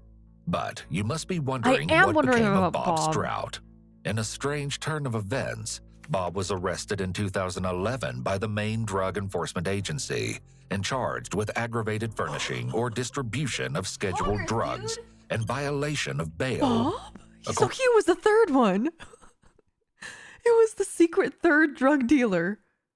Oh my God. According to police, Bob allegedly furnished oxycodone to his grandson on 5 occasions.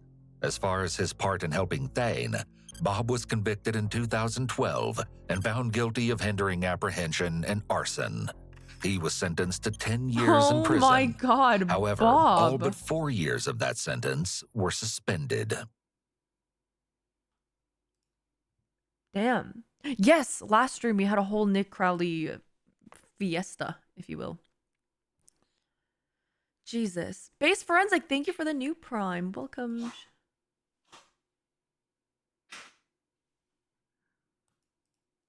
Jokes on him. Pleading insanity just takes your rights away and gets you on those sedatives for the rest of your life in a ward. I have heard from chat that apparently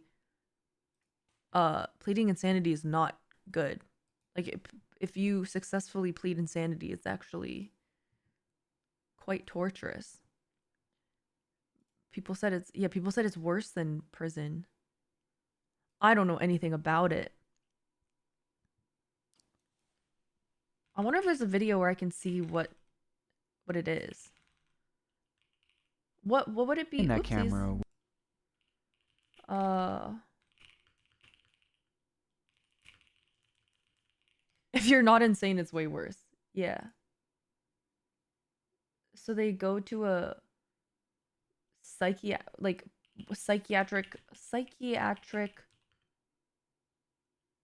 prison?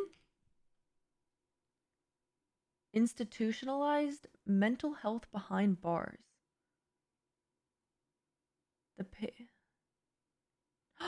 Britain's most dangerous psychiatric hospital is what's the terminology difference between a normal psychiatric hospital where the patients aren't prisoners versus a psychiatric hospital where the patients are prisoners? I don't know the difference.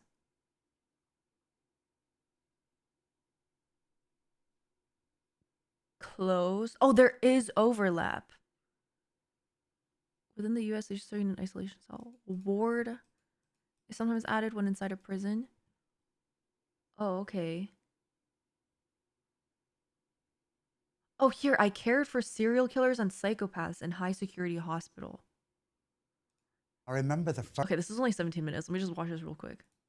First week, my charge nurse said, can you go up to the toilets there and just check on that patient? And I went up, and the next minute he had me by the neck, and he was trying to strangle me, and it was fight or flight. Sorry, 18 minutes.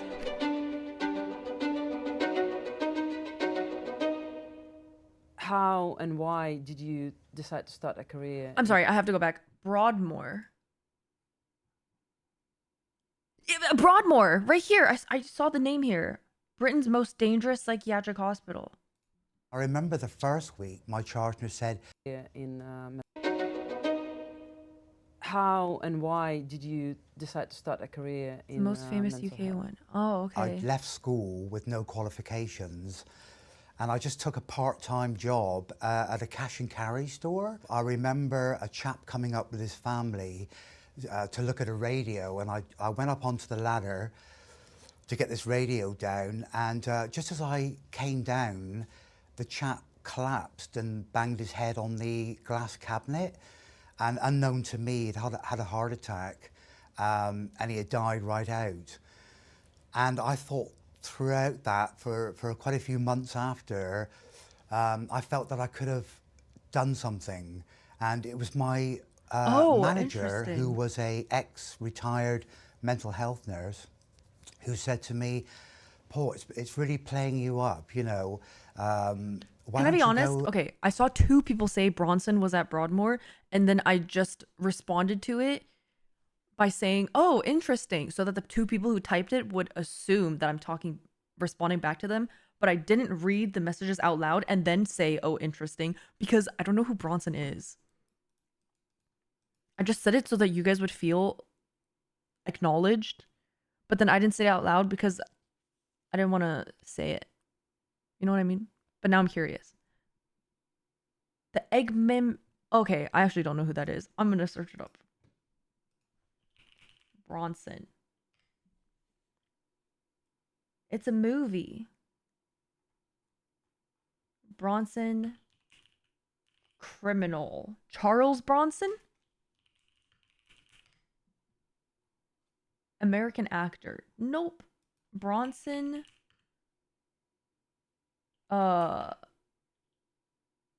Killer. Charles Bronson is not a serial killer.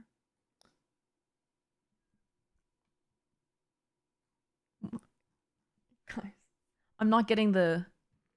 Thank you. Charles Bronson, prisoner. Okay. Convicted and sentenced in 1974 to 7 years of imprisonment and armed robbery. For armed robbery. Further sentences were imposed because of attacks on prisoners and prison offices.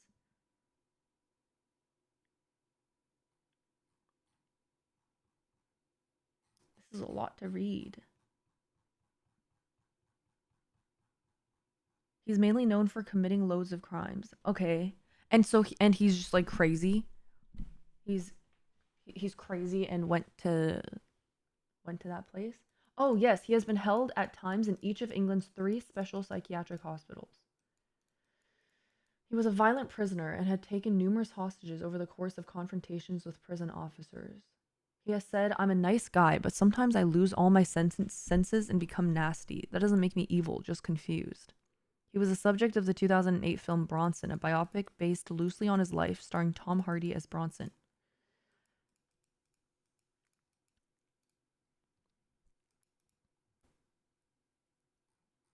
He's still alive. He's convicted for armed robbery, wounding with intent, criminal damage, grievous bodily harm, false imprisonment, blackmail, and death threats.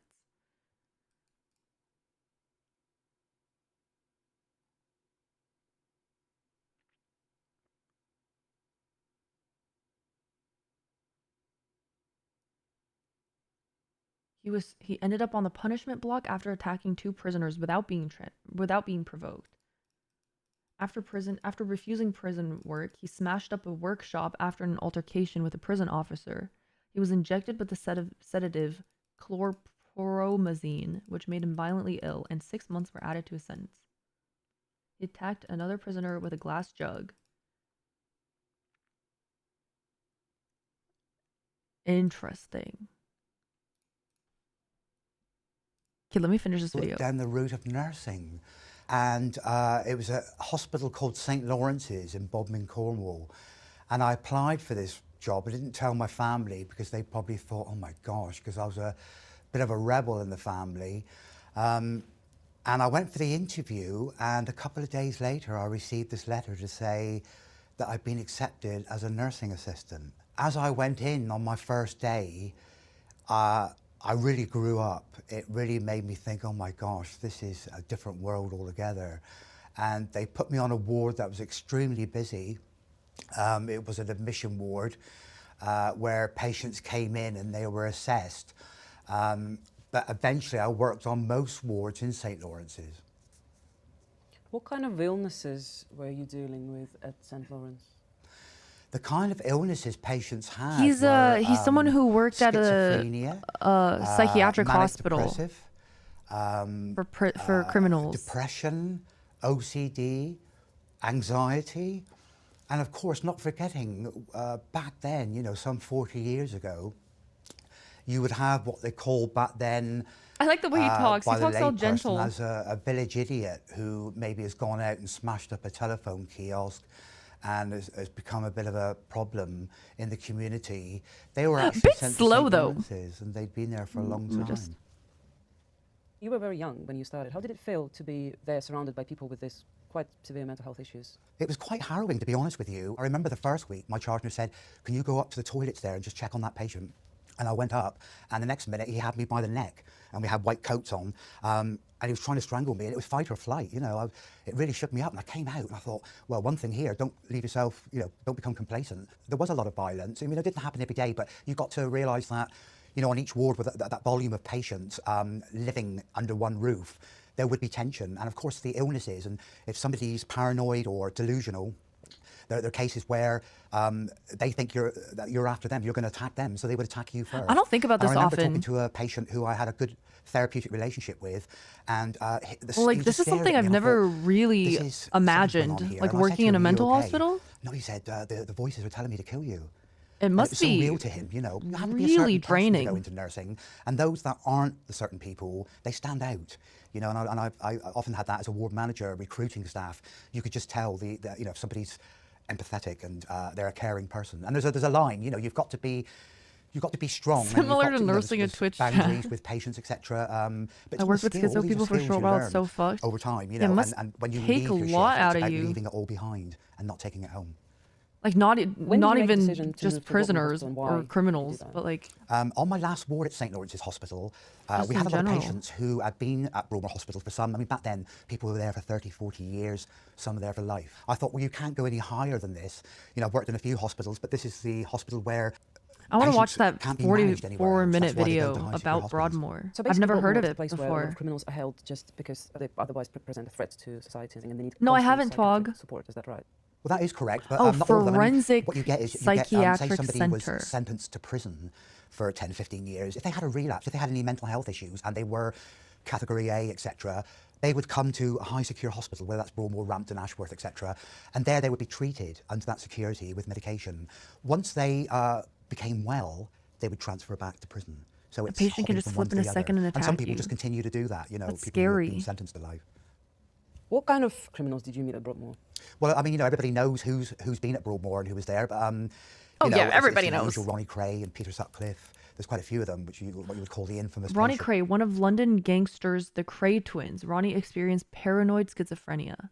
Peter Sutcliffe, known as the Yorkshire Ripper. Sutcliffe murdered 13 women in the 1970s and 1980s. Of Broadmoor. But I have to say, if I give you an example, you know, we had one patient who was filming. He was in a lot of soaps, etc., with no names given. And he went off set. He became quite psychotic, and he went off and he killed somebody out on the street.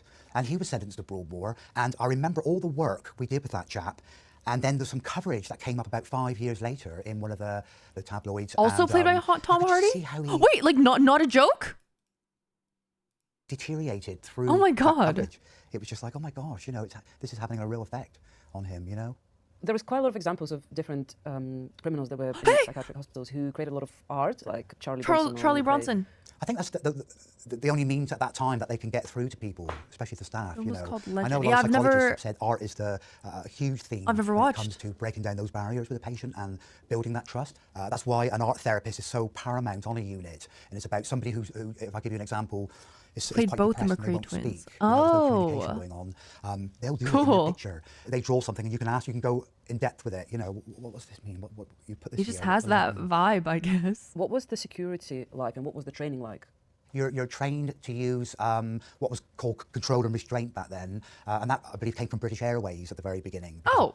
Passengers on flights who were becoming problematic, and that carried over. And the high Shout school out the hospitals lady did giving that part. birth. So you are trained in that, and so if somebody attacked you, you have those different holds that you put on, etc. You heard It's all that because pop? it's safe, It felt you know, it nobody felt gets hurt. loud. And then I went on to do the shield training, so that's like what the prisons do. So if somebody did have a weapon, you would bring the shields out and It's the meme where one of the twins is restrain about to pull a somebody gun, with the other shields. goes, That was whoa, very whoa, whoa. interesting. I think I've seen Nobody likes that. violence. Nobody wants violence, and somebody who's unwell who doesn't realise that they're doing these. Okay, I want to watch this one.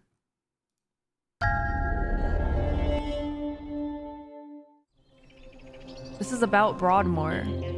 Broadmoor, a word that makes people shiver. Most think of Broadmoor as a prison. In fact, it's a high-secure psychiatric hospital and home to some of the country's most dangerous and violent offenders. Oh, it's still fast. I'll do 1.25. After 5 years of negotiation, and for the very first time, the hospital has allowed cameras in to meet the men who live behind these walls. Permanent solitary confinement for years now. Damn.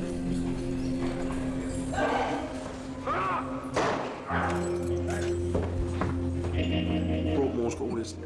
Most people think this is a prison. Explains a prison. 2x? How do you hear anything? Hello, Bravo 10, Gather. One going to the Phoenix OT with Escort Radio Alpha 4, over. The easiest reaction in the world is to see somebody that has committed something atrocious, label them as evil, want to lock the door and throw away the key. I've probably actually never said the words of what I've actually done. I've never admitted it. It's still just a blur in my head.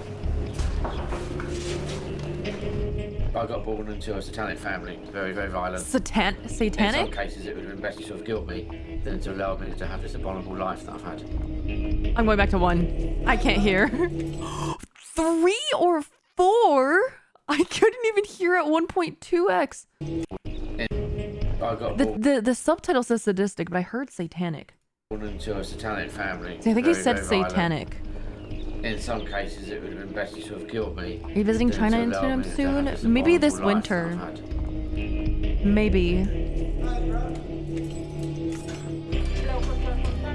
I do it with reels sometimes, like Instagram reels. I'll like hold to make it go faster, and then I'll have to fucking rewind because I can't hear. Unprecedented access. I only just paused for the first time, hopeful veteran. It was only one time.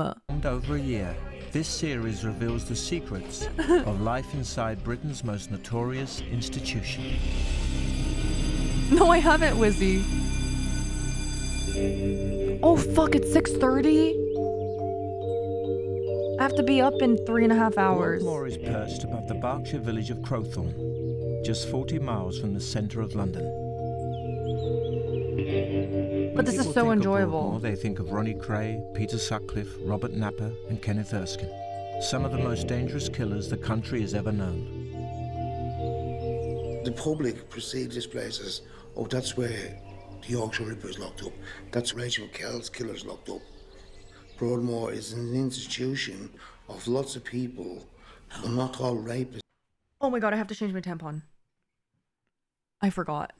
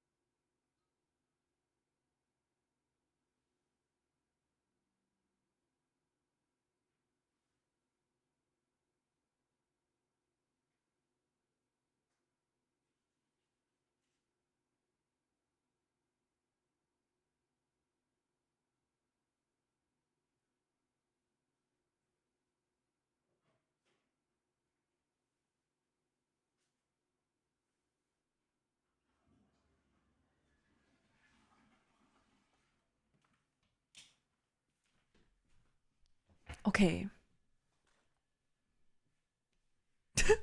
I need to read this. Bro, I'm not gonna watch a blurred face for 20 minutes. 20 minutes! You got the same response from 2 different people. 20 minutes is freaking crazy. You think I'm replacing my whole uterus? Did you wash your hands? I actually do wash my hands after changing tampon because I have a habit of nail biting and I don't want to... Okay, this is really gross. There was one time, very early on, I must have been like 14 or 15. Ever since then, every time I do anything period related, I always wash my hands with soap because I'm a chronic nail biter and cuticle biter. And there was an incident where afterwards I bit my nail and I was like, did I get a paper cut? It tastes bloody. And then I look and I saw that there was period blood like crusted under my fingernails. And I was like, oh, yucky. And so you're gonna kill yourself. I wanted to kill myself after tasting my period blood. I mean, yeah, shit just happens. But usually when I change tampons, I don't like, you know, finger to vulva. There's usually some distance between. But like still, just in case, I always wash my hands with soap. Ever since then, I got traumatized. Pedophiles or... No, it's not yummy. I don't like the taste of blood. Murderers. There is people tasted like blood. Here for self-harming in prison. There's people in here for burglary who then got ill in prison. And there's people in here for very, very evil things.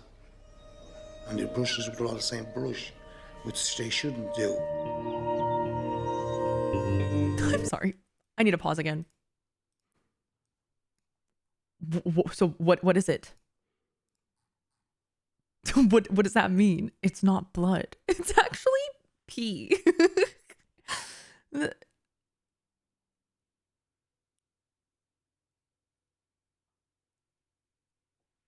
It's blood and more stuff. Okay, so you admit it's blood.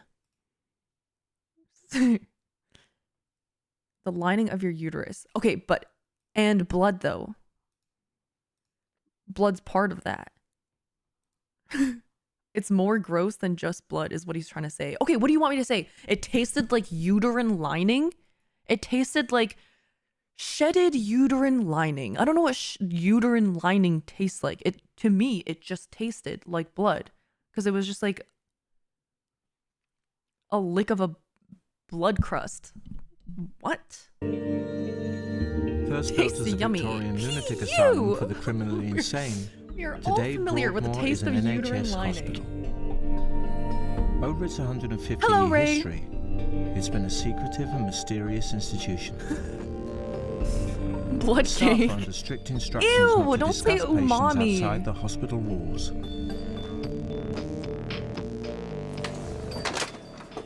Thank you very much. Many won't even admit to working here.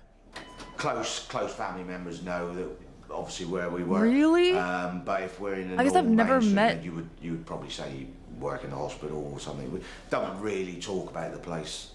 Listen, if you said that you worked in Interesting. Broadmoor, you just spend the whole of the day or the afternoon with a barrage of questions. That's about the true, place. So actually. it's just easier to say you work for the NHS. That's They're true. told not to share personal information with the patients either, and to leave their private lives along with their possessions at the front door. Sorry, Jaron. Broadmoor's most notorious patients, like Peter Sutcliffe and Kenneth Erskine, have chosen not to participate. Peter Sutcliffe is the murderer, the serial killer But in the many of 70s the and men 80s. here have We been just learned that front last page video. news and are vilified by society. This is the first time they've been allowed to tell their stories. I've done everything from taking hostages, multiple hostage takings, stabbings, you know, multiple assaults, violent assaults, fire setting. I set a fire in a hospital, psychiatric hospital, the first one I ever went to. Yeah, just mainly violence, and my history is mainly violence. Broadmoor's 200 patients We're are watching all a video men about suffering from Broadmoor, mental disorders. which is the... They're classified as vulnerable adults. Let me put it in recap. And only those who have capacity to give consent have been allowed to talk to us.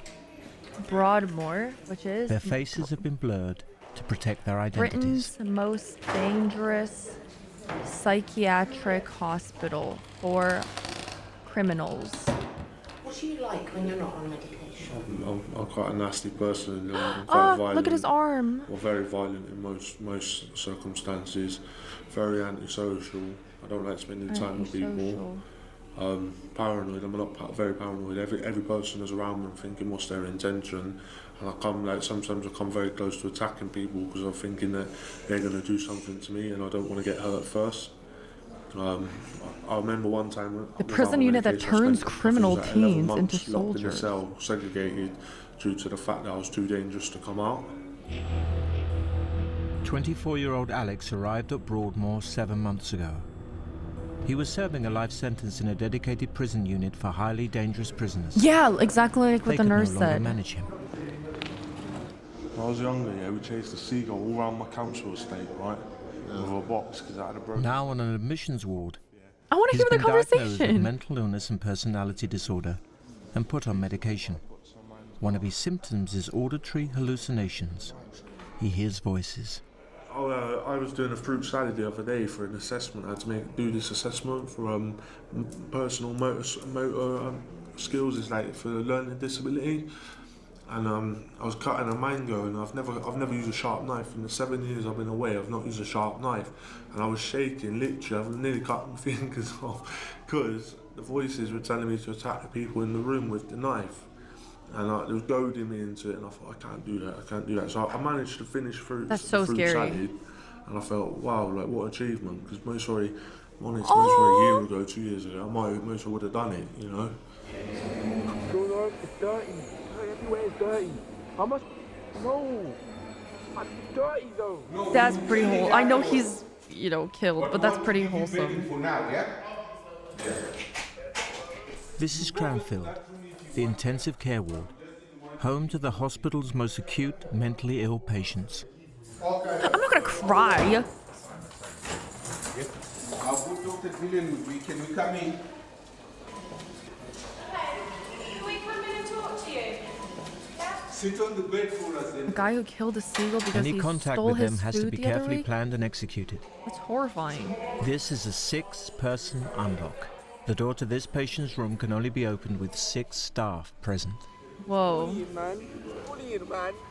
There's always the risk of violence towards others. You have to accept that, you know, they've got a chronic mental illness and they will be very disturbed throughout the day, but you have to learn to work with that.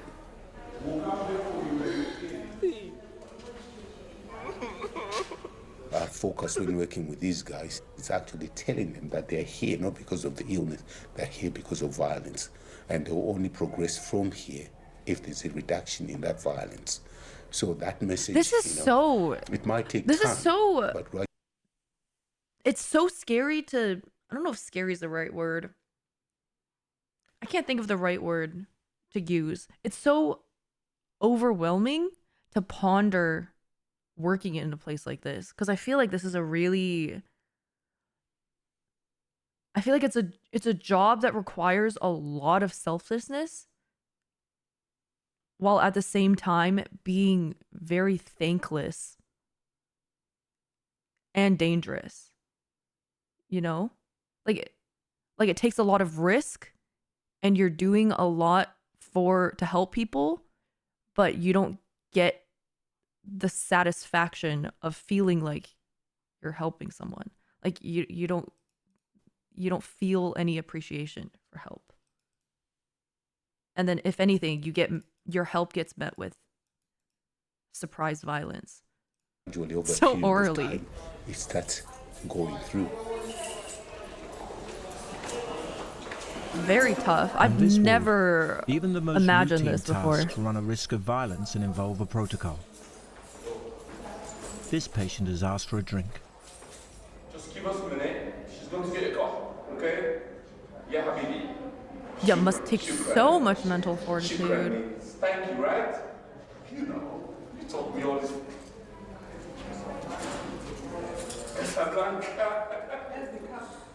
Right. I'd be scared of like getting manipulated. Yeah, like getting goaded into a false sense of security and safety. You need some more? I've got a house here for you, okay? Thank you. Especially in a place like this where they're confirmed to have committed crimes. Life in Broadmoor can be a game of snakes and ladders, with patients moving between the hospital's 15 wards according to their mental state.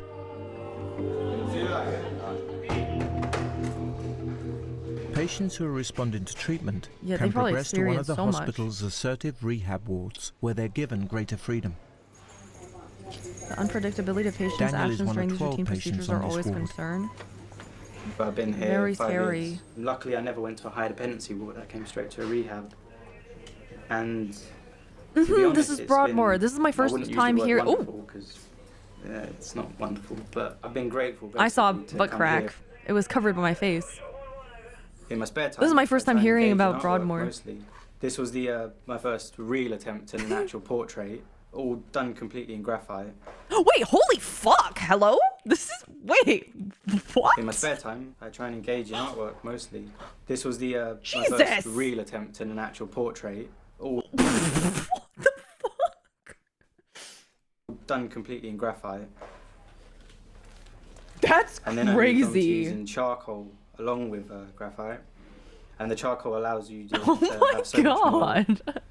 Is depth he a and tonal quality. printer? And then yeah, I did a self-portrait.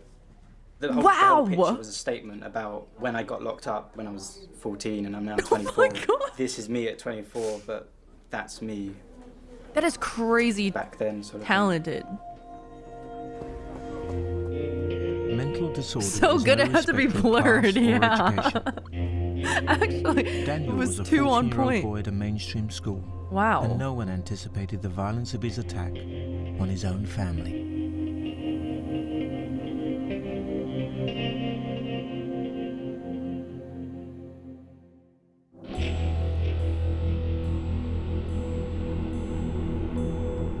All of the men in Broadmoor present a grave and immediate The risk support to a lot the of times public, is just gone. and many have committed violent crimes. And the cycle From restarts. arson to torture, Yeah, I rape, think and murder. a lot of people like this need Unlike a prison permanent sentence, support, they have you no know? release date. I've been a bit of a conundrum for the psychologist. I'd be And so I've had jacked about if I went 9 to different prison. diagnoses You know, from 30 different I have thought about that. Where like, you know, there's like videos in shows and stuff where someone goes to prison. They're always exercising and stuff. I've thought about it. I don't think I would get jacked in prison. If I went to prison, I really don't think I would exercise. Unless I was forced to, I guess. But I don't think I would do the thing where they're like, I have so much time, I'm just gonna do push-ups and pull-ups or whatever. I think I would just sulk. I would just sulk and lay. Play chopsticks with my cellmate. Spill tea. I think most of what I would just hope that I was friends with my cellmate so we could just like tell each other stories and stuff. Doctors. I've had seminars about me done, I've had people wanting to write books about me just because of the unusuality of my offence and my age and Yeah, like happened. a daily sleepover. I mean, my family are my saving grace, to be honest. You know, they're forced into a hugely, gang if you're in for a long hugely time. supportive. Oh. And what's even more amazing is that my offence was actually orientated against my family, sort of thing. So the fact, and what a lot of people see is that when a family member has committed an offence against a family member, they often disown them. Sort of Are they gonna acknowledge how good his drawings are? Like, I feel like it's unsatisfying that the interviewer isn't like, whoa, you're really good. Do you know that you're really good? much for the family, but He's just like, yeah, I started drawing. Drawing kind of helps. What the hell? Hello? they told me that they swore they'd stay by me when I was christened, and they have sort of. Like, you we know. get it. You killed your family. Talk about your artwork. One of the problems I have is I'm not very good at I understanding dabble. emotions, or if I'm feeling something, I don't always understand what it is that I'm feeling. But if I can draw it, I can get out these angry feelings or these frustrations of being locked up, or guilt or remorse, and all these negative feelings I can channel through this imaginative artwork sort of thing.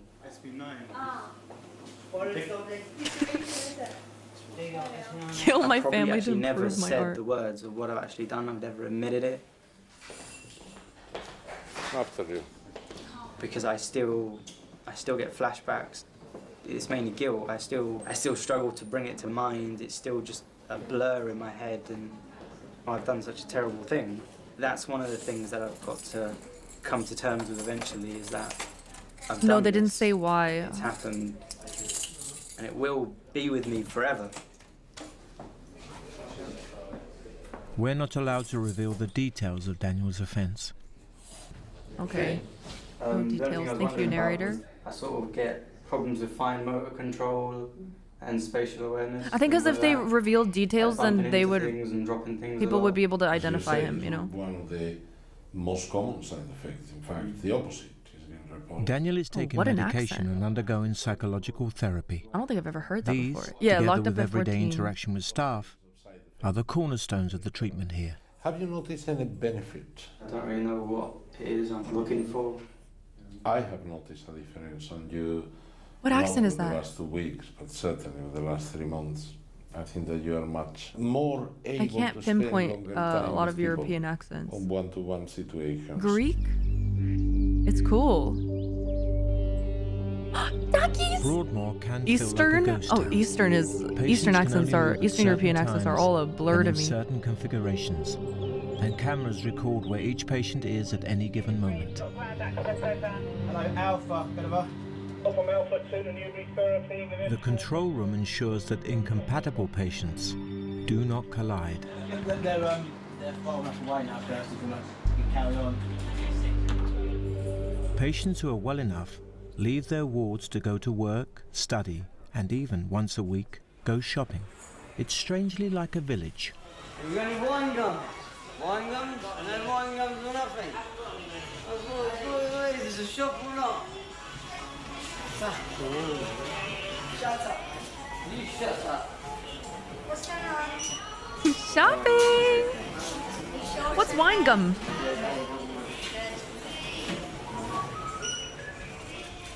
The freedom to shop is a mixed blessing. One of the side effects of medication is increased appetite, and many patients are severely British, overweight. Liam. It's a sweet. It's a sweet. However normal it feels, the reminder of the threat of violence is ever present. You got any Searches sweets on you? looking for potential weapons are Would you like carried some out before sweets? any patient movement. I like it. Stuff that I we think retrieve it's from cute. Patients. Okay, this is just what used to be a Really CD, and it's been broken up into shards. It I can like be that they're used as a referred to blade, as even sweets. self-harming. Who In fact, takes we a don't lot of use the sweets? CDs here anymore. We've got spoons and forks that have been sharpened off on the edge. Candy is so a handy, normal you know? teaspoon, plastic spoon, which is Handy. quite innocent to you and I, has been fashioned off and can be used as a potential weapon to stab. And it's just an example of how vigilant we have to be with everyday Australians say that too? I should just start saying it in my North American accent. You can see. Would you like these Cut sweets? my own throat a couple Doesn't sound times. as good. Cut my throat about 4 times. I think. Funny enough, part of it, I think it was about 5 weeks before I come here, I hung myself. And they had to do CPR on me in the cell, like, you know. That's I was scary. sexually abused when I was a child, and that had an effect on my behaviour, on my mental state. Like, I couldn't sleep at night and all the rest of it. I was, you know, basically everything you go through when you've had a traumatic situation like I did. I think as well that being here, I said to my mum, this feels like the best I've ever been in 10 years.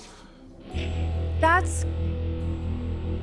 See, like, isn't that Patients wholesome? that come He's here, they improving. will have perpetrated often horrendous crimes, but they are also victims. And it is very easy to see somebody as either the perpetrator or the victim.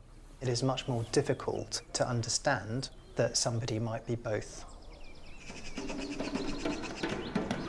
That's pretty fucking profound.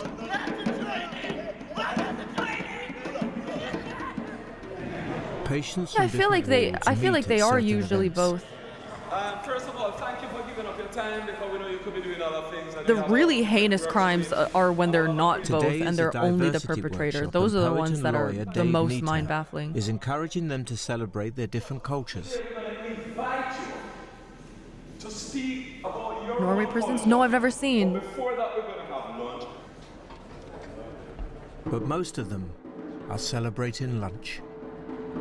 Yay! With Hi, no Elio! alcohol or tobacco allowed, food is the only thing they This have is free where, reign over. this is, according to chat, this is where Bronson was held at some point. Kill someone, Nori, go to 5-star hotel. Wait, I have to see this after. Can you guys remind me after this video to check out the Norway prisons? I don't know anything about it. It's nice to be different, because different is what we need. We don't want everything the same. And that's it. Oh, This how is did I end up in a here? British psychiatric hospital for Spare criminals. bed, so I thought, well, I've been in children's homes, I've been in secure units, I've been in prison. The only place I haven't been is Broadmoor, so I thought I'd come along. Anders Bering Breivik lives under better conditions as an inmate than I Now do. 26, Declan was put into care at the age of 9. Interesting. I remember the day Go my Binja. mum took me to his office. I was sat there on a chair, and next minute she just left. She went, "You're not coming with me." And the social worker come out, and she went, "Oh, you got to come with me." I went to children's homes, foster homes. I kept running away because I got abused when I was in the children's home by the staff, sexually and physical. I don't know who And, Breivik is. I think it was like no one would actually listen to me. I ran away to London. I was So living in the sad. streets. You know what I mean? I was living out of bins. Yeah, not nice, but when you're on the streets, you have to do that sometimes. You know what I mean? Yeah, guys, this is called Think, yeah? And it goes like this. Guy who killed a bunch of You kids see on a a... tramp on the street, don't look down your nose 77 at the children? Oh my god. Hold on, let me just Google really quick. Anders Bering Breivik. Oh my god. A Norwegian mass murderer and domestic terrorist who perpetrated the 2011 Norway attacks. Holy shit.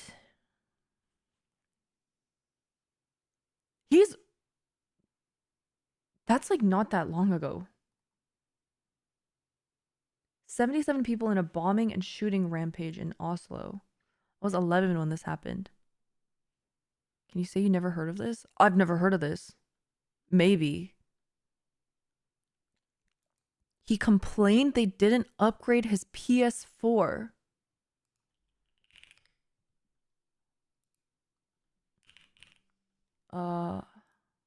Yeah, maybe I just forgot about it because I was, you know, super young.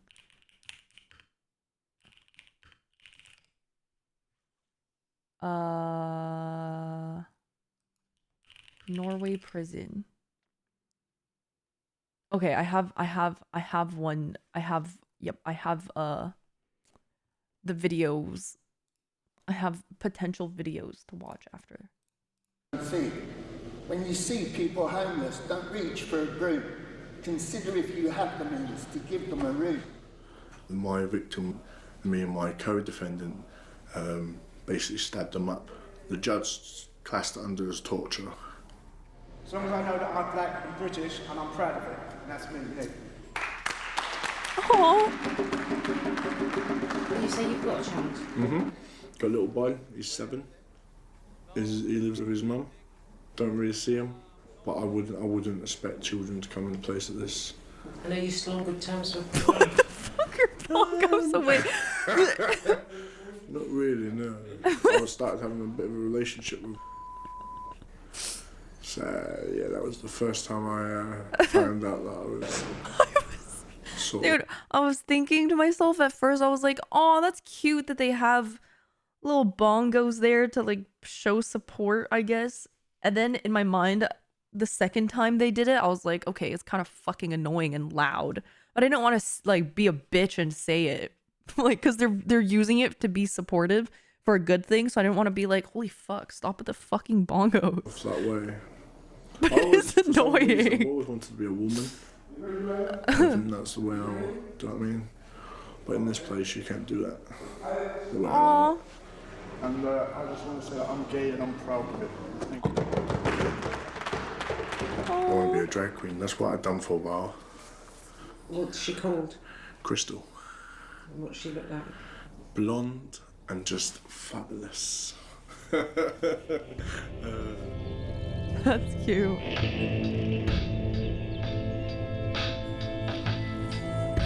We've come to Chepstow, a medium dependency ward where Lenny wants to show us his artwork. Oh, this is a different one. Yeah, I do all my spare pens and waste pens and bits and pieces, using cups for the shapes and bottle tops. They're really fucking good at art. How long have you been here? 7 years. Well, this isn't prison. It's a mental psychiatric hospital. No, it's the second time. What do you think of that one? That's the corridors in the wards that are shut down now. Wow, what the fuck? Why are you considered at risk? Because I think my particular offence was against a consultant psychiatrist. They call them Section 12 approved psychiatrists, and they're very powerful. Not like when you go to ordinary doctor, they work for the Home Office. He's not happy with life in Broadmoor. Oh, this is in Broadmoor, he's bringing sorry. a high court case against the hospital. It costs, I don't know how much. What was the last figure that they said it costs to keep us here every year? Is it £320,000 a year or something? Surely it's wrong to charge a fortune for people like us when it would be nowhere near the amount of settlers in the community. It costs £300,000 a year to keep a patient in Broadmoor. Oh my god. Almost 5 times the cost of keeping someone in prison.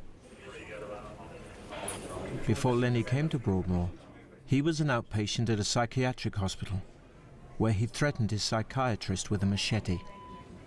Do you think you should be here? Or? But do you think I sound like a babbling idiot?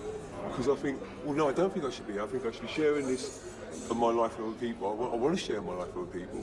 I want to be able to get up in the morning and decide when I have a shave. Fucking bongos. What I do when I do it. And be reasonably responsible for my own behaviour, like everyone else out there.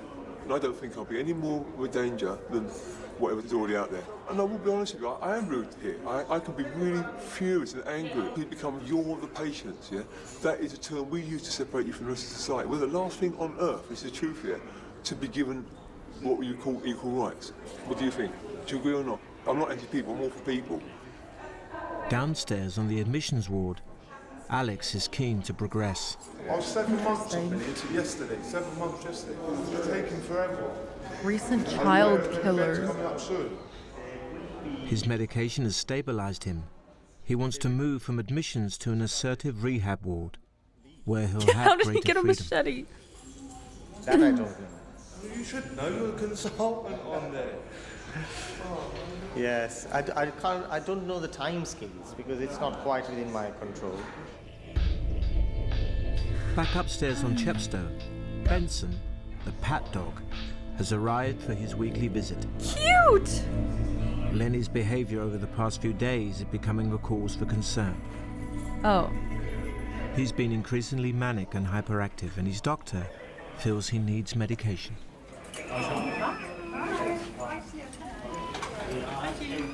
Lenny refuses to take it, so it will have to be forcibly administered by injection.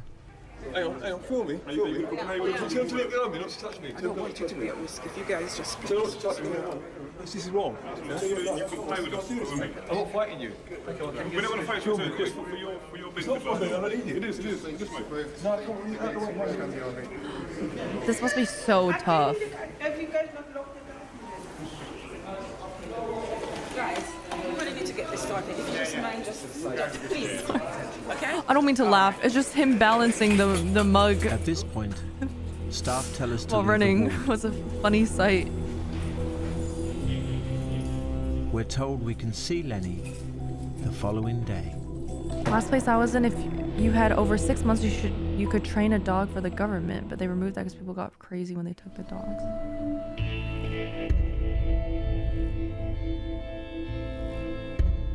Neil, can we have a key, please?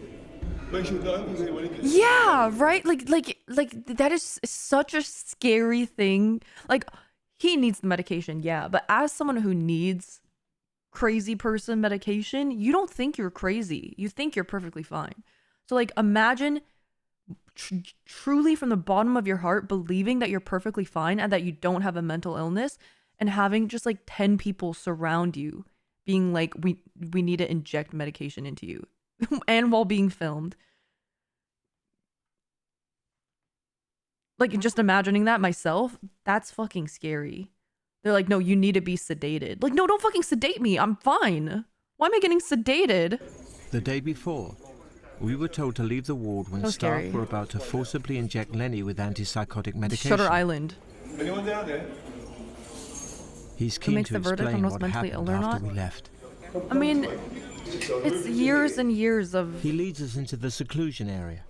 research Right, well, I was on here and I was... and everything. I was like that way and I was laying like I this. think. Right, and I was trying to say, please don't turn me over. And because I'm not trying to fight you. And then doctors this, who and you're gonna specialize get it. in that And then field. The next thing happened, they all came in and twisted and turned me. I didn't make a deal with them on the bed. So I was like this at one point, like that. All start by holding me. I was like that. And I said, would you please let me go and I'll get up. So I went like that. I said, okay, then I had to give it. So I went like that, stood like that. And I took down my pants and trousers and they stuck me there. That's it. That's I so came out. scary. That's what happened. But I didn't. What do you think? So what's your opinion about that? But did you hit one of them? Yeah, but that's because I was being chased off here. One of the biggest areas of conflict between certainly doctor and patient is the issue of medication. That's so scary to happen One of the while difficulties with believing that psychotic you're disorders is your sane. interpretation of reality is different from other people's. If you genuinely believe there's nothing wrong with you and you don't need any medication, why on earth would you want to take some of the medication? Yeah, what are you saying here? Next thing is the area. Can we have this still, please? He's particularly angry for two reasons. So one is he doesn't believe he'll benefit from the medication at all. Second reason is that he believes he's involved in a major High Court case against the hospital to expose a range of malpractice. What, actually particularly Shutter in relation to Island? him, but in general, about how these services are just really keeping people in jobs and don't provide any useful service. The hospital's defence is just, he's Whoa. with some of the most notorious people in the country. I'll show you what. He believes we've given him the medication purely to dull his mind and weaken his chances of being successful in that case. In fact, he's not currently involved in any legal action or court case. No, you're not going in it. Oh my God, That's that's... That's my mess. My own mess.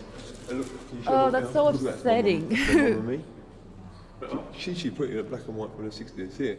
He's a man who spent a long time in institutional care.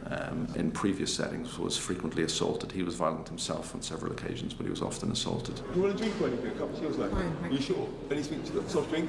Perfect. Right, thank you very much. That's okay. Thank you very much. Sorry to have to wait.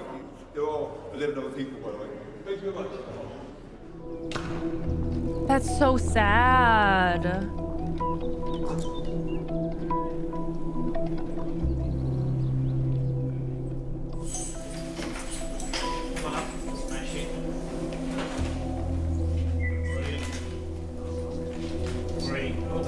Just check to make sure all the shadows are covered. Oh, I loved Shutter Island. The first thing in the morning. Shutter Island was always again before the patients came back. is one of my favorite movies. Very delightful. Patients who are well enough to go to work can make goods, which go on sale to the public. Oh my God, I have thought about this before. This is something I think about relatively often, and something I have thought about for the past 10 years pretty often. Like there's no way to know for sure that I am not strapped to a bed in a mental hospital just blabbering at the ceiling, you know? Like for the past 10 years of my life, I could just be imagining everything. They're paid 80 pence an hour.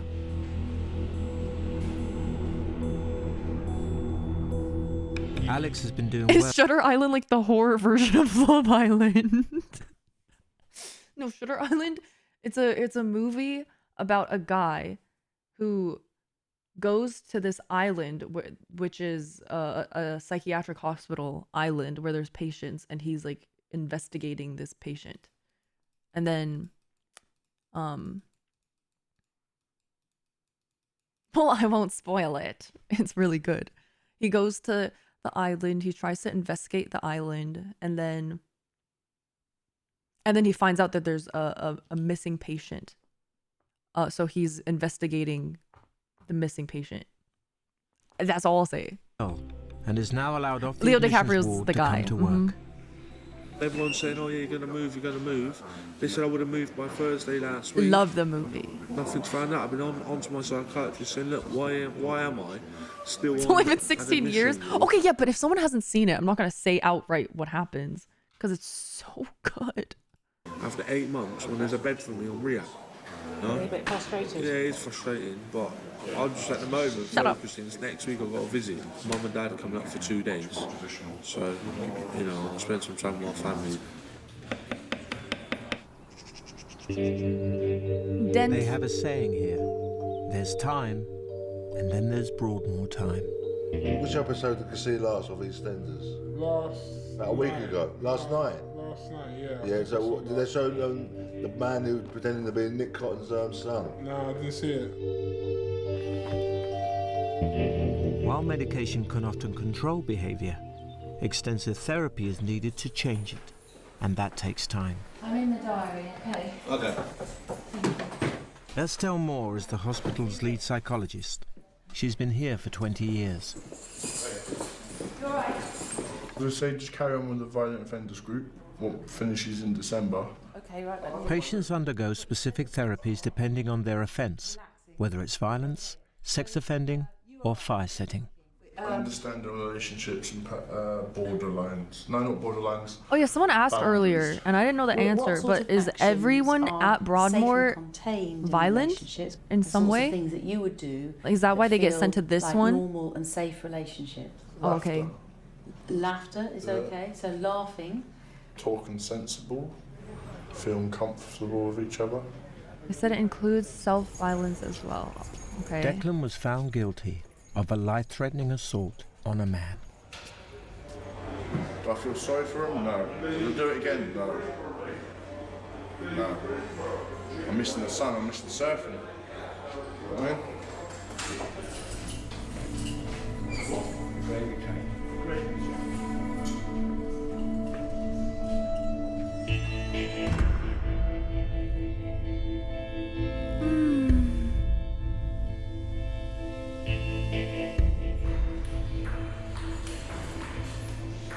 Lenny has been on antipsychotic medication for a few weeks. It's had time to build up in his system. Now he's had the depot injection. The chemicals from that are slowing down his reaction to the point where he has those few more seconds to think, how am I going to reply to this? And he will reply in a much more manner to what you or I would reply to something. I could definitely empathise with them. Maybe this one is only men? Different background to me, but he has come this from hospital in particular? different parents to me. Particular? Yeah, no, I'd agree with that. You can probably see, if you go back into I have Timbits I forgot to the eat. lives of most of our patients, you could probably identify or maybe them at different 5, wings. 6 years old and say, I'll be seeing They're you later. all honey dip. What the hell? Yeah, he's all right. He's just, Probably ran out of the ones I wanted. Tell the truth as well.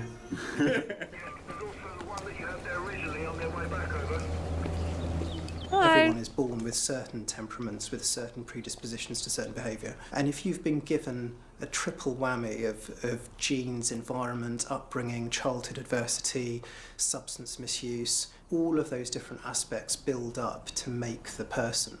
And it's a long-term project of gradually putting somebody back together and making sure that they stay in that recovered state.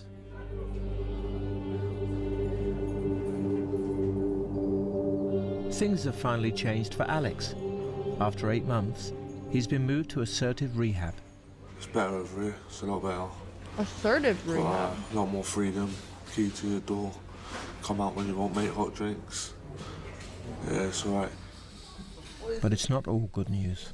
As so often in the past, he's in danger of self-harming. Oh. He's had to be put on eyesight observation, which means nurses have to take turns to watch him 24 hours a day.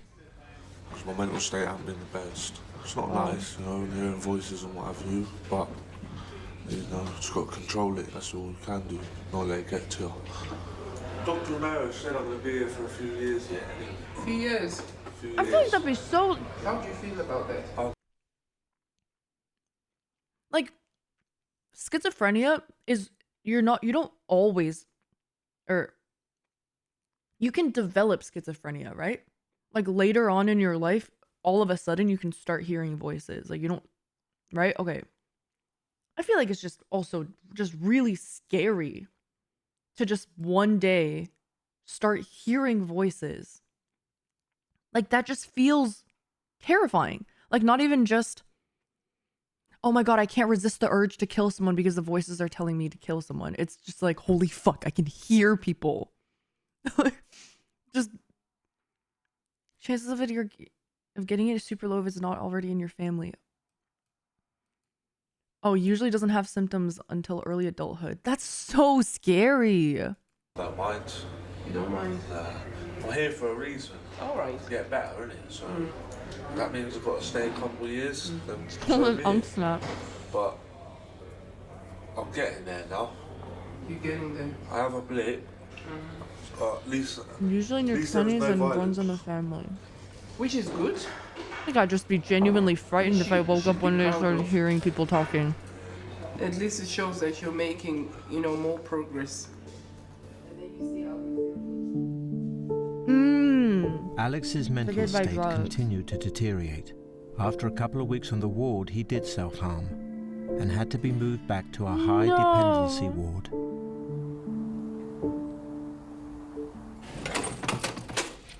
Wait, I've seen people who have schizophrenia and they record via security cameras and they'll talk to people who aren't there because they truly believe they are. Then they'll check the cameras and realize they aren't talking to someone real. We can. On Chepstow ward, Dr. Larkin wants to discuss a recent incident involving That's Lenny. so scary. That reminds me of a scary story that I was told as a kid where this girl was doing homework. She felt a tap on her shoulder and she turned around. There was nothing there. And next day she sits at her desk again. Sorry, I have food in my mouth. She sits at her desk again, feels another tap on her shoulder, and she turns around. There's nothing there. And she was like, what the hell? Something keeps tapping me on the shoulder while I'm doing my homework at my desk. And then she talks to her mom about it. Her mom's like, let me set up a camera because sometimes the camera can record beings that you can't see with the naked eye. And so she set up the camera, girl sits down, does her homework, and then feels a tap on her shoulder. And then she watches the camera and she sees a man who had hung himself and his foot was grazing her shoulder. I heard this story when I was like 7 years old. It freaked me out. It was one of the first scary stories that I remembered. Once you're aware as a friend, you have the constant fear you might hurt people you love. Yeah, it must be horrible. He was taught to take lots of pictures to confirm if something was there. Oh yeah, the service dogs. No, it's a lamp story. Let me swallow.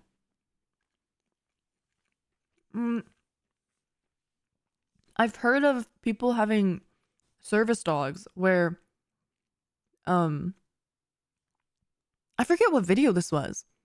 It was a video. It was like someone sitting on a chair and there was another chair that was empty, but they saw someone in that empty chair. So they had to signal to their dog to like go to that person. And if there was no one there, the dog wouldn't go to that person. Or maybe the other way around. I don't remember where I saw this. What is the lamp story? Beautiful maid? Nope. The problem with that is if you're having delusions, you will naturally make up reasons you can't see it in the video / picture. I can't even imagine.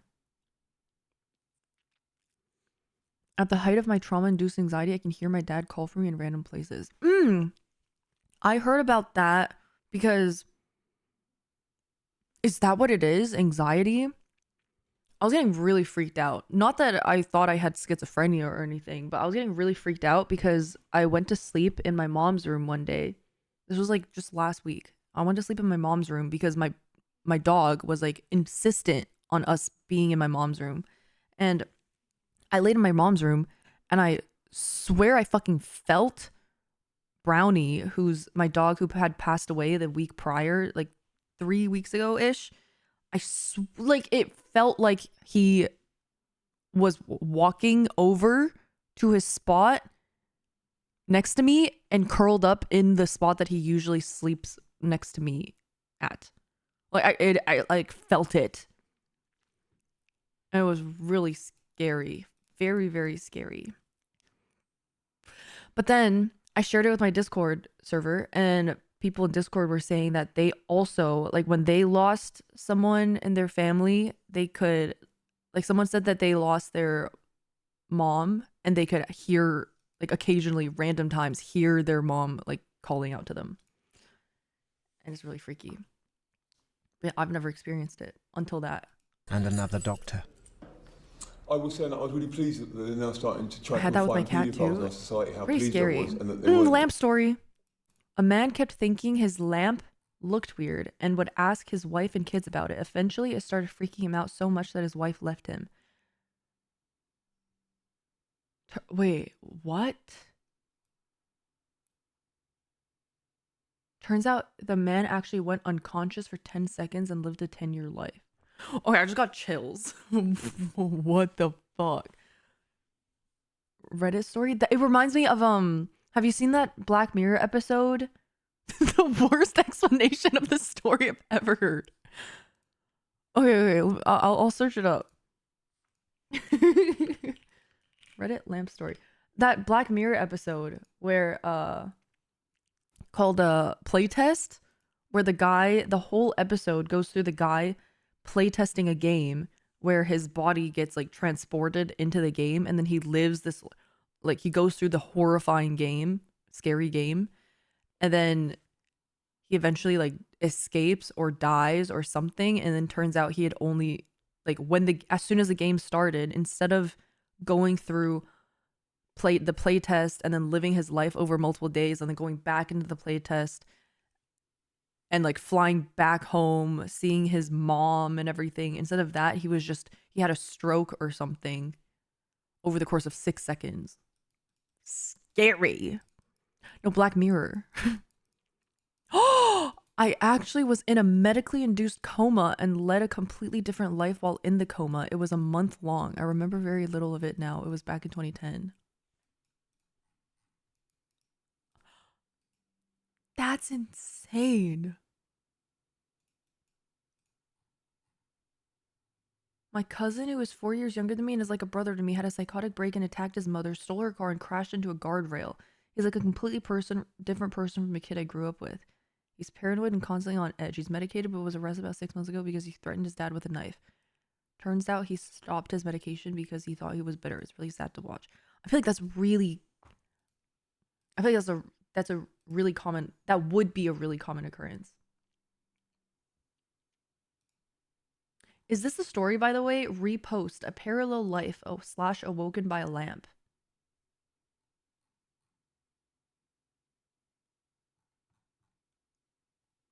Yes? Okay.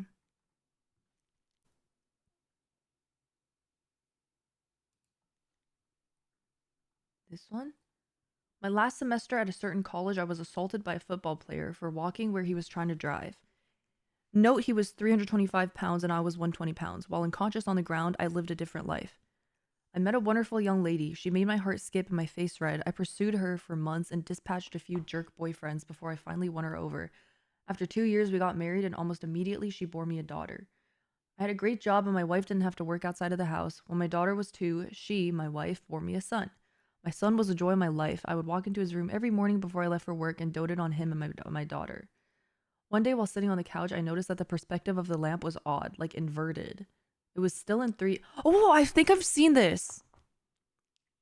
Dude, I don't like that this part, like the part of it being inverted just like shook something in me. But I think I've maybe read this before.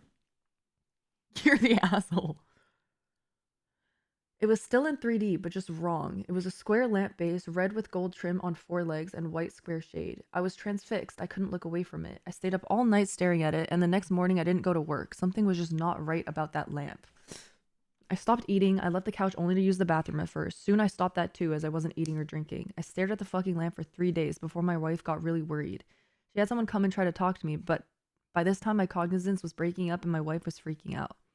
She took the kids to her mother's house just before I had my epiphany. The lamp is not real. The house is not real. My wife, my kids, none of that is real. The last 10 years of my life are not fucking real.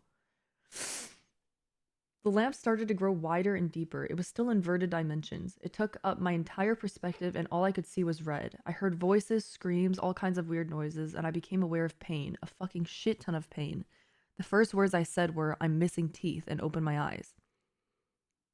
I was laying on my back on the sidewalk, surrounded by people that I didn't know. Lots were freaking out. I was completely confused. At some point, a cop scooped me up, dragged/walked me across the sidewalk and grass, and threw me face down in the back of a cop car. I was still confused. I was taken to the hospital by the cop. Seems he didn't want to wait for the ambulance to arrive and give CT scans and shit. I went through about 3 years of horrid depression. I was grieving the loss of my wife and children and dealing with the knowledge that they never existed. I was scared that I was going insane as I would cry myself to sleep, hoping I would see her in my dreams. I never have, but sometimes I see my son, usually just a glimpse out of my peripheral vision. He is perpetually 5 years old and I can never hear what he says. Edit 24 hours post. Never thought anyone would read this. I changed a line so that it no longer seems that my 2-year-old daughter bore a child. Oh, she, my wife. When my daughter was 2, she bore me a son. I've never seen Inception or the Star Trek episodes so many have mentioned, but I will eventually. I will not do an AMA. I've had many PMs describing similar experiences and 3 posters stating such experiences are impossible. I'd say more research needs to be done on brain functions. Pre-med students don't assume you know everything. That's crazy. I mean, just imagine. How was my explanation not a good I thought your explanation was pretty great. I thought this was a great blurb, if you will. 2 back! Thank you for the 59 months. Thanks. But yeah, that's crazy. That's like similar to the us not knowing if what we're experiencing right now is real or not, or if we're in a mental hospital. Same thing. Like, Can you imagine one of these days I just like my fucking mouse looks off and I'm like, there's something weird about my mouse, or like my keyboard is wrong, like the letters are, this isn't a normal keyboard. And then I realize that nothing is real, and then I wake up and I've been knocked out and I lived this entire life and this entire like becoming a streamer thing in my mind. Actual botted stream, botted by my mind. Hate to be a negative Nancy, but surely that Reddit story isn't real. You think it's just like a writing practice? Like just ordinary poor folk. Someone's just nicked. It was also people writing for fun. It could be. I'm really pleased about it. Too high for this. That I was saying it also included. Don't think about it too much. That were nicked for paedophilia. Well, you're not angry with her about something in her report? No, I wasn't angry with her. It wasn't directed towards her. Man discovers dreams. Wait, that is true. That is kind of what dreams are. For 9 years under the Home Office. Yeah. Oh my God, you're right. That is kind of what dreams are like. There was a time where I genuinely was missing this guy that I met in a dream because we had so much fun together, and I lucid dreamed, and he was also lucid dreaming, and we had met in our combined dream, and then we were teaching each other how to fly, and we were just having an absolute blast. And then I realized I was waking up, and I was like, fuck, I'm waking up. Like, are we gonna see each other again? And he was like, yeah, like surely we'll see each other. Like surely we'll be able to be in each other's dreams again. And I was like, okay. And then I woke up and I never saw him again. And I actually like missed him. And I don't remember what he looks like. I didn't know his name. I didn't know anything. I just remember we had a great fucking time. And I never saw him again. And it was very, very sad. I yearn. It can be psychosis. Oh, well, that's fun to read. A friend of mine had imaginations that he thought was real.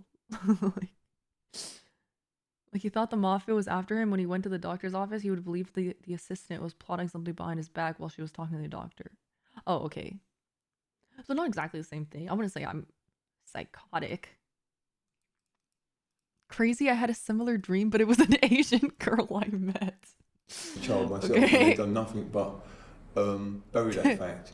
Because though I'm an offender, I am an offender and admit that. I'm guilty of the crime that brought me to Broadmoor. I threatened to kill a Section 12 consultant psychiatrist, like you are, with a machete.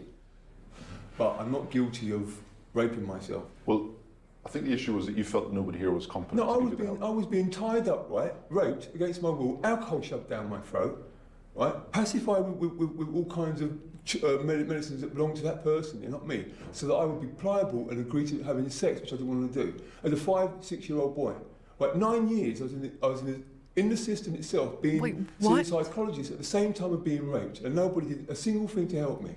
You're offering me therapy. I'm not angry at you. I'm not angry at anybody. I'm angry at the people that did what they did to me. It was never recognised that I was a victim. That's so sad. Are we agreeing that you're going to meet with David about options for therapy for you as a victim? Yeah, thank you very much, Mr. Larkin. You're welcome. Thank you. Okay. Oh, if I keep trouble free, if I keep out of trouble for 12 weeks, they'll let me work in the cafe. Yes. Do you think you can do that? Be hard, but I'll give it a try. Aww. Oh, he was saying that he's the one who thinks he's fine. I think he's the one who doesn't think he's crazy. He's saying that when he was being admitted to a mental hospital, or like when he was getting spoken to by psychiatrists and stuff, while that was happening, as he was 5-6 years old, or like a kid, he was getting tied up and raped and like sexually assaulted by people. So he shouldn't be. He's like, I'm getting therapy because I am an offender, but nobody helped me when I was a victim, and I'm not getting therapy for that. And then the guy's like, we'll get you therapy for being a victim. And he said, thank you. The most challenging patients are housed here on Cranfield Good morning, Ward. Cruiser. Any movement I think he was outside their foster rooms kid. has to be carefully planned. Violence is always near the surface. Patients are allowed he's a one victim by one and an in the offender. yard for limited periods. And that's what one of the people, I don't know who he is. I don't know if he was a doctor or if he was like in administration or something, but someone who works here was saying that a lot of the people here are both perpetrators and victims, and it's hard to wrap your head around the fact that someone can be a victim and a perpetrator, but that's the case for a lot of the A people patient doesn't want to return to his room.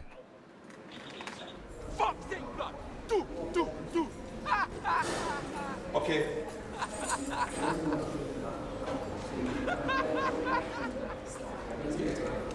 He's gearing for a fight. Well, let's get it started. Did he tell you? His primary nurse, Mo, has already given him an extra 30 minutes. It's a planned intervention to relocate him to his room because That's so scary, Life's his music. presentation dictates I just read your thread. that he could put up a fight. I'm glad you're good now. Do you feel he's a bit unstable? Yeah, very. Yeah. It's quite threatening and verbally abusive at the minute. Yeah. Mo puts on So, a camera so to high record stress. the planned intervention in the event of any violence. You said half an hour. This is in the UK.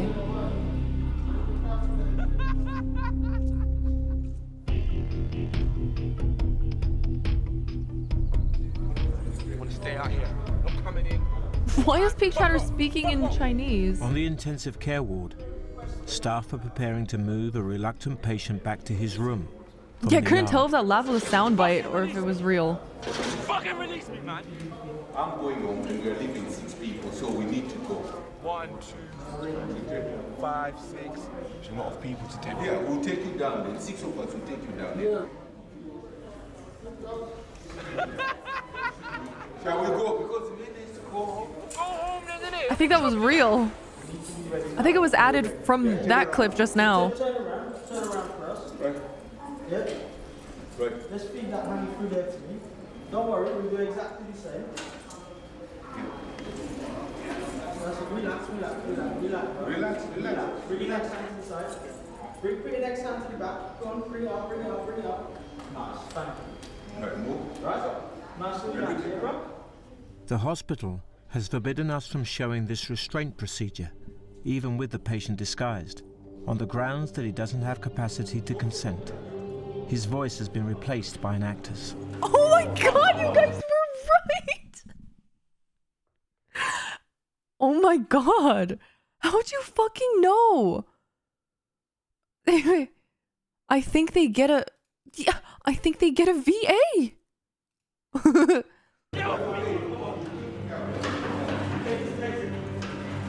Laughs making me wonder if I need therapy myself. It was really, really crisp. You're right. Well known for kicking staff, the patient is asked to remove his shoes. As predicted, He tried to he kick lashes someone. out.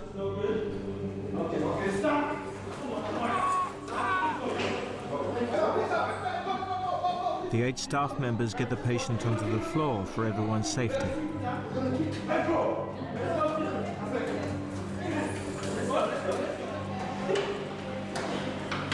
The patient, well known They're for outside kicking his room. staff, did He's back on the indeed floor in a kick final staff. maneuver to get him safely through the door. Take his ankles. Someone take him off the knees. We're gonna lift him up, okay? Just stand. What did you... Oh my god. Why did you guys just get small? That was so scary. What the fuck is happening? I'm freaked out. Why? Why'd you guys get small? Dude. Oh! I can't. Oh, I can. How do I fix this? I can't control plus. Oh my god. I can't. I'm control. Oh, mouse. Oh my god. That freaked me the fuck out. I didn't click anything. Well, I don't know what. Stop telling me to wake up. I don't know what the right size is anymore. You hit control with your leg and scrolled? Okay, yeah. That's believable, actually. That's perfectly plausible. That's probably what I did. Oh my god. Thank you for telling me the scroll method. I was actually freaking the fuck out. Yeah, you guys are... This is... Everybody down here is VIPs, mods, and partners. Who the fuck are my mods?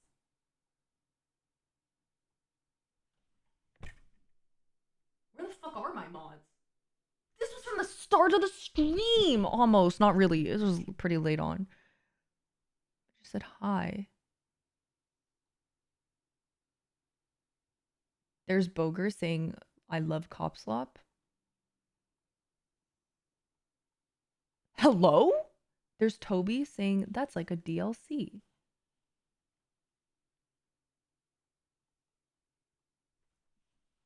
Wait, where?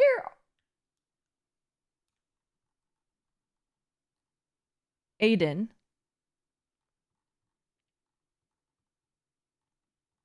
Oh my god, they hate me. They actually hate me. This is from 4 hours ago already.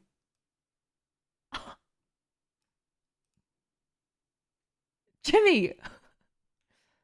Hi. Just Jimmy, I guess. Oh my god, they actually hate me. Fuck.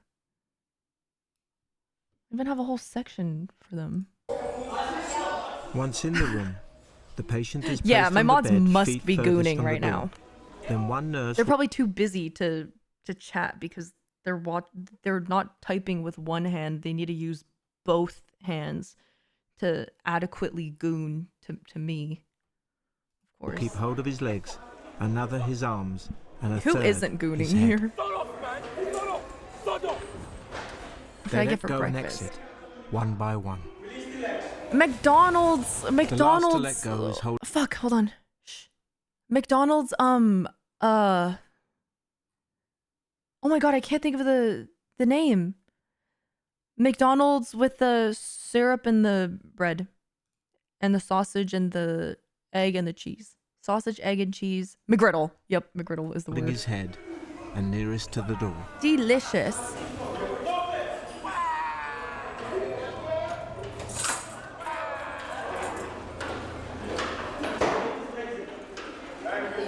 That's so scary.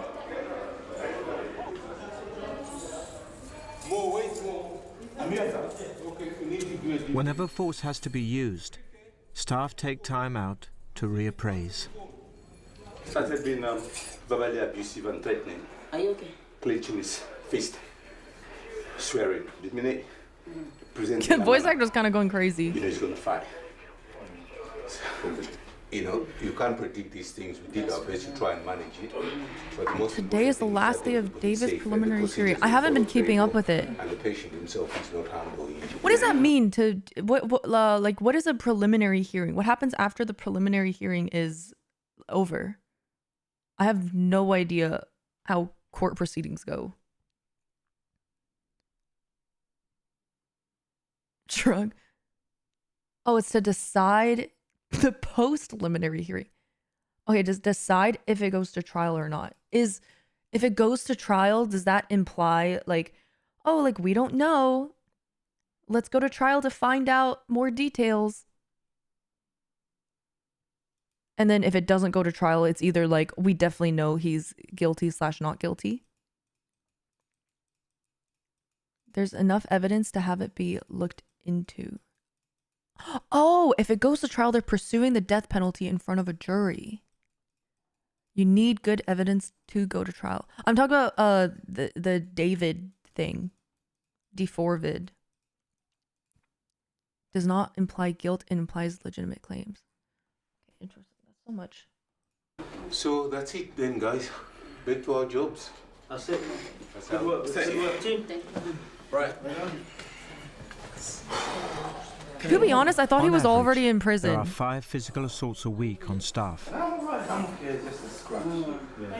like, I including thought he was punching, already like fully, I thought he was already fully sentenced is the word, maybe? Convicted. Yeah, I thought he was already convicted.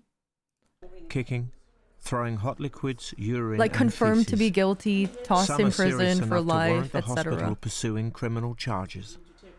Does that happen to you a lot?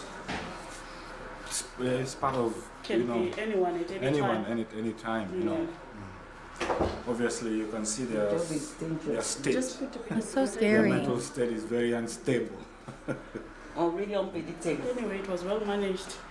Yeah. Because at times you can get serious injuries. So Mo, is every day like this for you?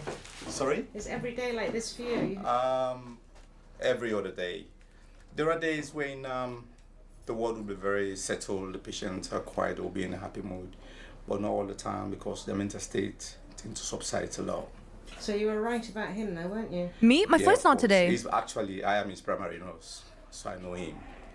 You know, you can tell, you can see it's coming. It's about knowing your patients, we know all of them. So was he complaining about how many of you there were there? He was counting how many staff there were. He knew that we are ready for action. You know, in as much as they are mentally ill, but they are not stupid. Yeah, some of them, they know exactly what they're doing. It's kind of like pre-planned that I'm gonna get them. And they'll look at the team to say, oh, I think this is a weak team. And then they'll go for it. Yeah, cool. Yeah.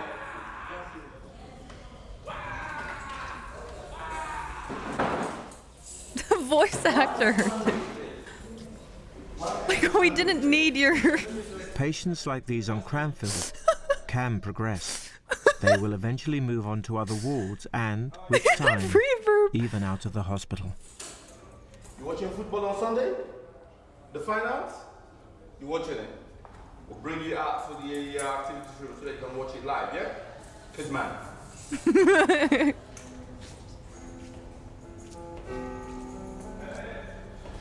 Every day there is love for you, and every day we can start anew. Okay. We've only got one chance in the world together. Make a dream come true. Hold on and treasure your love. Damn. I still can't get over that first guy right here. Oh my god. I need to look at this again. 12 patients on this ward. I've been here 5 years. Luckily, I never went to a higher pay. It's been to come here. So he drew all of this too then. I didn't even like realize that at first. I thought these were just pictures and posters. That is crazy. That is crazy.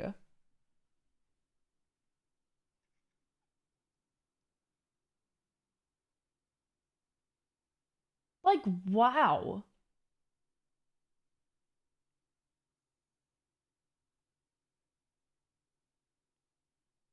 I don't know the Warhammer reference. I don't know anything about Warhammer. Yeah, it's not one. To be honest, it's been.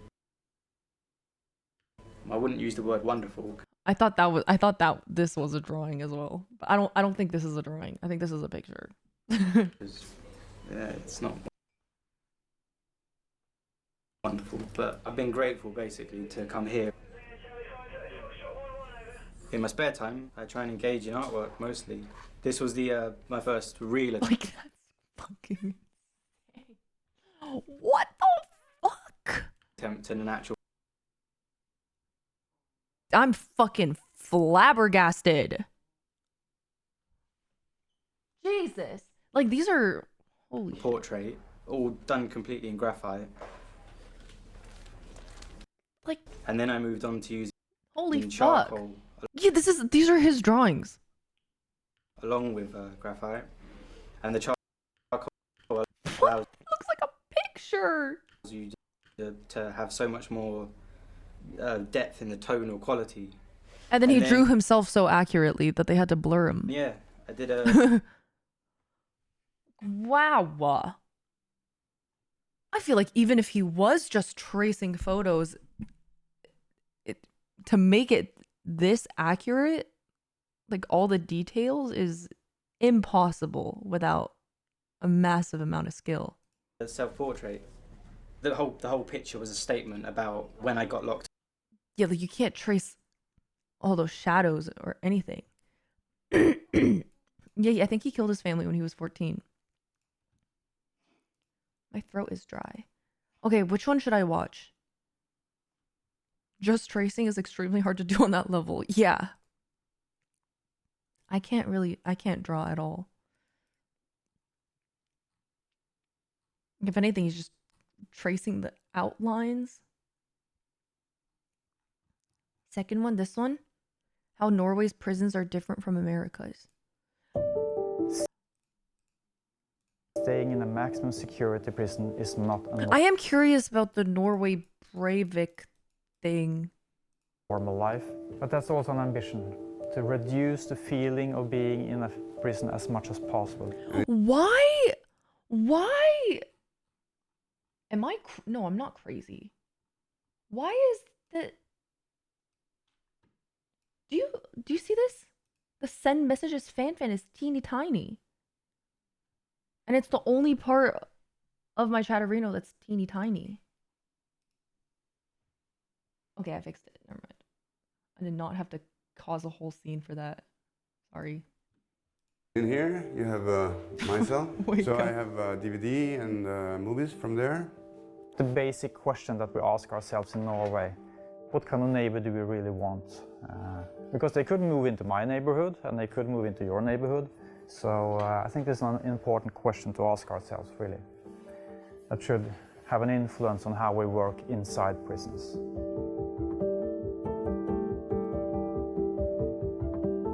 Oh, sorry. I was like, the U.S. has the world's largest incarcerated population with 655 out of every 100K people behind bars.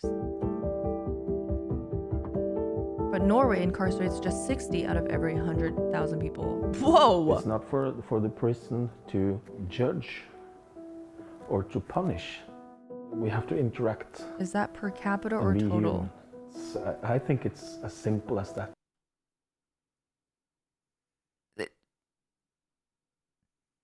Per 100,000 people. Right? Am I misunderstanding the question?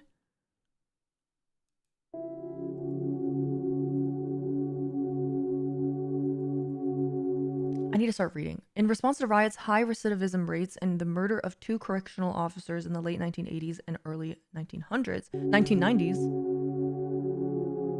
Norway began to re-examine and restructure its approach to corrections. Oh my god, this music is ringing in my head right The now. most important thing is how we treat people. I thought this was an ad. I would like you to remember the principle of normality, the focus that we have in Norway on humanity inside prisons, what we call dynamic security, and the emphasis that we put on reintegration into society. A group of activists, researchers, and corrections officials from America visited Norway in the fall of 2019. I would say the main goal of the trip is for inspiration to go bold back in the United States. The group toured two Norwegian facilities, Halden Prison and Ila Detention Let's talk a and little Security bit more Prison. about Halden then. How do we work and what are the unique things about us? Halden Prison opened in 2010 and was designed specifically with a Norwegian philosophy of incarceration in mind. Well, like, okay, did they say the low... Where's the part about the fucking...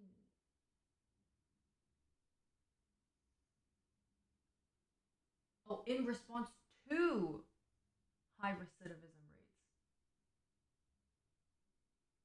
This was the response to high recidivism rates?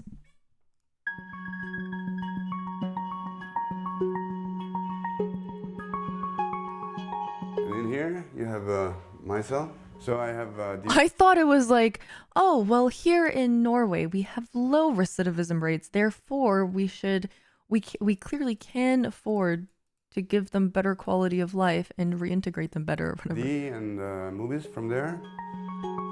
Here we have a real toilet with a shower and everything. Wait, this place is nicer than my And in here college you have, dorm room. Myself, so I have. Yeah, that is. Yeah, I understand. Like, instead of punishing them and leading to more like resentment and anger during their prison times. I think it's like giving them better lives and focusing on rehabilitation rather than punishment leads them to not want to commit crimes in the future. I mean, I feel like if I was in a bad place, seeing this would kind of make me more inclined to be incarcerated. They also get taught how to live in society after leaving prison, something that lacks in a lot of American prisons. Oh yeah, so many people are just unable to reintegrate into society after being in prison. A DVD and movies from there. Here we have a real toilet with a shower and everything. Wow. You know, you can see everybody have their key, so they can open or close. Norway's incarceration rate has been cut by nearly a third. Crime has not increased in Norway. It has only No. They didn't say it increased. If that's what you're talking about.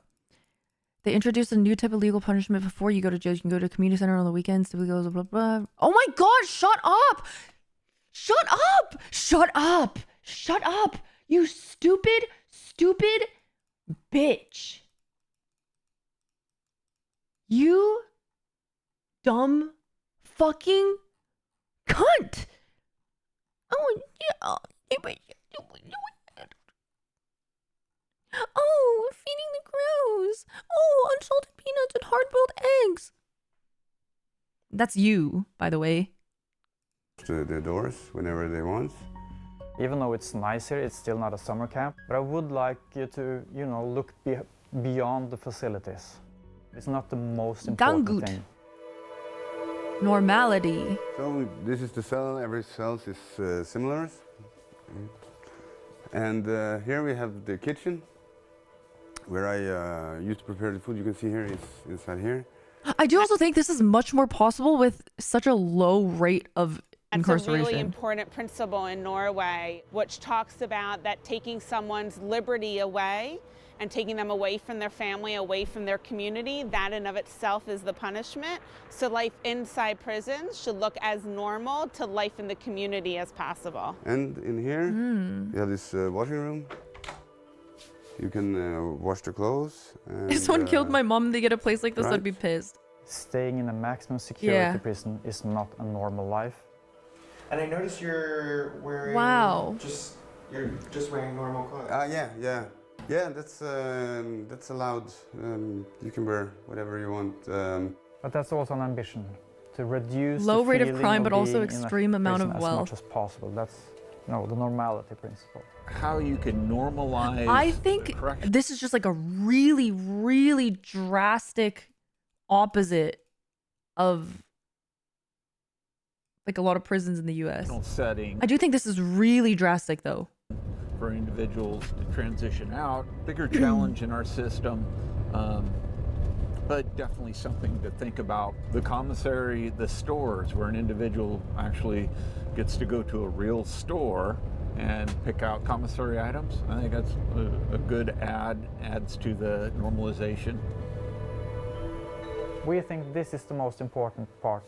Dynamic security sounds like a very fancy thing, but it's really just having a normal wouldn't work in America because then they couldn't exploit prisoners for between the labor. officers, or all staff really, and the inmates.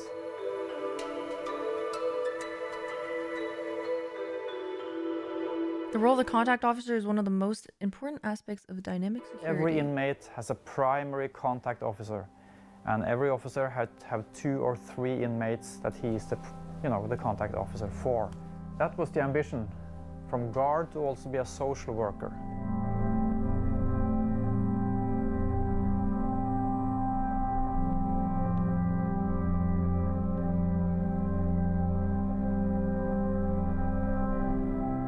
What am I reading?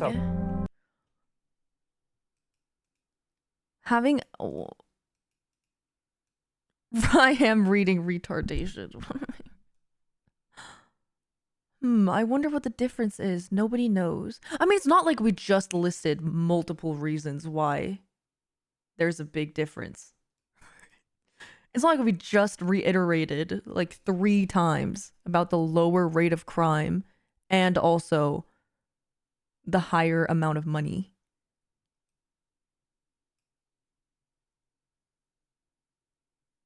Yes, man, having a singular culture meaning it's easier to handle.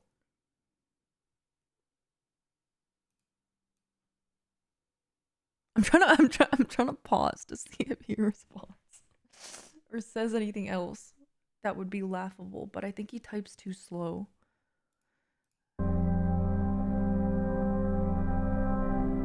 The main subjects at the academy: ethics, psychology, communication technique, criminology, law, human rights. Of course, they do learn self-defense. They do learn extraction techniques. They do learn to work as a team. But that's not, that's not the major components. It's about how do you treat people respectfully. My family always think that I just play games, because that's why I like very much to play games. So I often play cards and stuff with inmates. I know in some states it's forbidden and will have consequences for you if you interact with inmates as a staff member. Quite the opposite here. We expect. Who is it, Javen? And demand. Is it Bronson? An interaction between staff and inmates. It's kind of friendship with someone, and to see. Is the it progress this way in and see all the changes, Scandinavian prisons or just Norway? The contact officer is, for example, sitting down with you and making you a future plan. So what for steps by steps to become a free man. Cool. Yeah. So the officers need to know everything about the system and give advice. That's nice. To the inmates about the future, what steps should they take. Norway has one of the lowest recidivism rates in the world. Photos of my daughter, big love of my life. I've been here for 1.5 years, but I was transferred from a prison in Brazil. You can compare that to come from hell to heaven. So it's... Yeah, someone mentioned earlier that a lot of US prisons are privately owned. So does that mean that they kind of have an incentive to have people recidivize? I don't know if it's a verb, right? Okay, so if it's for profit, then it's like they don't really care if they help or not. They don't care if they get out and commit crimes again, because then they get to come back and the prison gets to make more money off of them. Big difference. Supposedly, I think. The guards, first of all. In Brazil, the guards are... That's more... not very nice. You feel bad and weakness, the more they feel good. That's here you definitely have the guards, not ideal. They was very kind to me when I came. They are still very kind. We can speak, they treat me as a human being. In Brazil, you get treated like an animal. I've been working here since the opening in 2010. You know how all hotels want all their rooms rented? It's like before that also. It's not for the prison to. I get that comparison. Judge or to punish, because the police catch the guy, goes to the court, and it gets a sentence perhaps, and then it comes to prison with that. We have to interact and be human. I think it's as simple as that. It really is, because we can create walls between us, but that doesn't help anything. We have to communicate. We have to interact. Look at the prison they built in Mexico. Approaching people with respect and dignity, it's impossible to sit down the next day and talk about yes, the future, Rosie because Loldos was so have any cute. trust in you. So in order to work well with reintegration and future planning, etc., there has to be a foundation there of trust between the staff and the inmates. Lucrative contracts, they rent out prisoners for labor. Prisons in the United States as well, and somehow I don't have the same kind of feeling of relief of getting out of an oppressive environment that I that I've experienced coming out of those prisons. I think that says something about how different the environment is e-girl here. knows. I think I have big opportunities here to prepare myself for the life after. Nose blush. I just so spat all there over. is still hope. There is still opportunities, you know, to get a good life after getting out. So, This guy got the fit. Yeah. What's that supposed to mean? Okay, let me search up Mexico prison. I spelt it wrong.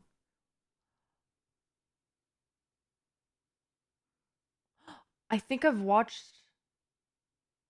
Holy fucking shit! What you see behind me is the world's strictest and largest Have I watched this video before? prison. This mega prison has a capacity of Oh my god, thank you, Krillo. I think I've watched this video before.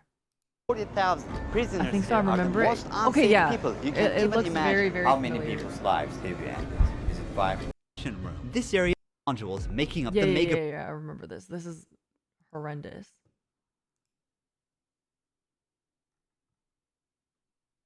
This is a different one. This is An Mexico one. unfathomable world. A world we know exists, but nobody wants to know getting out of it. Drugs, weapons, and even cigarettes are all banned from La Mesa. At 7, the guards start to get ready for duty. Their job, to keep the prisoners wind up here. Flores' goal is to determine what the I'll mood skip is through this like one just here. to Are the inmates acting up at the moment? Are there any gangs forming inside the cells? And the bare essential. Inmates have few Oh my belongings. god! For committing crimes like theft, mugging, possession of a weapon, and drug trafficking, each cell in Block 1 at La Mesa holds an average of 8 to 10 criminals. They share an area of just 4 by 4.5 That's insane. meters. Inmates have few belongings, mainly a few pieces of clothing, towels, and small souvenirs from the world outside, all stripped back to the bare essentials. My toxic trait is that I think I can change them. Well, you probably could. I don't think everyone here did. Like, definitely did something crazy. You probably could change a lot of the people here. I think some of them. He said some people in here got in here for theft.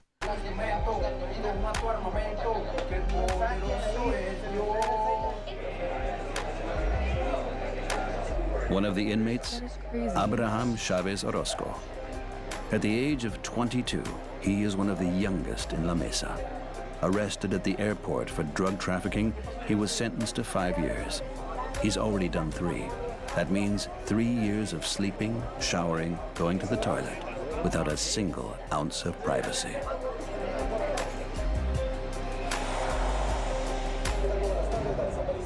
Why can't you be compassionate to these people? Everything's dirty.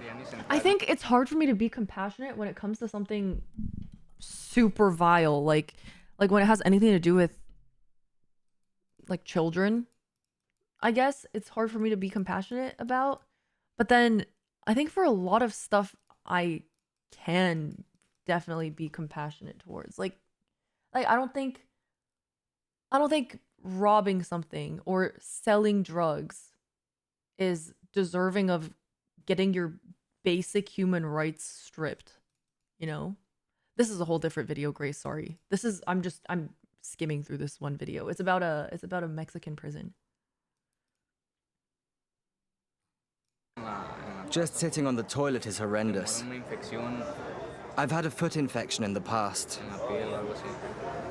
Yes, this too. Someone could go in for robbery and then they end up in a gang and they get out and then their life is just even worsened.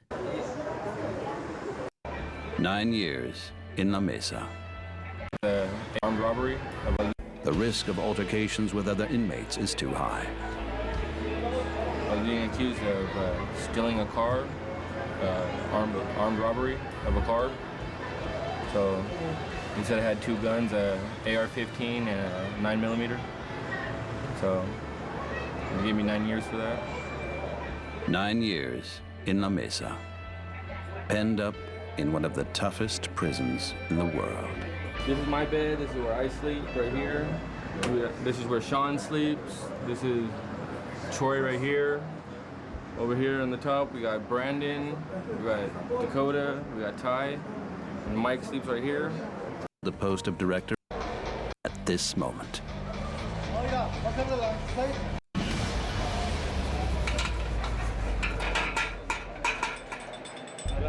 The routine is always the same.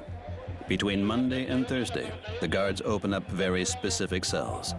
What on is a this? certain What is floor it with of a specific fentanyl? building. Hold on, I just lost the fucking. Ugh. I have to find it. Where'd it go? I was gonna say, what is it with fentanyl and people crashing out over fentanyl? I'm 6 years in recovery.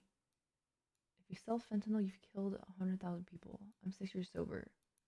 Okay, no. It's not just you, Steve. It's not just you. There's been like anytime fentanyl is brought up, not just you, the past like maybe 3 times that fentanyl has been brought up in this chat in particular, there's been one person that's just been crazy crashing out over fentanyl. But no, not like, oh, fentanyl is bad, but like there was one guy who was crashing out because he was like, fuck, what did he say about it? He was like, he was saying, he was like, you can overdose from fentanyl from touching it. There was a cop who touched it and he overdosed. It's true. If you touch pure fentanyl, you can overdose on it. And then it was just like a huge, like it was such a big discussion that it was happening for like 15 minutes in chat and people were just joining in on the thread. Anyway. I just think it's funny. And then he was calling like people who were saying it's not true. You cannot overdose. I mean, no, we did research because I didn't know the answer. I saw him say it the first time. I was like, oh shit, you can overdose from touching it? That's crazy. And then I saw people saying that it's propaganda. And so I was like, I have to search it up. And I searched it up and you cannot overdose from touching fentanyl. And that is a scientific fact, according to my small amount of research. And that whole myth was propagated by a cop who supposedly OD'd from touching fentanyl. But what actually probably happened was the cop went in evidence and like, I don't know what you do with fentanyl. Smoke it, eat it, take it. You probably just did that and then OD'd. Yep. Smoke it, eat it, sniff it, pop it. I don't even know what pop. Oh, pop is butt. I don't know how it works. But yeah, anyway, he was everyone who was saying no, you cannot OD from touching fentanyl. He was like, "What are you guys? The what did he call us? The fentanyl defense something? Oh, what are you guys? The fentanyl defense force? Oh my god, Woody's here. Woody, I haven't had a mod type in so long. And I was like, I'm sorry, because I'm joining the fentanyl defense force because I don't think you can OD from touching it. I've been here all day. Okay, I saw you earlier, but then at one point I was looking at my segregated chat and I was like, where are my moderator messages? And I was scrolling and I'm like, hello. And then, well, Jimmy's a cosmetic mod. And I was like, where the fuck are my mods? And then I was waiting for you to say, hey, babe, I'm right here, sweetie. Don't worry. Daddy's watching. And I said sleeping and you ignored me. Oh, you did? I must have missed that while I was scrolling up to 4 hours ago. The same cells at the same time every week. And only one at a time. The next group cannot be released. But no, don't worry. Fanfan. To whoever, I forgot the name. I'll find it if I scroll up. To whoever is 6 years sober from fentanyl, great work. But don't worry, Steve. We're not unknowing of how dangerous fentanyl is. We have had discussions. We do know fentanyl kills. Until all of the inmates are in the stairway. Very proud of you for being is how sober. the guards keep the upper Verve, thank you hand. for the 2 months.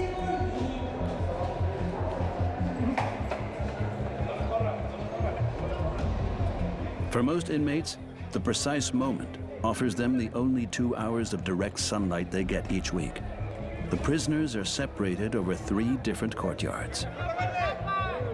Thanks to all these measures, inmates can only ever come into contact with just a few dozen others. You're saying they don't deserve punishment for drug dealing? I did not say they don't deserve punishment for drug dealing. Hello? That is not what I said. Watch the VOD. That's not what I said at all. I said they don't deserve to get their human rights, their basic human rights stripped. Word for word, that is what I said. I'm saying 8 people in 1 cell is bad. Regardless of how long they may have been in there. This is how La Mesa's director, Acevedo, keeps the risk of illegal trading, fights, and They weapon do though, or drug no? Well, I don't agree. I mean, maybe we can just disagree, but I don't agree with putting people who committed crimes in places like this, where once they get out, they're just going to commit even worse crimes. In my opinion. Like this, being in a space like this, I think, my opinion, does not make them want to become better citizens when they get out. dealing to a minimum.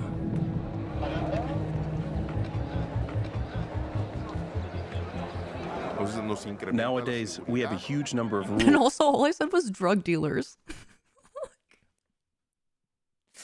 like, it's only 8 a.m. Like, come on. Fucking, can we chill? To increase security. They enable us to keep perfect control. Yeah, they integrate into These the rules gangs. didn't exist in the past. We had a lot more yard time, but without the proper supervision. Back then, a different government was ruling Mexico, and we had a lot more problems with gang warfare.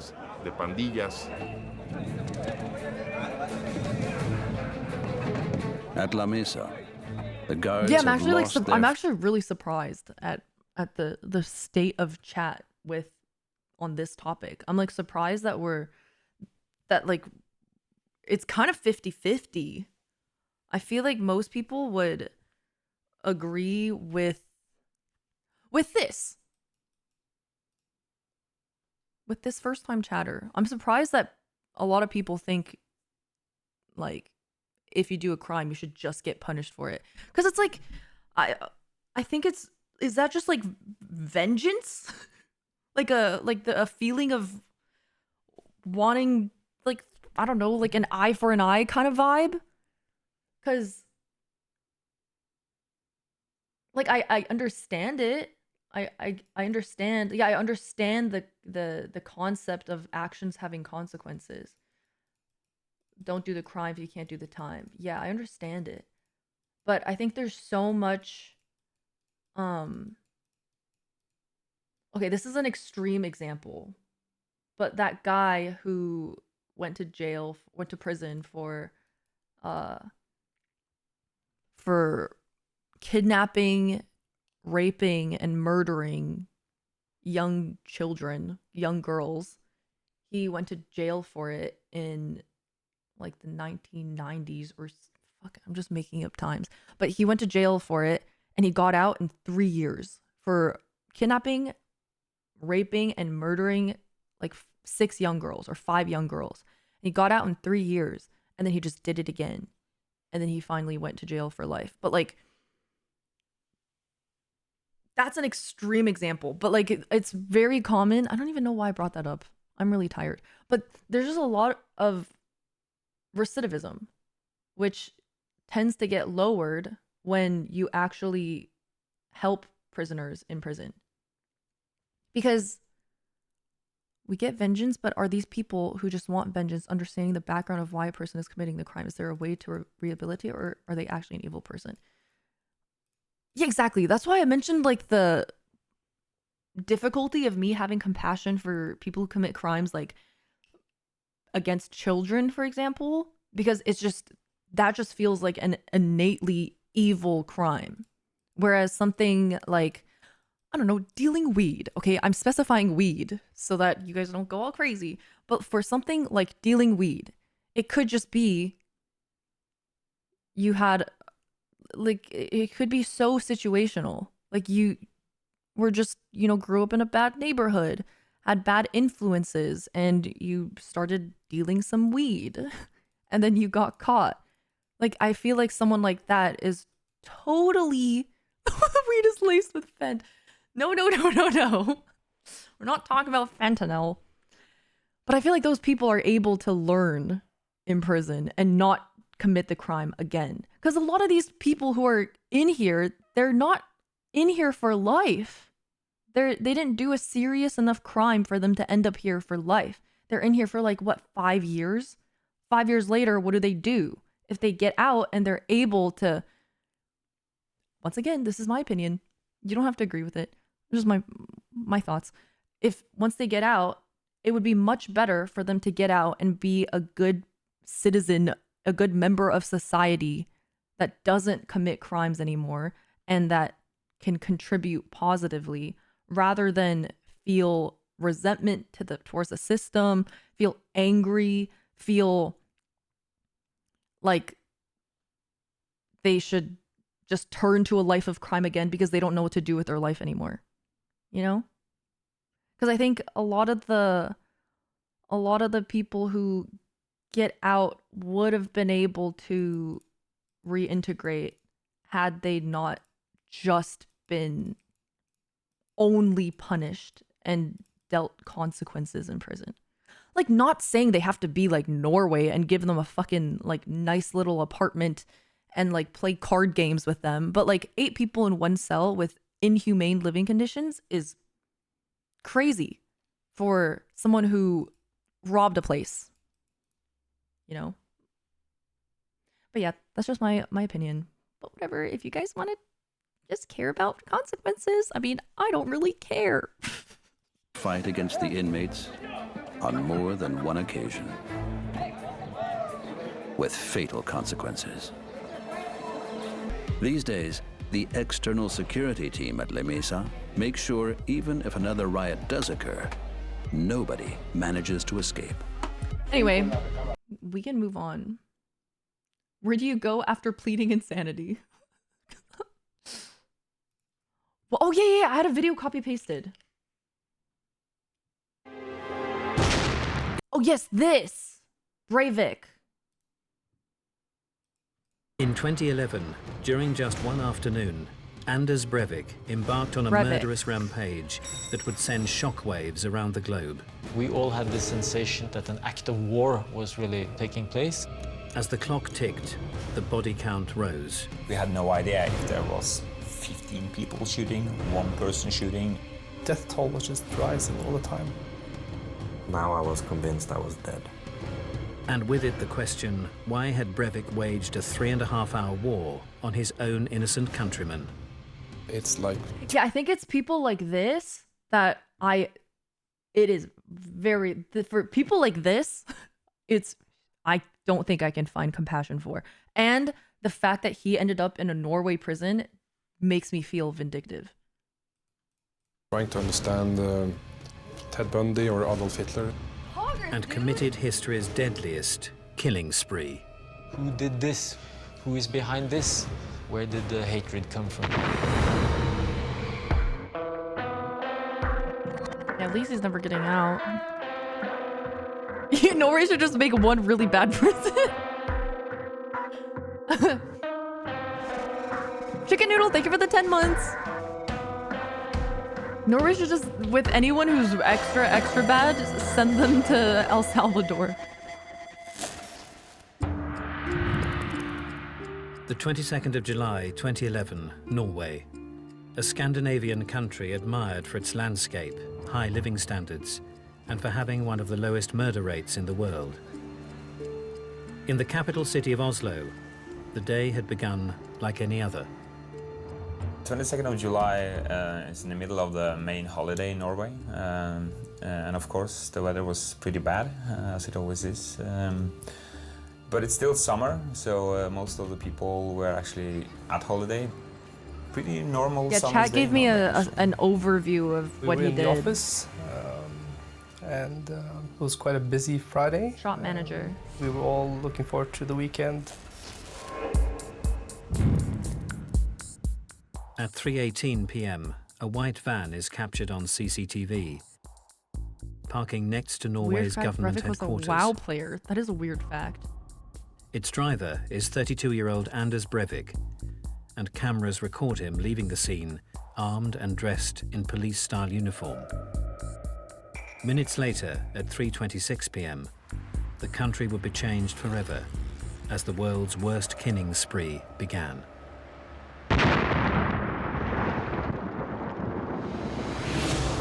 That's so scary. Og det var meldt om masse regn, og hørte jo da et voldsomt drønn. Jeg begynte å lure på om det kunne være tordenvær som hadde satt inn, men det var det ikke. Jeg hørte det var en veldig spesiell snert, et tungt drønn. Joachim Ringstad, a local shop owner, would feel the ferocity of the explosion firsthand. I remember just being in the office, and suddenly there was just like a pressure wave, big pressure wave that just kind of felt like it just blew through the whole building. There was debris and dust everywhere in the air. I thought the building would come down as well.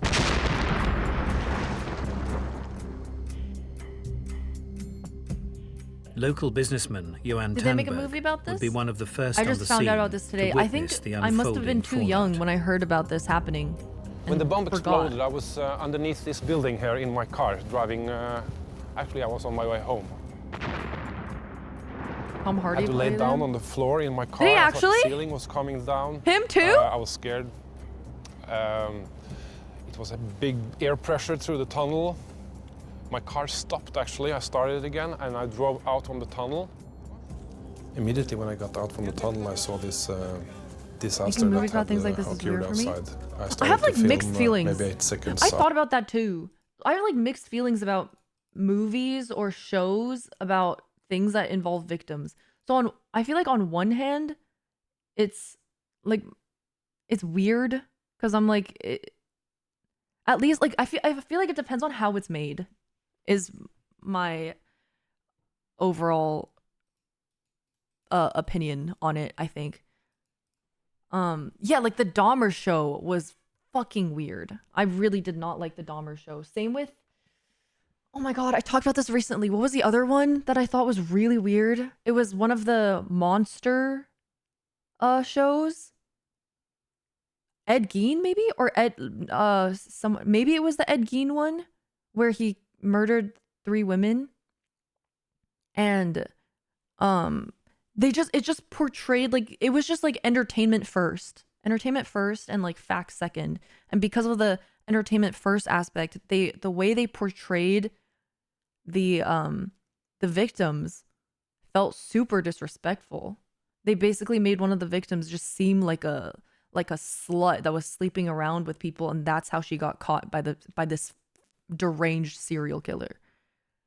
And I'm like, that's really weird. Whereas I think something like Mindhunter was a pretty good portrayal of, well, like that's different, but like I enjoyed Mindhunter. And it was always weird. I think it just depends on, at least my enjoyment of it depends on how it's made. After the blast or the bomb went off. I hate that they The canceled massive Mindhunter. I deadly loved blast, it. Killing 8, transformed Oslo from tranquil to terrifying. Yeah. Like documentary versus entertainment. Mindhunter is about these two. It's like a real story about two FBI people, FBI agents who went around interviewing serial killers to try and figure out how to profile serial killers. Building or an earthquake. Everybody around me just froze, like they didn't know what to do. Which was like a real story. And I just ran out to see what was going on. And then when I got to the door, the second I got out, I saw glass falling down from the sky, so I couldn't run out. I saw people on the street, people were laying on the street. I didn't even know there was a book. Very quiet, I can remember. It was totally silent. Only thing I can hear was the alarm inside the buildings, the fire alarms. Oh, I saw, that's next on my list. True Detective Season 1. With authorities beginning to arrive, the scale That's my next, of the task that's next on my facing them list. quickly became apparent. Jeg kom inn I området bare noen minutter etter I've heard eksplosjonen. from all sources that Var det it's peak fortsatt cinema. masse røyk I området, And not to støv watch the other fra season. eksplosjonen. Det var røyk fra flammer. Never watched FBI Files. Det var store ødeleggelser på stedet. Det var døde, hardt skadde. Trekk unna! Trekk unna! Someone interviews killers while they're in prison. That might be Mindhunter that you're thinking of. Up to 70, 80 kilometers away from this spot, people could hear the bomb went off. We could feel it. Oh, I loved even where I was 7. living. I've never seen the Zodiac, So I went outside, but I loved 7. And I looked toward the center of the town, and there was smoke coming up where our government buildings are. First thing I thought was Norway was under attack. Kom dere lengst mulig unna alle sammen, flere kvartaler. Her kan dere avse mer, og det kan sprenge mer. Det flere oppover? One building I went into, helped some people out. One building was so That's so damaged, scary. so I couldn't go into it. I was afraid it would fall down. Oh, I really liked Hannibal. Hannibal got cancelled too. I can't believe he went in there. It was vacation, it was summer, it was 3 o'clock in the afternoon. Most of the people were not at work, thank God. So most of the offices were empty. The doors, the walls, everything was smashed in, so you couldn't see that it has been an office. People were really scared in town for more bombs or for who did it. Never seen Manhunt Unabomber. The white van parked outside the government buildings had been packed with almost a ton of fertilizer-based explosives. Unabomber. Its detonation had I don't left like 8 dead and more than how 80 either of injured. them sound. We all had this sensation Yuna. of Yuna. an act of war was really taking place, and we were wondering, who did this? Who is behind this? Where did the hatred come from? Oh yeah, when chat told me about this, I didn't find out why.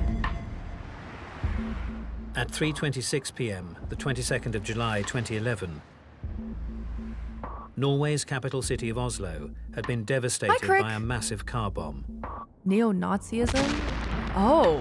It was a day that Anders Breivik had been preparing for months, and the bombing was merely the beginning of his killing spree.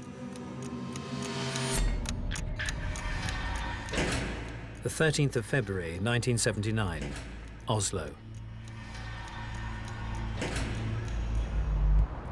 Was a political thing? Anders Breivik is born to a diplomat and a nurse. His childhood was marked by the divorce of his parents and worrying behavior that would draw the attention of the authorities at a very young age. He was under observation by a child psychiatrist when he was at the age of 3 or 4 years old. And they all gave him a quite serious diagnosis that he was already different psychiatric setup than normal That's really kids. young. At the age of 4, Breivik was assessed by psychologists because they became quite concerned about the home life his mother was bringing him up in. They thought that he'd been sexualized in some way and that his mother was projecting her own ideas onto him that weren't appropriate for a 4-year-old boy. The family unit would quickly begin to dissolve, leaving Anders in the care of his increasingly unstable mother and isolated from his father. I think Breivik's father is present mostly in the form of his absence. You know, he was not there for Breivik. Damn. He certainly Present didn't have in the much of a form of family absence. to live with. I would Holy say he was of a shit. neurotic background.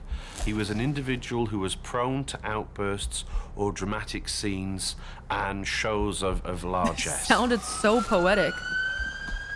You're present As the dust mostly began in the to form settle of in Oslo's absence. city centre, the Yeah, investigation had begun I did watch a video into who on could be the behind the atrocity. Unabomber. Vi fikk inn mange meldinger om bombelignende gjenstander. Det kom inn mange meldinger om eksplosjoner, og det kom mange meldinger om I give you mistenkelige extra personer points for that som måtte banger of a sjekkes ut. line. Silence is loud about type 9/11, shit. something like Yeah, that. I guess. It was like a disaster guess you're area right. because people were just walking around slowly. Like, they were like zombies in a sense.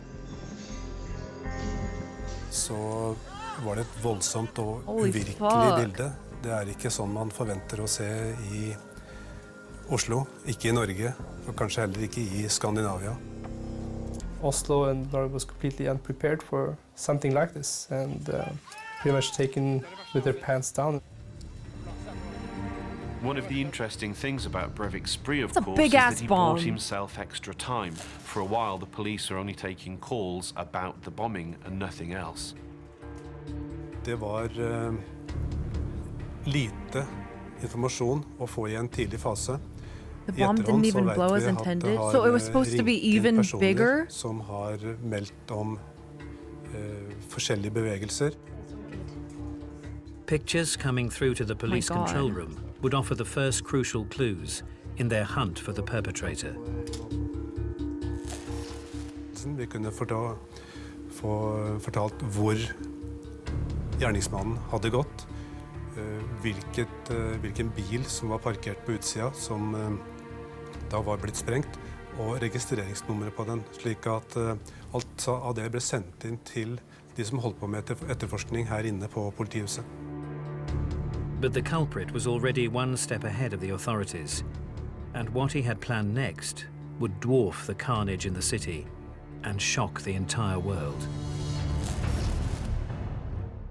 Breivik was driving out of town when his bomb exploded. I think he enjoyed the deception. He was absolutely relishing the artistry of what he was doing. He was driving for about 40 minutes until he came to the nearby lake of Tyrifjorden. He does look like Christian Bale. With confusion and tensions I was mounting thinking that across the too. country, Breivik would begin to execute the second stage of his plan. The island of Utoya was hosting a summer camp of young Labour Party activists, and Breivik was headed straight for them.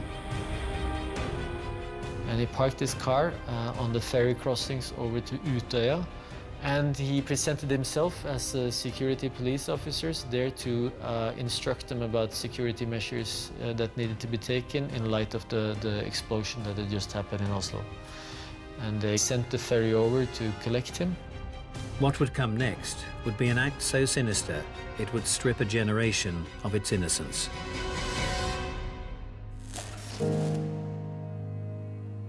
Located 50 minutes outside of Oslo, the picturesque island of Utoya is famed for its outstanding natural beauty. Utoya is actually like whole Norway just placed within a couple of 1,000 square feet. Playing host to the annual summer camp for the youth division of the Labour Party, Utoya seemed a perfectly formed paradise. From air, it looks like a heart just dropped into the ocean. Every year we've been So it's all using the island kids. for a big summer camp where we gather maybe 700 youth one Must be week so in traumatizing July. to survive something like that too. I cannot explain it in any other word than a perfect summer camp.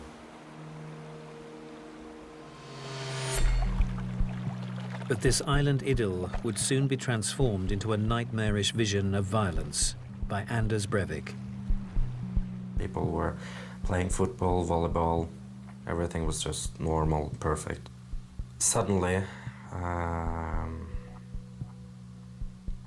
the one who was running the island, we called her Mother Utoya, comes in with a look on her face that I've never seen before on anyone, and she said, something has exploded in Oslo. Of course, we were shocked, but and we saw pictures, and it was like seeing scenes from a city in the war. It was like someone switched the light off and took the breath out of everybody's lungs. It was no joy anymore. A movie about it explores the lives of the walking up survivors. here, and my mother called That sounds me. interesting. She was worried something happened to me, and I said, no, nothing happened. That does also sound like a pretty I wasn't in Oslo, and honest recount. She should be just calm, because I'm probably at the safest place in Norway right now. Oh my God! No The one guy could who ferried him imagine that over the must man be behind the bombing in Oslo destroyed. had his sights set on the island of Utøya.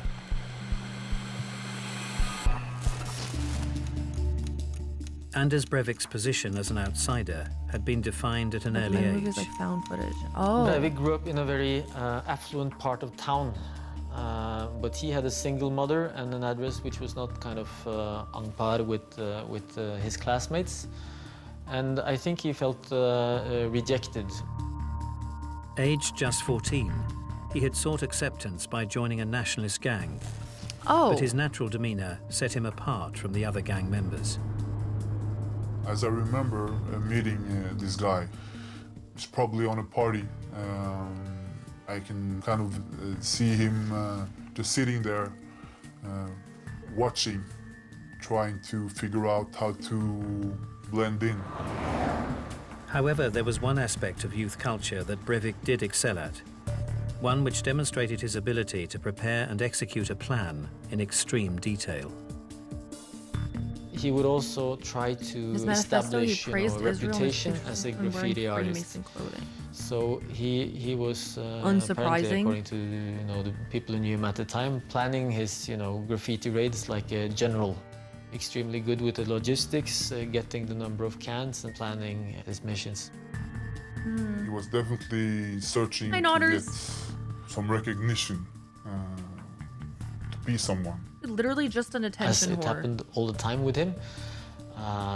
He worked very hard for recognition, but he ended up being rejected also by these people. Breivik has certainly made reference to being isolated when he was younger and in his teens, but he's also showed adept skills at belonging when he needed to. So although he postures himself as being the outsider's outsider, as a narcissist he's also very capable of working on the inside when he needs to. Such capabilities would prove crucial in carrying out the second stage of a killing spree that has already seen 8 dead. Noe senere så fikk vi melding om at gjerningsmannen kunne ha en politiuniform på seg. Yeah, even the at white han kunne ha supremacists didn't want him. skuddsikker hjelm, og at han hadde våpen I hånden. Yeah, his dad was At 5:17 his p.m. presence on was the in the 22nd form of of July absence. 2011, the ferry arrived at the Dad. island of Utøya.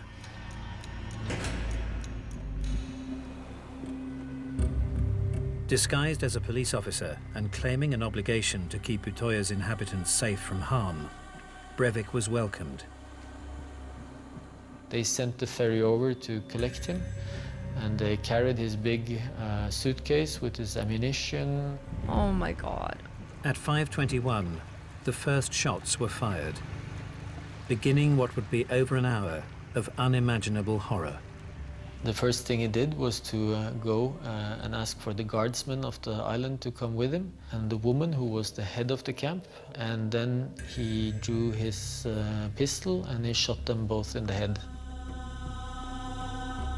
I could see people running and him shooting, and I could see 3 people fall just right here. Bro, they brought him here! They brought him At here? 5:23, Anders Breivik approached the cafeteria, Oh my a building God. busy with youngsters. No, sorry. I meant they brought the survivor here. Sorry. They brought the survivor back here. At 5:23, Sorry. I'm also surprised that he agreed to go. Obviously, they didn't kidnap him and force him there. Sorry. Let me rephrase. The survivor's back here? Question mark? Is that a better exclamation of my surprise and shock? Anders Breivik approached the cafeteria, a building busy with youngsters. You get what I mean. I were in the cafeteria, and then I saw very many people that were running outside, and I called them because there were no reason to run like they were doing. And one of them told me that a guy were shooting them. And I both took it serious because he had a very stressed voice, but also I thought it was a joke. I thought maybe Shootings this like was this never an happens in act. Norway. The one time I did it was world this news. day has been already so absurd, it couldn't get any all the worse. time in America. Very scary. I ran outside of the building, and then there were already some people that were lying outside that were killed. And then that was the moment I understood that this was for real. As confusion spread amongst the campers, Breivik maintained a menacing calm. His singular purpose, the intention to kill. There was this girl approaching him 6 in the past 48 hours in the US. Looked like a policeman, and this man walked normally with a normal so speed terrifying. towards this girl, and this girl was just walking normally towards him. He pulls up his gun that he held in his hand down by his thighs. He points it up at this girl. She stops and slowly started working backwards. He continues with the same speed towards her. And a series of rounds goes off, and he shoots her down into the ground. There were around 500 young people gathered around the cafeteria and the campsite. It was like nothing, not even a single leaf or straw grass moved. Everything just stood completely still. And at the same time that girl hit the ground, it seemed like the ground just lifted itself up and started running away. And that was all the people running. At 5:31, Breivik began working his way through the campsite towards the woods.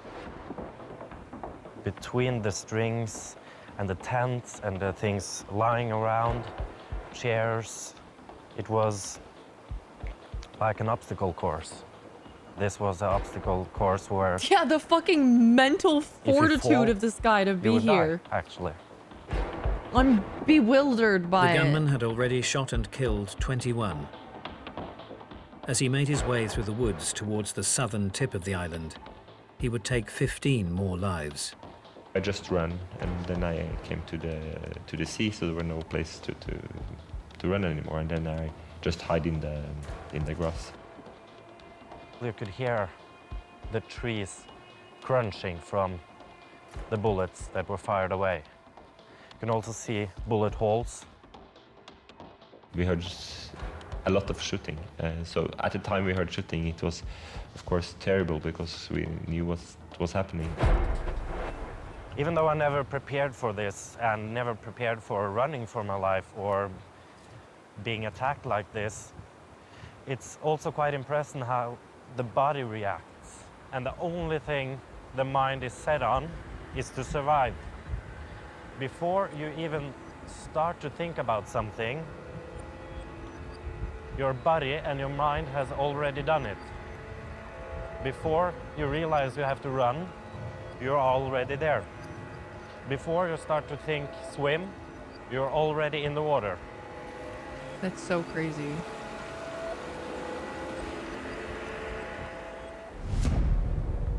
Rumors of the atrocities unfolding on Utøya began to circulate across Norway. Journalist I'm sorry for the interruption. I have to check something. Oh, dear Lord. Okay.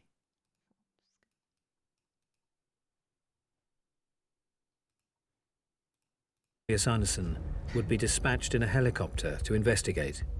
When we approached Utøya, the weather was really bad. It's raining from kind of all directions, and you have to go in pretty low, like as low as possible without breaking any laws. And I just told my pilot to start circling the island. I need an overview, I need overview pictures, I need to understand what's going on, because I had no idea. For many on the island, the only option was to swim for their lives. leaving my cell phone behind and my wallet in my pocket so I could be identified.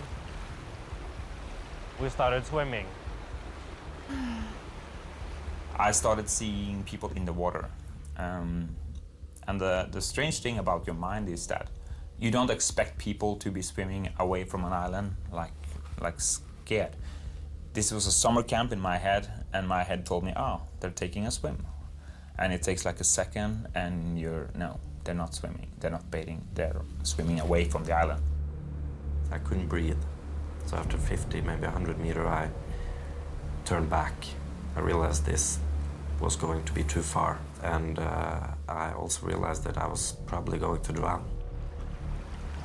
At that time we started to realize, but this is a process that goes over time because it doesn't really add up. Your head doesn't really want to believe it. You think, okay, it's reported shooting, it might be someone playing with fireworks on one side of the scale, and on the other side of the scale it might be a mass murderer, but that's highly unlikely. I remember water level was probably around my hip. I know, I'm getting stressed about thinking. Somewhere. I'm getting stressed from thinking about coughing. swimming in this situation too. There was no one around me, so I thought that there was, and suddenly the same man that I saw earlier comes out of the woods just right next to me, 8, maybe 10 meters away, and started screaming that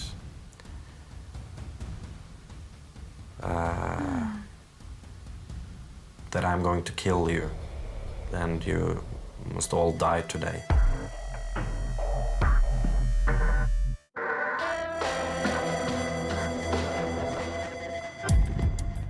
At 3:26 p.m. on the 22nd of July 2011, the Norwegian capital of Oslo was devastated by a massive car bomb. Oh my god, that scared the fuck out of me. 8 would die, and more than 80 would be injured.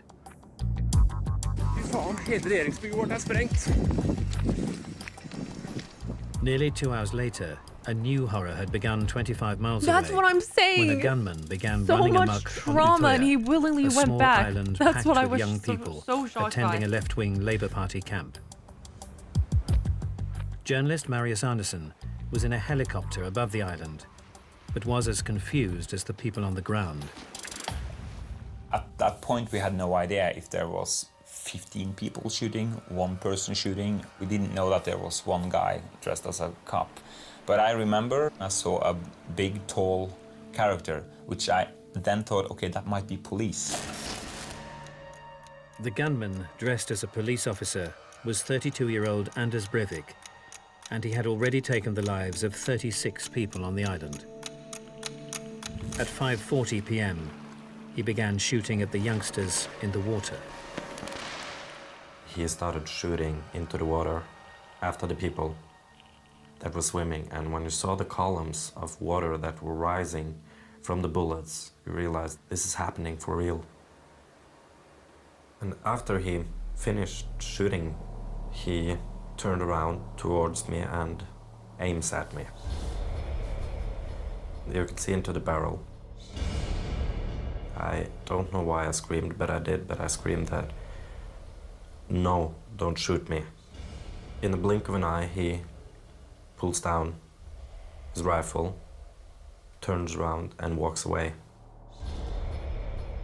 Later, Breivik would claim that he hadn't shot Adrian at that moment because he looked right-wing in appearance.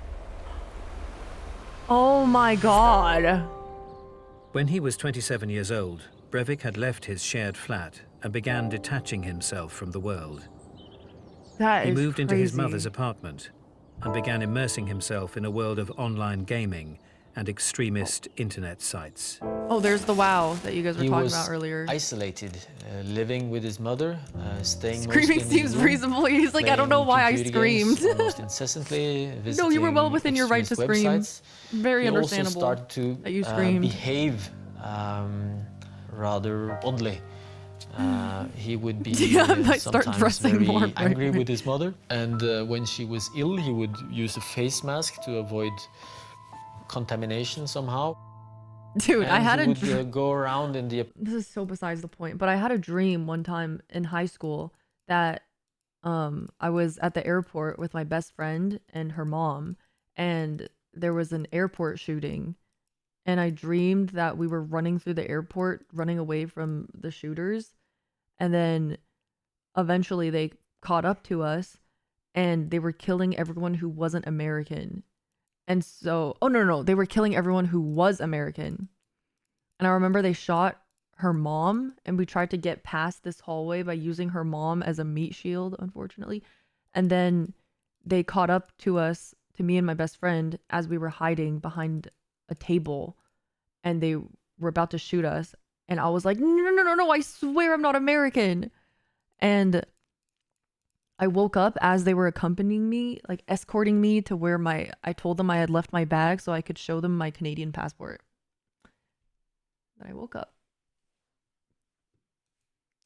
I don't know what that dream meant, but I remember it very clearly because I told it to my best friend, and she was like, "What the fuck do you mean you use my mom's dead body as a meat shield?" Apartment dressed up in some of these uniforms that he purchased. It was really props for this character he was building for himself. Friends would notice a change in the anti-Islamist, describing him as increasingly withdrawn and reclusive.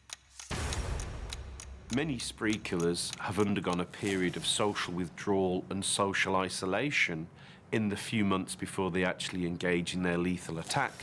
It could be that while Breivik was in his period of isolation, he began focusing more and more on his spree as the only solution, but it could also have been a very canny way for him to go off the grid. Years later, he would turn his violent video gaming into reality. 6:08 p.m., the 22nd Ginger, of July. this is crazy. Utoya I Island. must have forgotten about this too. Anders Breivik had already taken the lives of 49 people.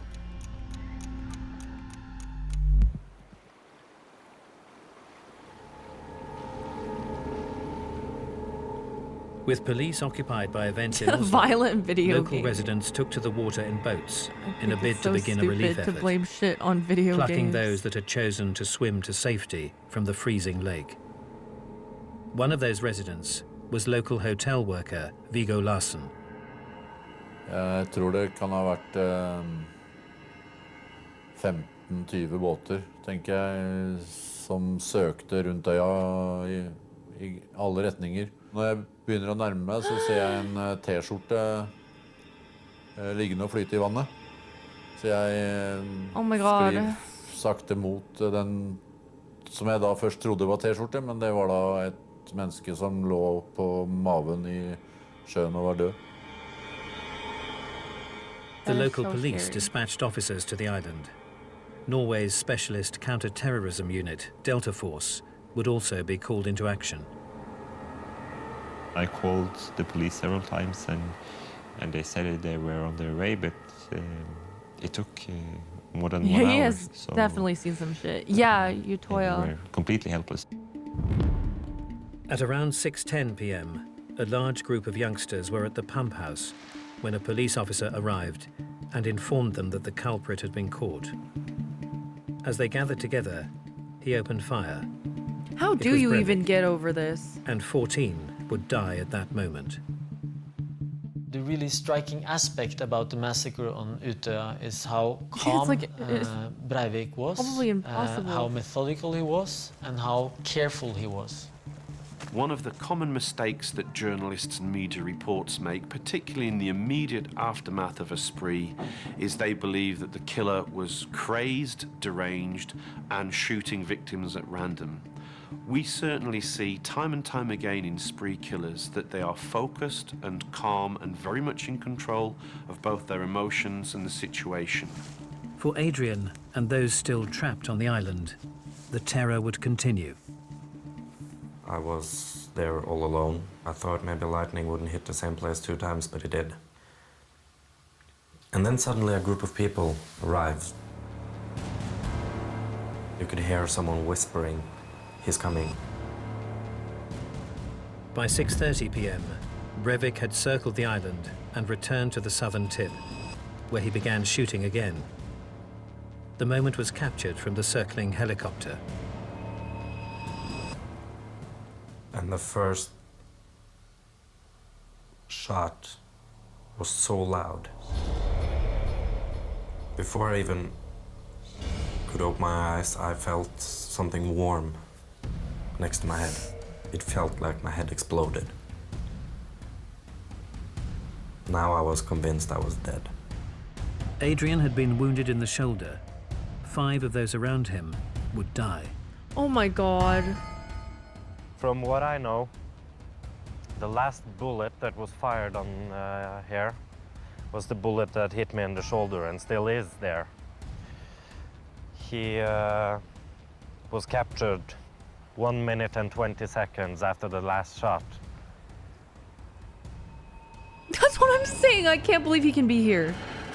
After an hour and 9 minutes of unchecked bloodshed, Delta Force would arrive on the shores of Utoya to face down Anders Breivik.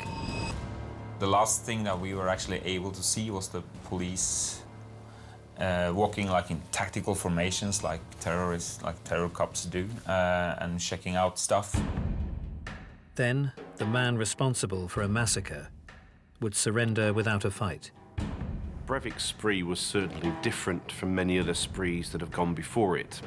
Predominantly, spree killers either kill themselves or they are killed by law enforcement. Clearly, Breivik wanted to be taken alive so he could give his ideological views a platform.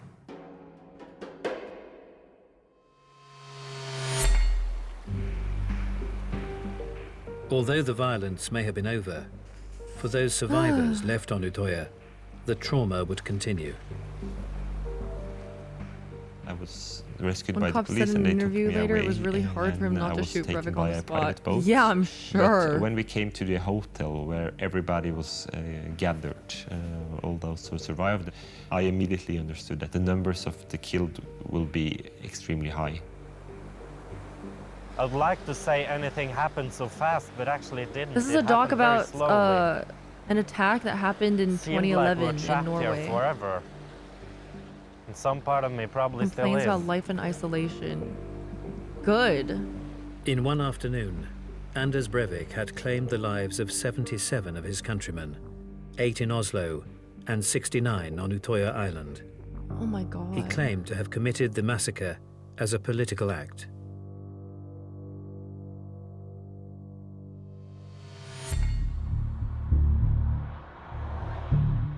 Several months A prior life to the sentence doesn't attacks, exist in Norway, but the he will reclusive probably never right-winger get let had out. moved from his mother's Oslo flat to an isolated farm 2 hours north. All the while, he kept a diary of his preparations. He complains about These his would poor form a prison significant conditions. part of a large He's 100% manifesto, isolated and only interacted with a few one prison that he guards every day, but intended never to other publish. inmates. He's allowed to own a bird and has a PlayStation 2, but he has been played a very unhappy with savvy not being game able to of get a taking dog lots / of cat and not having more media-friendly adult pictures games. of himself, posturing with guns, posturing in uniforms, looking very Aryan on some occasions, showing his blue eyes and his blonde hair. Fuck. He saw himself as being suitable for breeding, almost like a stud for future generations of the Aryan race. So he's clearly a very narcissistic individual Ew. who knows how to sell the image of what he was I trying never to pass understand. on. Sorry, I mean to yell. I never. Oh, okay. This isn't the only reason why I can't understand neo-Nazis. Just to make that clear. But like, I can't believe how cocky they are to think that they are the pinnacle, or like the what's the word? The blueprint of a perfect human being. Like, Individual who knows how to sell. So Like, he's clearly a look at very him. narcissistic. are you kidding me? Like, if you really believe in eugenics, you think this is what we want people to look like? Individual That is who knows how wild. to sell the image of what he was trying to pass on. Under the guise of becoming a vegetable farmer, Breivik would use his seclusion to his advantage, gathering ammunition and planning Saul his not attack. Goodman. This is when he researched It's not and a looks planned thing for them, and, is that they think got they're there with smarter. all of his equipment and started manufacturing his bomb. On the 21st of July 2011, the day before his killing spree, Breivik Usually most completed people a final think this look recce even in worse Oslo than him, city yeah. centre, before returning to the farm one last time. He's so smart, he's strolling in school and nobody liked him.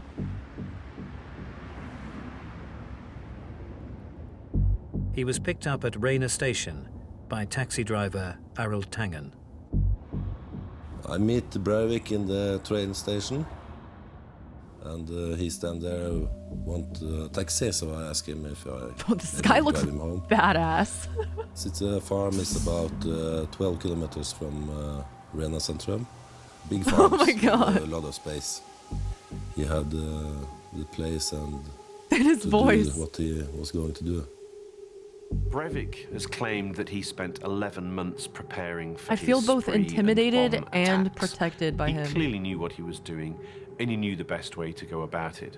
He could effectively disappear while he ordered the parts Looks like someone stockpiled John Wick would lose bomb-making to. equipment that he would need. After I drive him home, he went out of the car and he just stand in the middle of the courtyard. Yes. When I let him out, he was just standing there with his briefcase. I think, why don't you go in or do something? But he just stayed there. So I took my time just to see, but I've never been down to the farm before. He had no intention to go inside the house because he was in a hurry. Breivik would wait for the taxi to leave before driving back to Oslo. At 2:09 p.m., Breivik would make his motivations public, sending out his... If you want a real explanation to your question, there's something called the ego dissociation, where if you are bullied / made fun of, you build this ego of I am above them to make it hurt less inside. Interesting. That actually makes a lot of sense. 1,500 plus page manifesto to supposed sympathizers across just Europe. Actual classic. Just cope. over an hour later, his killing spree, the deadliest in world history, would begin. Yes, Mindhunter. Highly recommend. But what had driven Anders Breivik to commit such an unimaginable crime?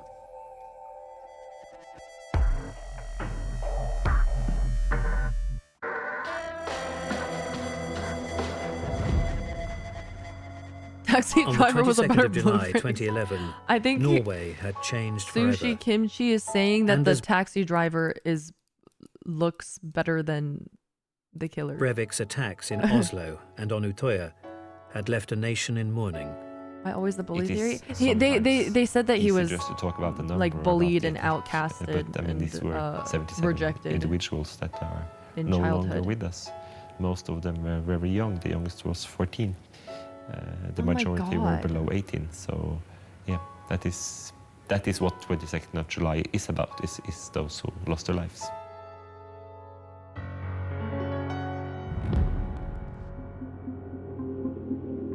One of my friends survived Utøya.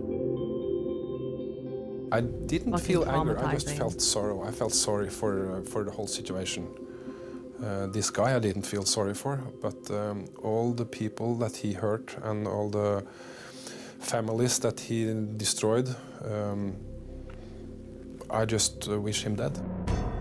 In court, Breivik would attempt to use his trial as a platform to promote his twisted ideology.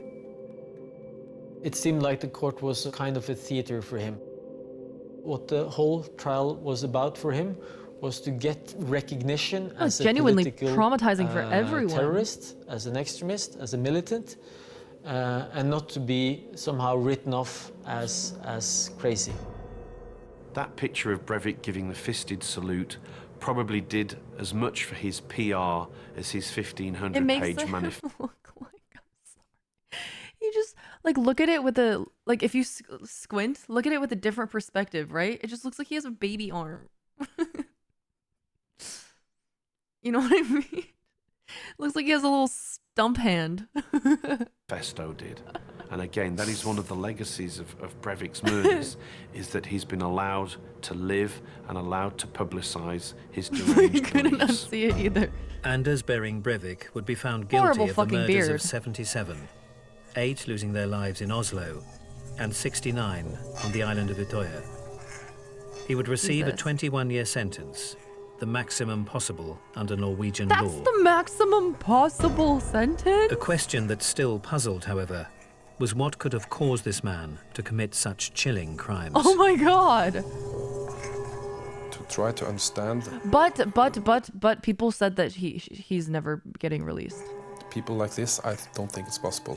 It's like... In Finland, it's 12 years. It's just like technically, right? Like technically. Ted Bundy or Adolf Hitler, it's impossible. Oh, okay, it can be extended. That's, okay, I guess, the question that most of us has been asking us. How can one person they do have this? unlimited How can 5-year you be able extensions? to do it as a human being? The core, the essence of the hatred of Breivik stems from... Every 5 years you can try to get out and they will say no, okay. Was somehow refined over the years. Breivik wasn't mentally ill, but there is evidence to suggest he was either a paranoid personality type or indeed he was more likely to be someone with a narcissistic personality disorder. If you think about, earlier. Could he have been stopped earlier? Is that the one time he was really within the system when somehow the Norwegian state authority recognized there was something wrong. It was at the time when he was really young, when he was 3 or 4 years old, but the system let him go. For Adrian Prekon, the court case had answered a disturbing question. It doesn't make any sense for me, and I don't know why I'm alive. How can I be this lucky?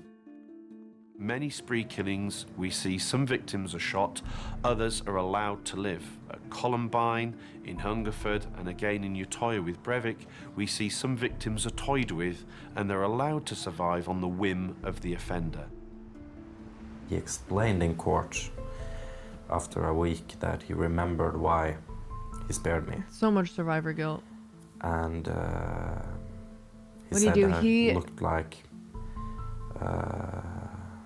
committed a mass one of his, murder. Like a right-wing extremist. I didn't look like a Marxist, and he thought that I should stay alive.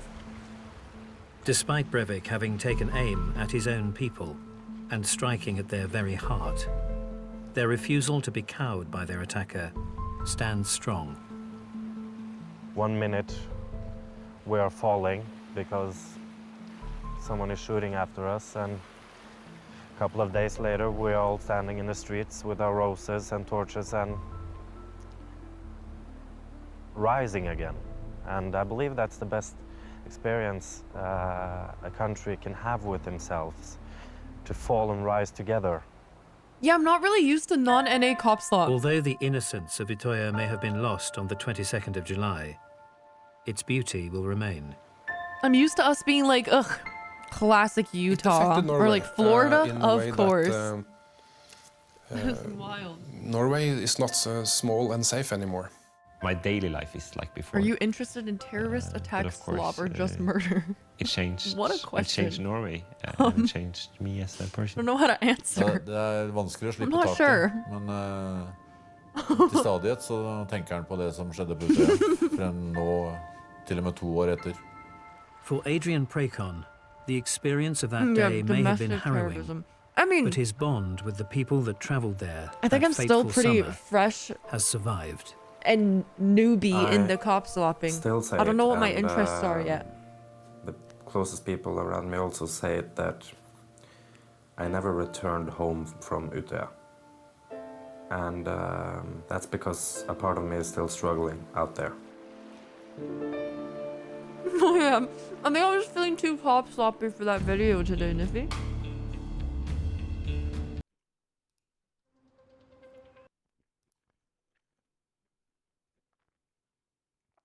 Oh my god, 21 hours ago! I'm getting sucked in by the title.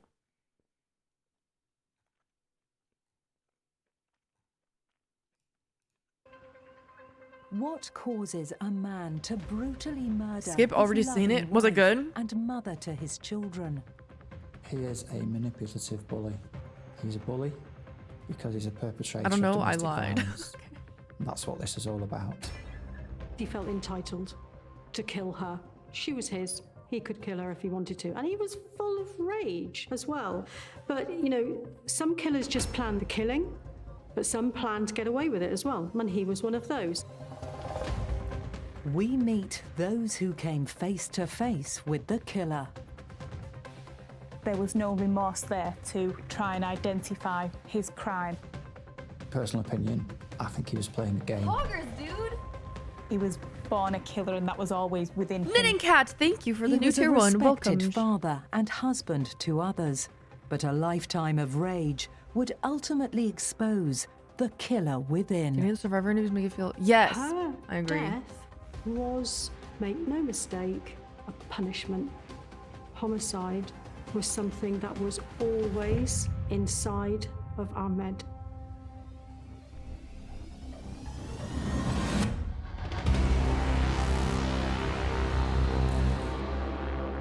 I kind of want to go back to Ibu.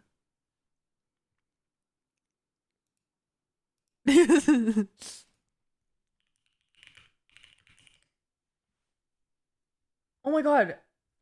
It's 9, 10, 11, 9, 11.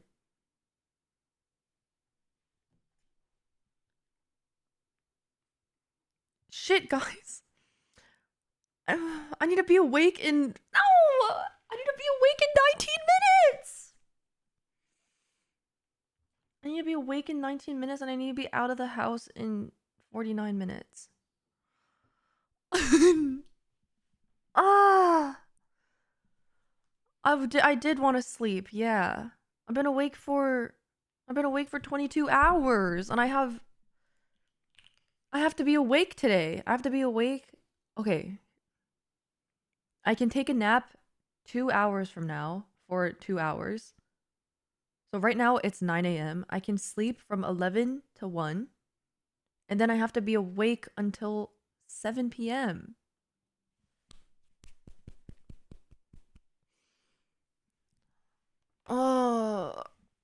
And then also 7 hours ago, I was literally going to tell this story 7 hours ago about the one time where I stayed up this long. Where I stayed up 24 hours before my lash appointment, and then I went and got my lashes done, and then my lash lady couldn't wake me up, and I woke up to her like shaking me because she was like, I've been trying to wake you up for like 15 minutes and I thought you were like dead but you were breathing. Did I tell that story? I thought I tried to tell that story 7 hours ago and then I didn't finish. For a second, I just panicked because I'm looking at my calendar right now and I thought I was showing my screen. Okay. So I have to leave. I have to get off in like 15 minutes. Let me see if there's a... I can't even watch anything. Should I just get off? I am kind of worried that if I get off right now, I'm gonna be like, I don't have to leave for 45 minutes. I can take a power nap and then sleep through everything. I think I do have to just stay awake until I leave. Go shower? I just showered like 10 hours ago. Wow, leave then if you don't wanna hang with us. Prob seeing someone else.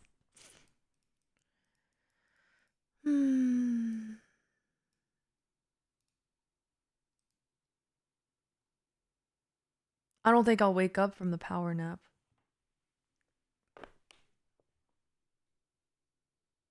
A short one? Okay, I'll watch it. Body cam watch. How officers investigate a shoplifter who's trying to make them laugh. What's going on? Yeah, power naps never work for me. I want to be the type that can benefit from power naps, but I'm not. Every box of chicken that we had, so we hadn't already. She didn't have any money to pay for any of it. Go get her. So if she can't pay for the soup, we'll like to press charges because she ate it all. You father. No, I haven't. I'll save this for tomorrow. Oh, hey guys, I'm leaving right now. After I paid for the food, of course. You gonna pay for the food? Yeah, but they won't charge my phone and only have Apple Pay because the other one's at 185 to solve it. You guys see this, remember? No. No? There's 1,000 of us. Oh, were you the ones at Colonial when I bad boy song? No. Okay, well, what I told them is that I was paying for this with Okay, I Apple sent Pay. it. I didn't know my phone was dead. And I have the money to pay for it. And they were like, I hate broke, badass white bitches. And they were harassing me. It's all over the surveillance. I promise you on God. I'm not a. Oh my God. Somebody, Niffy! you're saying you need your phone charged right now to pay. Is that what you're telling us? So if we charge your phone, you're going to pay? What kind of phone do you got? That's iPhone 14 Pro Max 256 17th edition Protege. You guys have a phone charger? Why do you always click his links? This is triple C for me, and then I'll trade you some soup for it. He, what's it called? He Pavloved me last Oh, I time. buy the charger and then they... No, you get no. I think they have a charger. We're going to loan you a charger temporarily Nice. to I charge your asked them if phone, they could hopefully. do that, and they said no. They said you're going to 33rd, bitch, and I was like, what? How do you know about Too 33rd? easy. Don't call me You in there? easy. She said, Yeah, "Yeah, what? catch me outside, bitch." And I You was calling me a like, whore? So, yeah. Can we use the charger back there? Taker? What does taker mean? I'm gonna pay for it. Taker? Yeah, take I hardly it. know her. No, I did not. We have to give her an opportunity to play. We got to try, otherwise that's not going to fly with the state attorney. We have to give her an opportunity. Shit all the time. That's why I got a class action lawsuit against them already. I have a feeling it's not going to end up working out, so but we got to try. Ah, pull up. Why is she taking my phone? Why is she How are you supposed to charge I it? don't want her to. She said there's no way to charge it. I want her. I don't want her DNA on my phone. What am I gonna do if I have her DNA on my phone and she steals the phone from me and I walk out right now and she goes 33rd for life? Prison for life. Man, you said that you want to get your phone charged so you can pay for the Yeah, stuff but you just ate. She lied to you on camera, on your accent, and said there's no charges. Then she said there is. It's called. Do you have an ID or driver's license on you so we can know who we're talking to? 185 George Casalvia way, and I never got it back. Okay. Yeah. I wish there were subtitles. He's rapping over here. The chips do? Was he trying to open them? She opened every single one of these? She put her Wait, hand what? in every Oh, single she one opened- of these boxes. Well, I mean, like- No, that she opened them. Oh. All these open? Some of them are not. I'll tell you what, the ones that are not open, we'll just get rid of them. The ones that she has opened and touched something, we'll just get charged for those. What's your first name? I'm a YouTuber and it's What's your first name? DY Nasty. DY Nasty. How many more things of soup? That's her first name? How many DY things of soup Nasty? total? I think it's gonna be like 8 things of soup. What's your date of birth, Dynasty Robertson? It's 2/1946. DY Nasty. Man, just confirm, we do have the money on your account. Oh, Dynasty. Okay. But I can't see it right What the fuck? DY Nasty is just Dynasty. That reminds me of like people doing crossword puzzles and like filling in the crossword, and then it'll be like a wow, I can't think of a single word now. But it'll be like a word like heathen, and they'll read it and they'll be like, what the fuck is a heat hen? Heat hen? Like stuff like that. But now I can't think of any other. Oh yeah, con science. What is con science? now until the charge comes up. Okay, See it how much looks, is it? hold on, it looks like it's probably gonna be Yes. over $100. Oh, over $100. Yeah. That's perfect. Okay, as long as you got $100, that's fine. Yeah, but they were acting like it was gonna be $500,000. Like No, I don't think the bills generally go up that high in the store. Yeah, the rapist. They did not for me charge until you got here. Roberson, Roberson. That's correct. Where are you from? I'm from the kingdom. What state is that? Guyana. Guyana. How long have you been in the United States? I can be deported at any time, so I've only been here for about 2 weeks. You've been in the United States for 2 weeks from Guyana. I'll take a pen correct. as mightier. You don't have an accent. That's interesting. Wow, isn't that how it is for when? Too? Usually that's not how Am I it having a goes. stroke? What does that mean? No, but I know Guyanese people. Oh, you know Guyanese people, but you have not been to Guyana. I have not been to Guyana. That's rich. Just like you. Penis land. See, they always do this. That's why I'm trespassed off like 90% of Orlando. A Because they lamp. always think that I'm not your neighbor stuff. Penn Do I look Island. like a broke bitch to you? Like, Penis you know what I land. mean? Oh, Penn Island, penis So what year land. did you say you were born? I get it. How much would you like to pause, rewind, and then play again? Because this is Harvey, thank you for the 21 months at tier 3. So you said 1946, I believe. Yeah, Thank you. So, because I don't think that's accurate. Wait, 'cause that would put you at, like, 1946? 70 years Yeah, old. wait a second. That's why you got, okay. Okay, are you 77 years 77, old? actually. That's why I have silver hair, see? You think a 21-year-old would have silver hair like this is natural. Oh, you look great for your age. Oh, thank you so much. Holding a vape. The whole counter was filled with supas. She was just ladling it out. Yeah. And she kept going. I'm like, well, at this point, we have to say something to her because we can't keep letting her fill it up. So then when she asked her, she said that she was feeding the homeless with a $25 check and she got me on the spot. So and I'm like, ma'am, if you're paying on the check, I can't take a check for that amount. She was like, I never said that. I'm paying with cash. I don't know why, but I have a feeling Apple Pay is not going to work. That's just my professional opinion. How is she even gonna carry all that? And she just started, oh, if I touched it, you can't sell it. And just open every box. So the other boxes we was bringing. So, okay, so she can assume to have something out of each one of these boxes, though, correct? Okay. Yes, they are. Is it turned on? There we go. All right. We got just enough juice. Let's pull up this Apple Pay. What happened? It came up? Yeah. I told you I have Apple Pay. Well, no, Let me have it rung up. thing charged up. Come on, let's go. Let's back up here. We're going to pay. Okay. If you want to go to one of these fine individuals, and I'm pretty sure they can ring you out. It won't even get you the food since you technically paid for it now. So you get Okay. Oh. Sorry about that. Oh.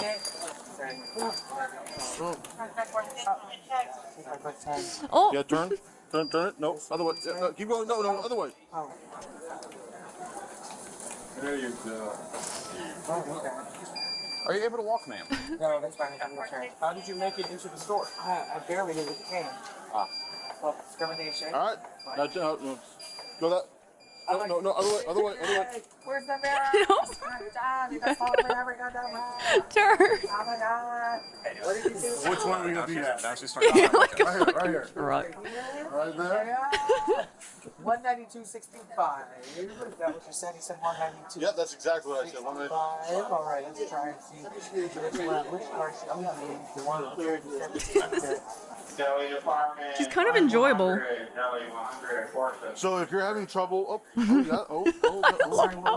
cops keep going. Please wait. Oh. Oh my goodness. Let's try another one. Don't worry. Don't worry. If you Oh, want to use the dear. combination, that's also allowed. Is it okay if I phone a friend real quick? My banker to send me to Zelle. Is that okay? What you got to do? All right, I like that. Here, we can also add. Send a request. I'm going to go get my phone. Don't worry. Yeah, if it goes another direction, just let me know. Yeah, $192 is a lot for chips and soup. Statement? Joe Darn and Bill sketch. That's how you're going to see too. Joe Darn. Next person in line. It was a lot of soup.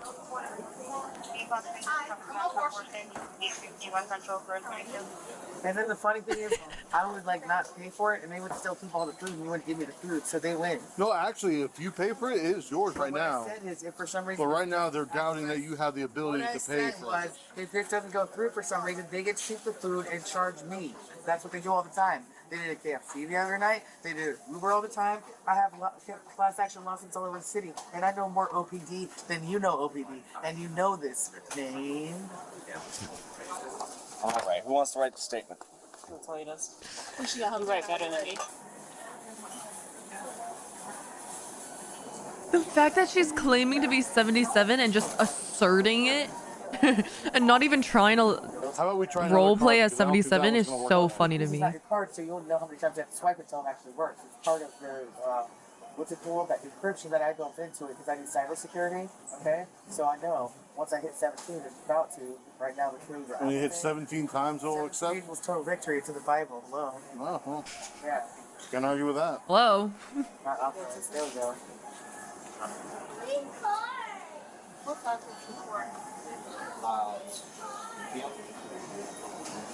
Oh, approved. Oh, she's used her physical card. Wow. How about that? Oh, so that took $50 off? Oh, yeah. All right. Well, now we can get another 142. We'll try the Apple Quick Pay again maths. now that it's less. Maybe the Apple Pay will take a little more. I think that card's going to be depleted, so we can try another card. No, people are live right now, so they're live adding stuff to my Cash App. That's why it's going to say not authorized when I hit 17, since they're watching me live and on your Axons, because you guys are partners too, obviously.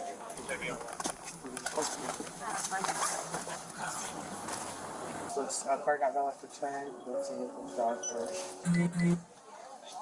She's got so many cards. Here. No, you cannot hold on to this thing. Where are they the? Alright, that one doesn't work. Yeah, so bizarre. Wait, where is this happening again? We had one card with $50. What state? And we had another card for $4. Is that Florida? We're getting there. The Medicaid card?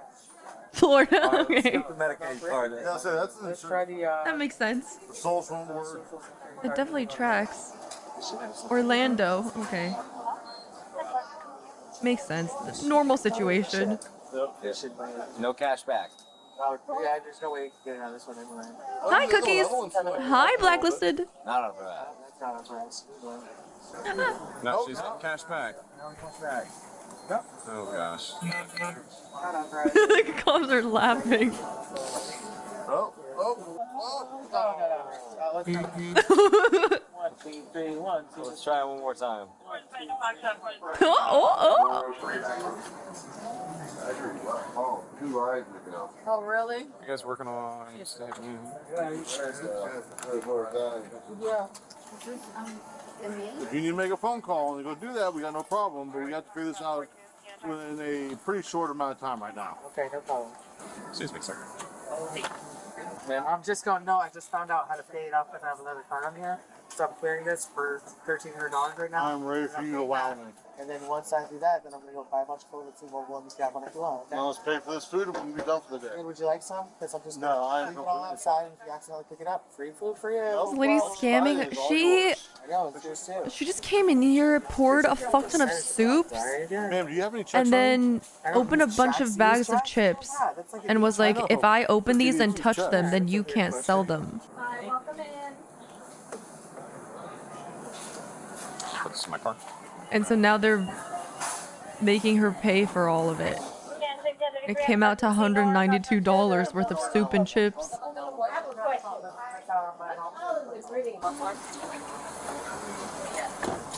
I don't know what her plan was.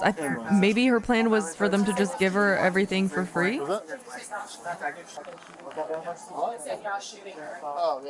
Oh yeah, I do have to mention it's in Florida. I guess we'll get a miss. Oh yeah, and chicken. All right. That'll be enough. How would we satisfy this now? I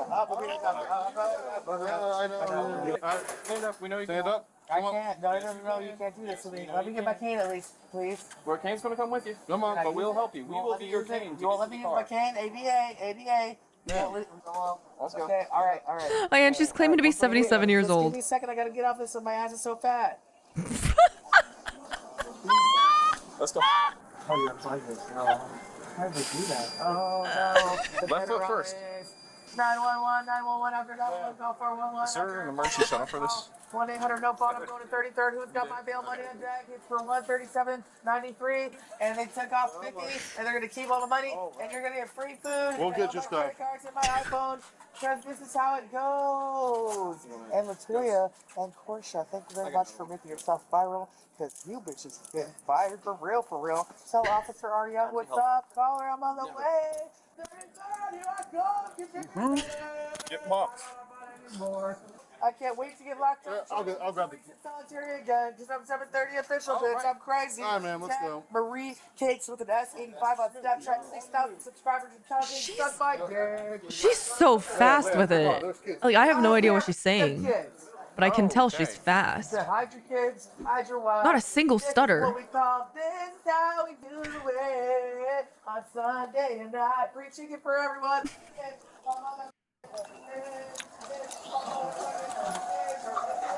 I've never played so many voice lines.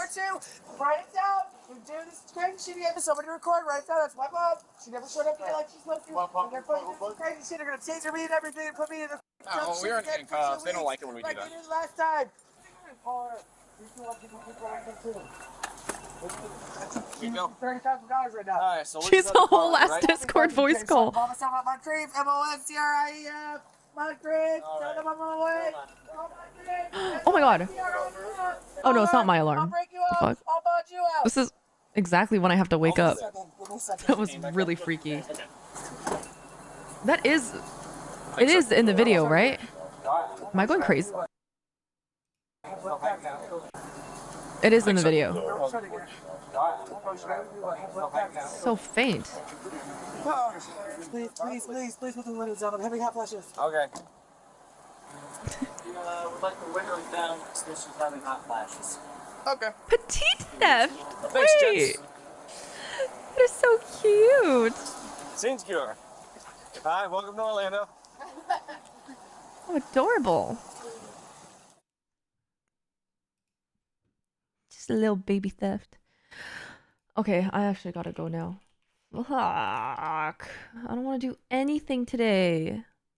I want to sleep. But I can't.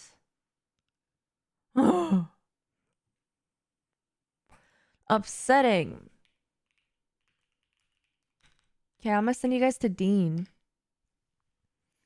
All right.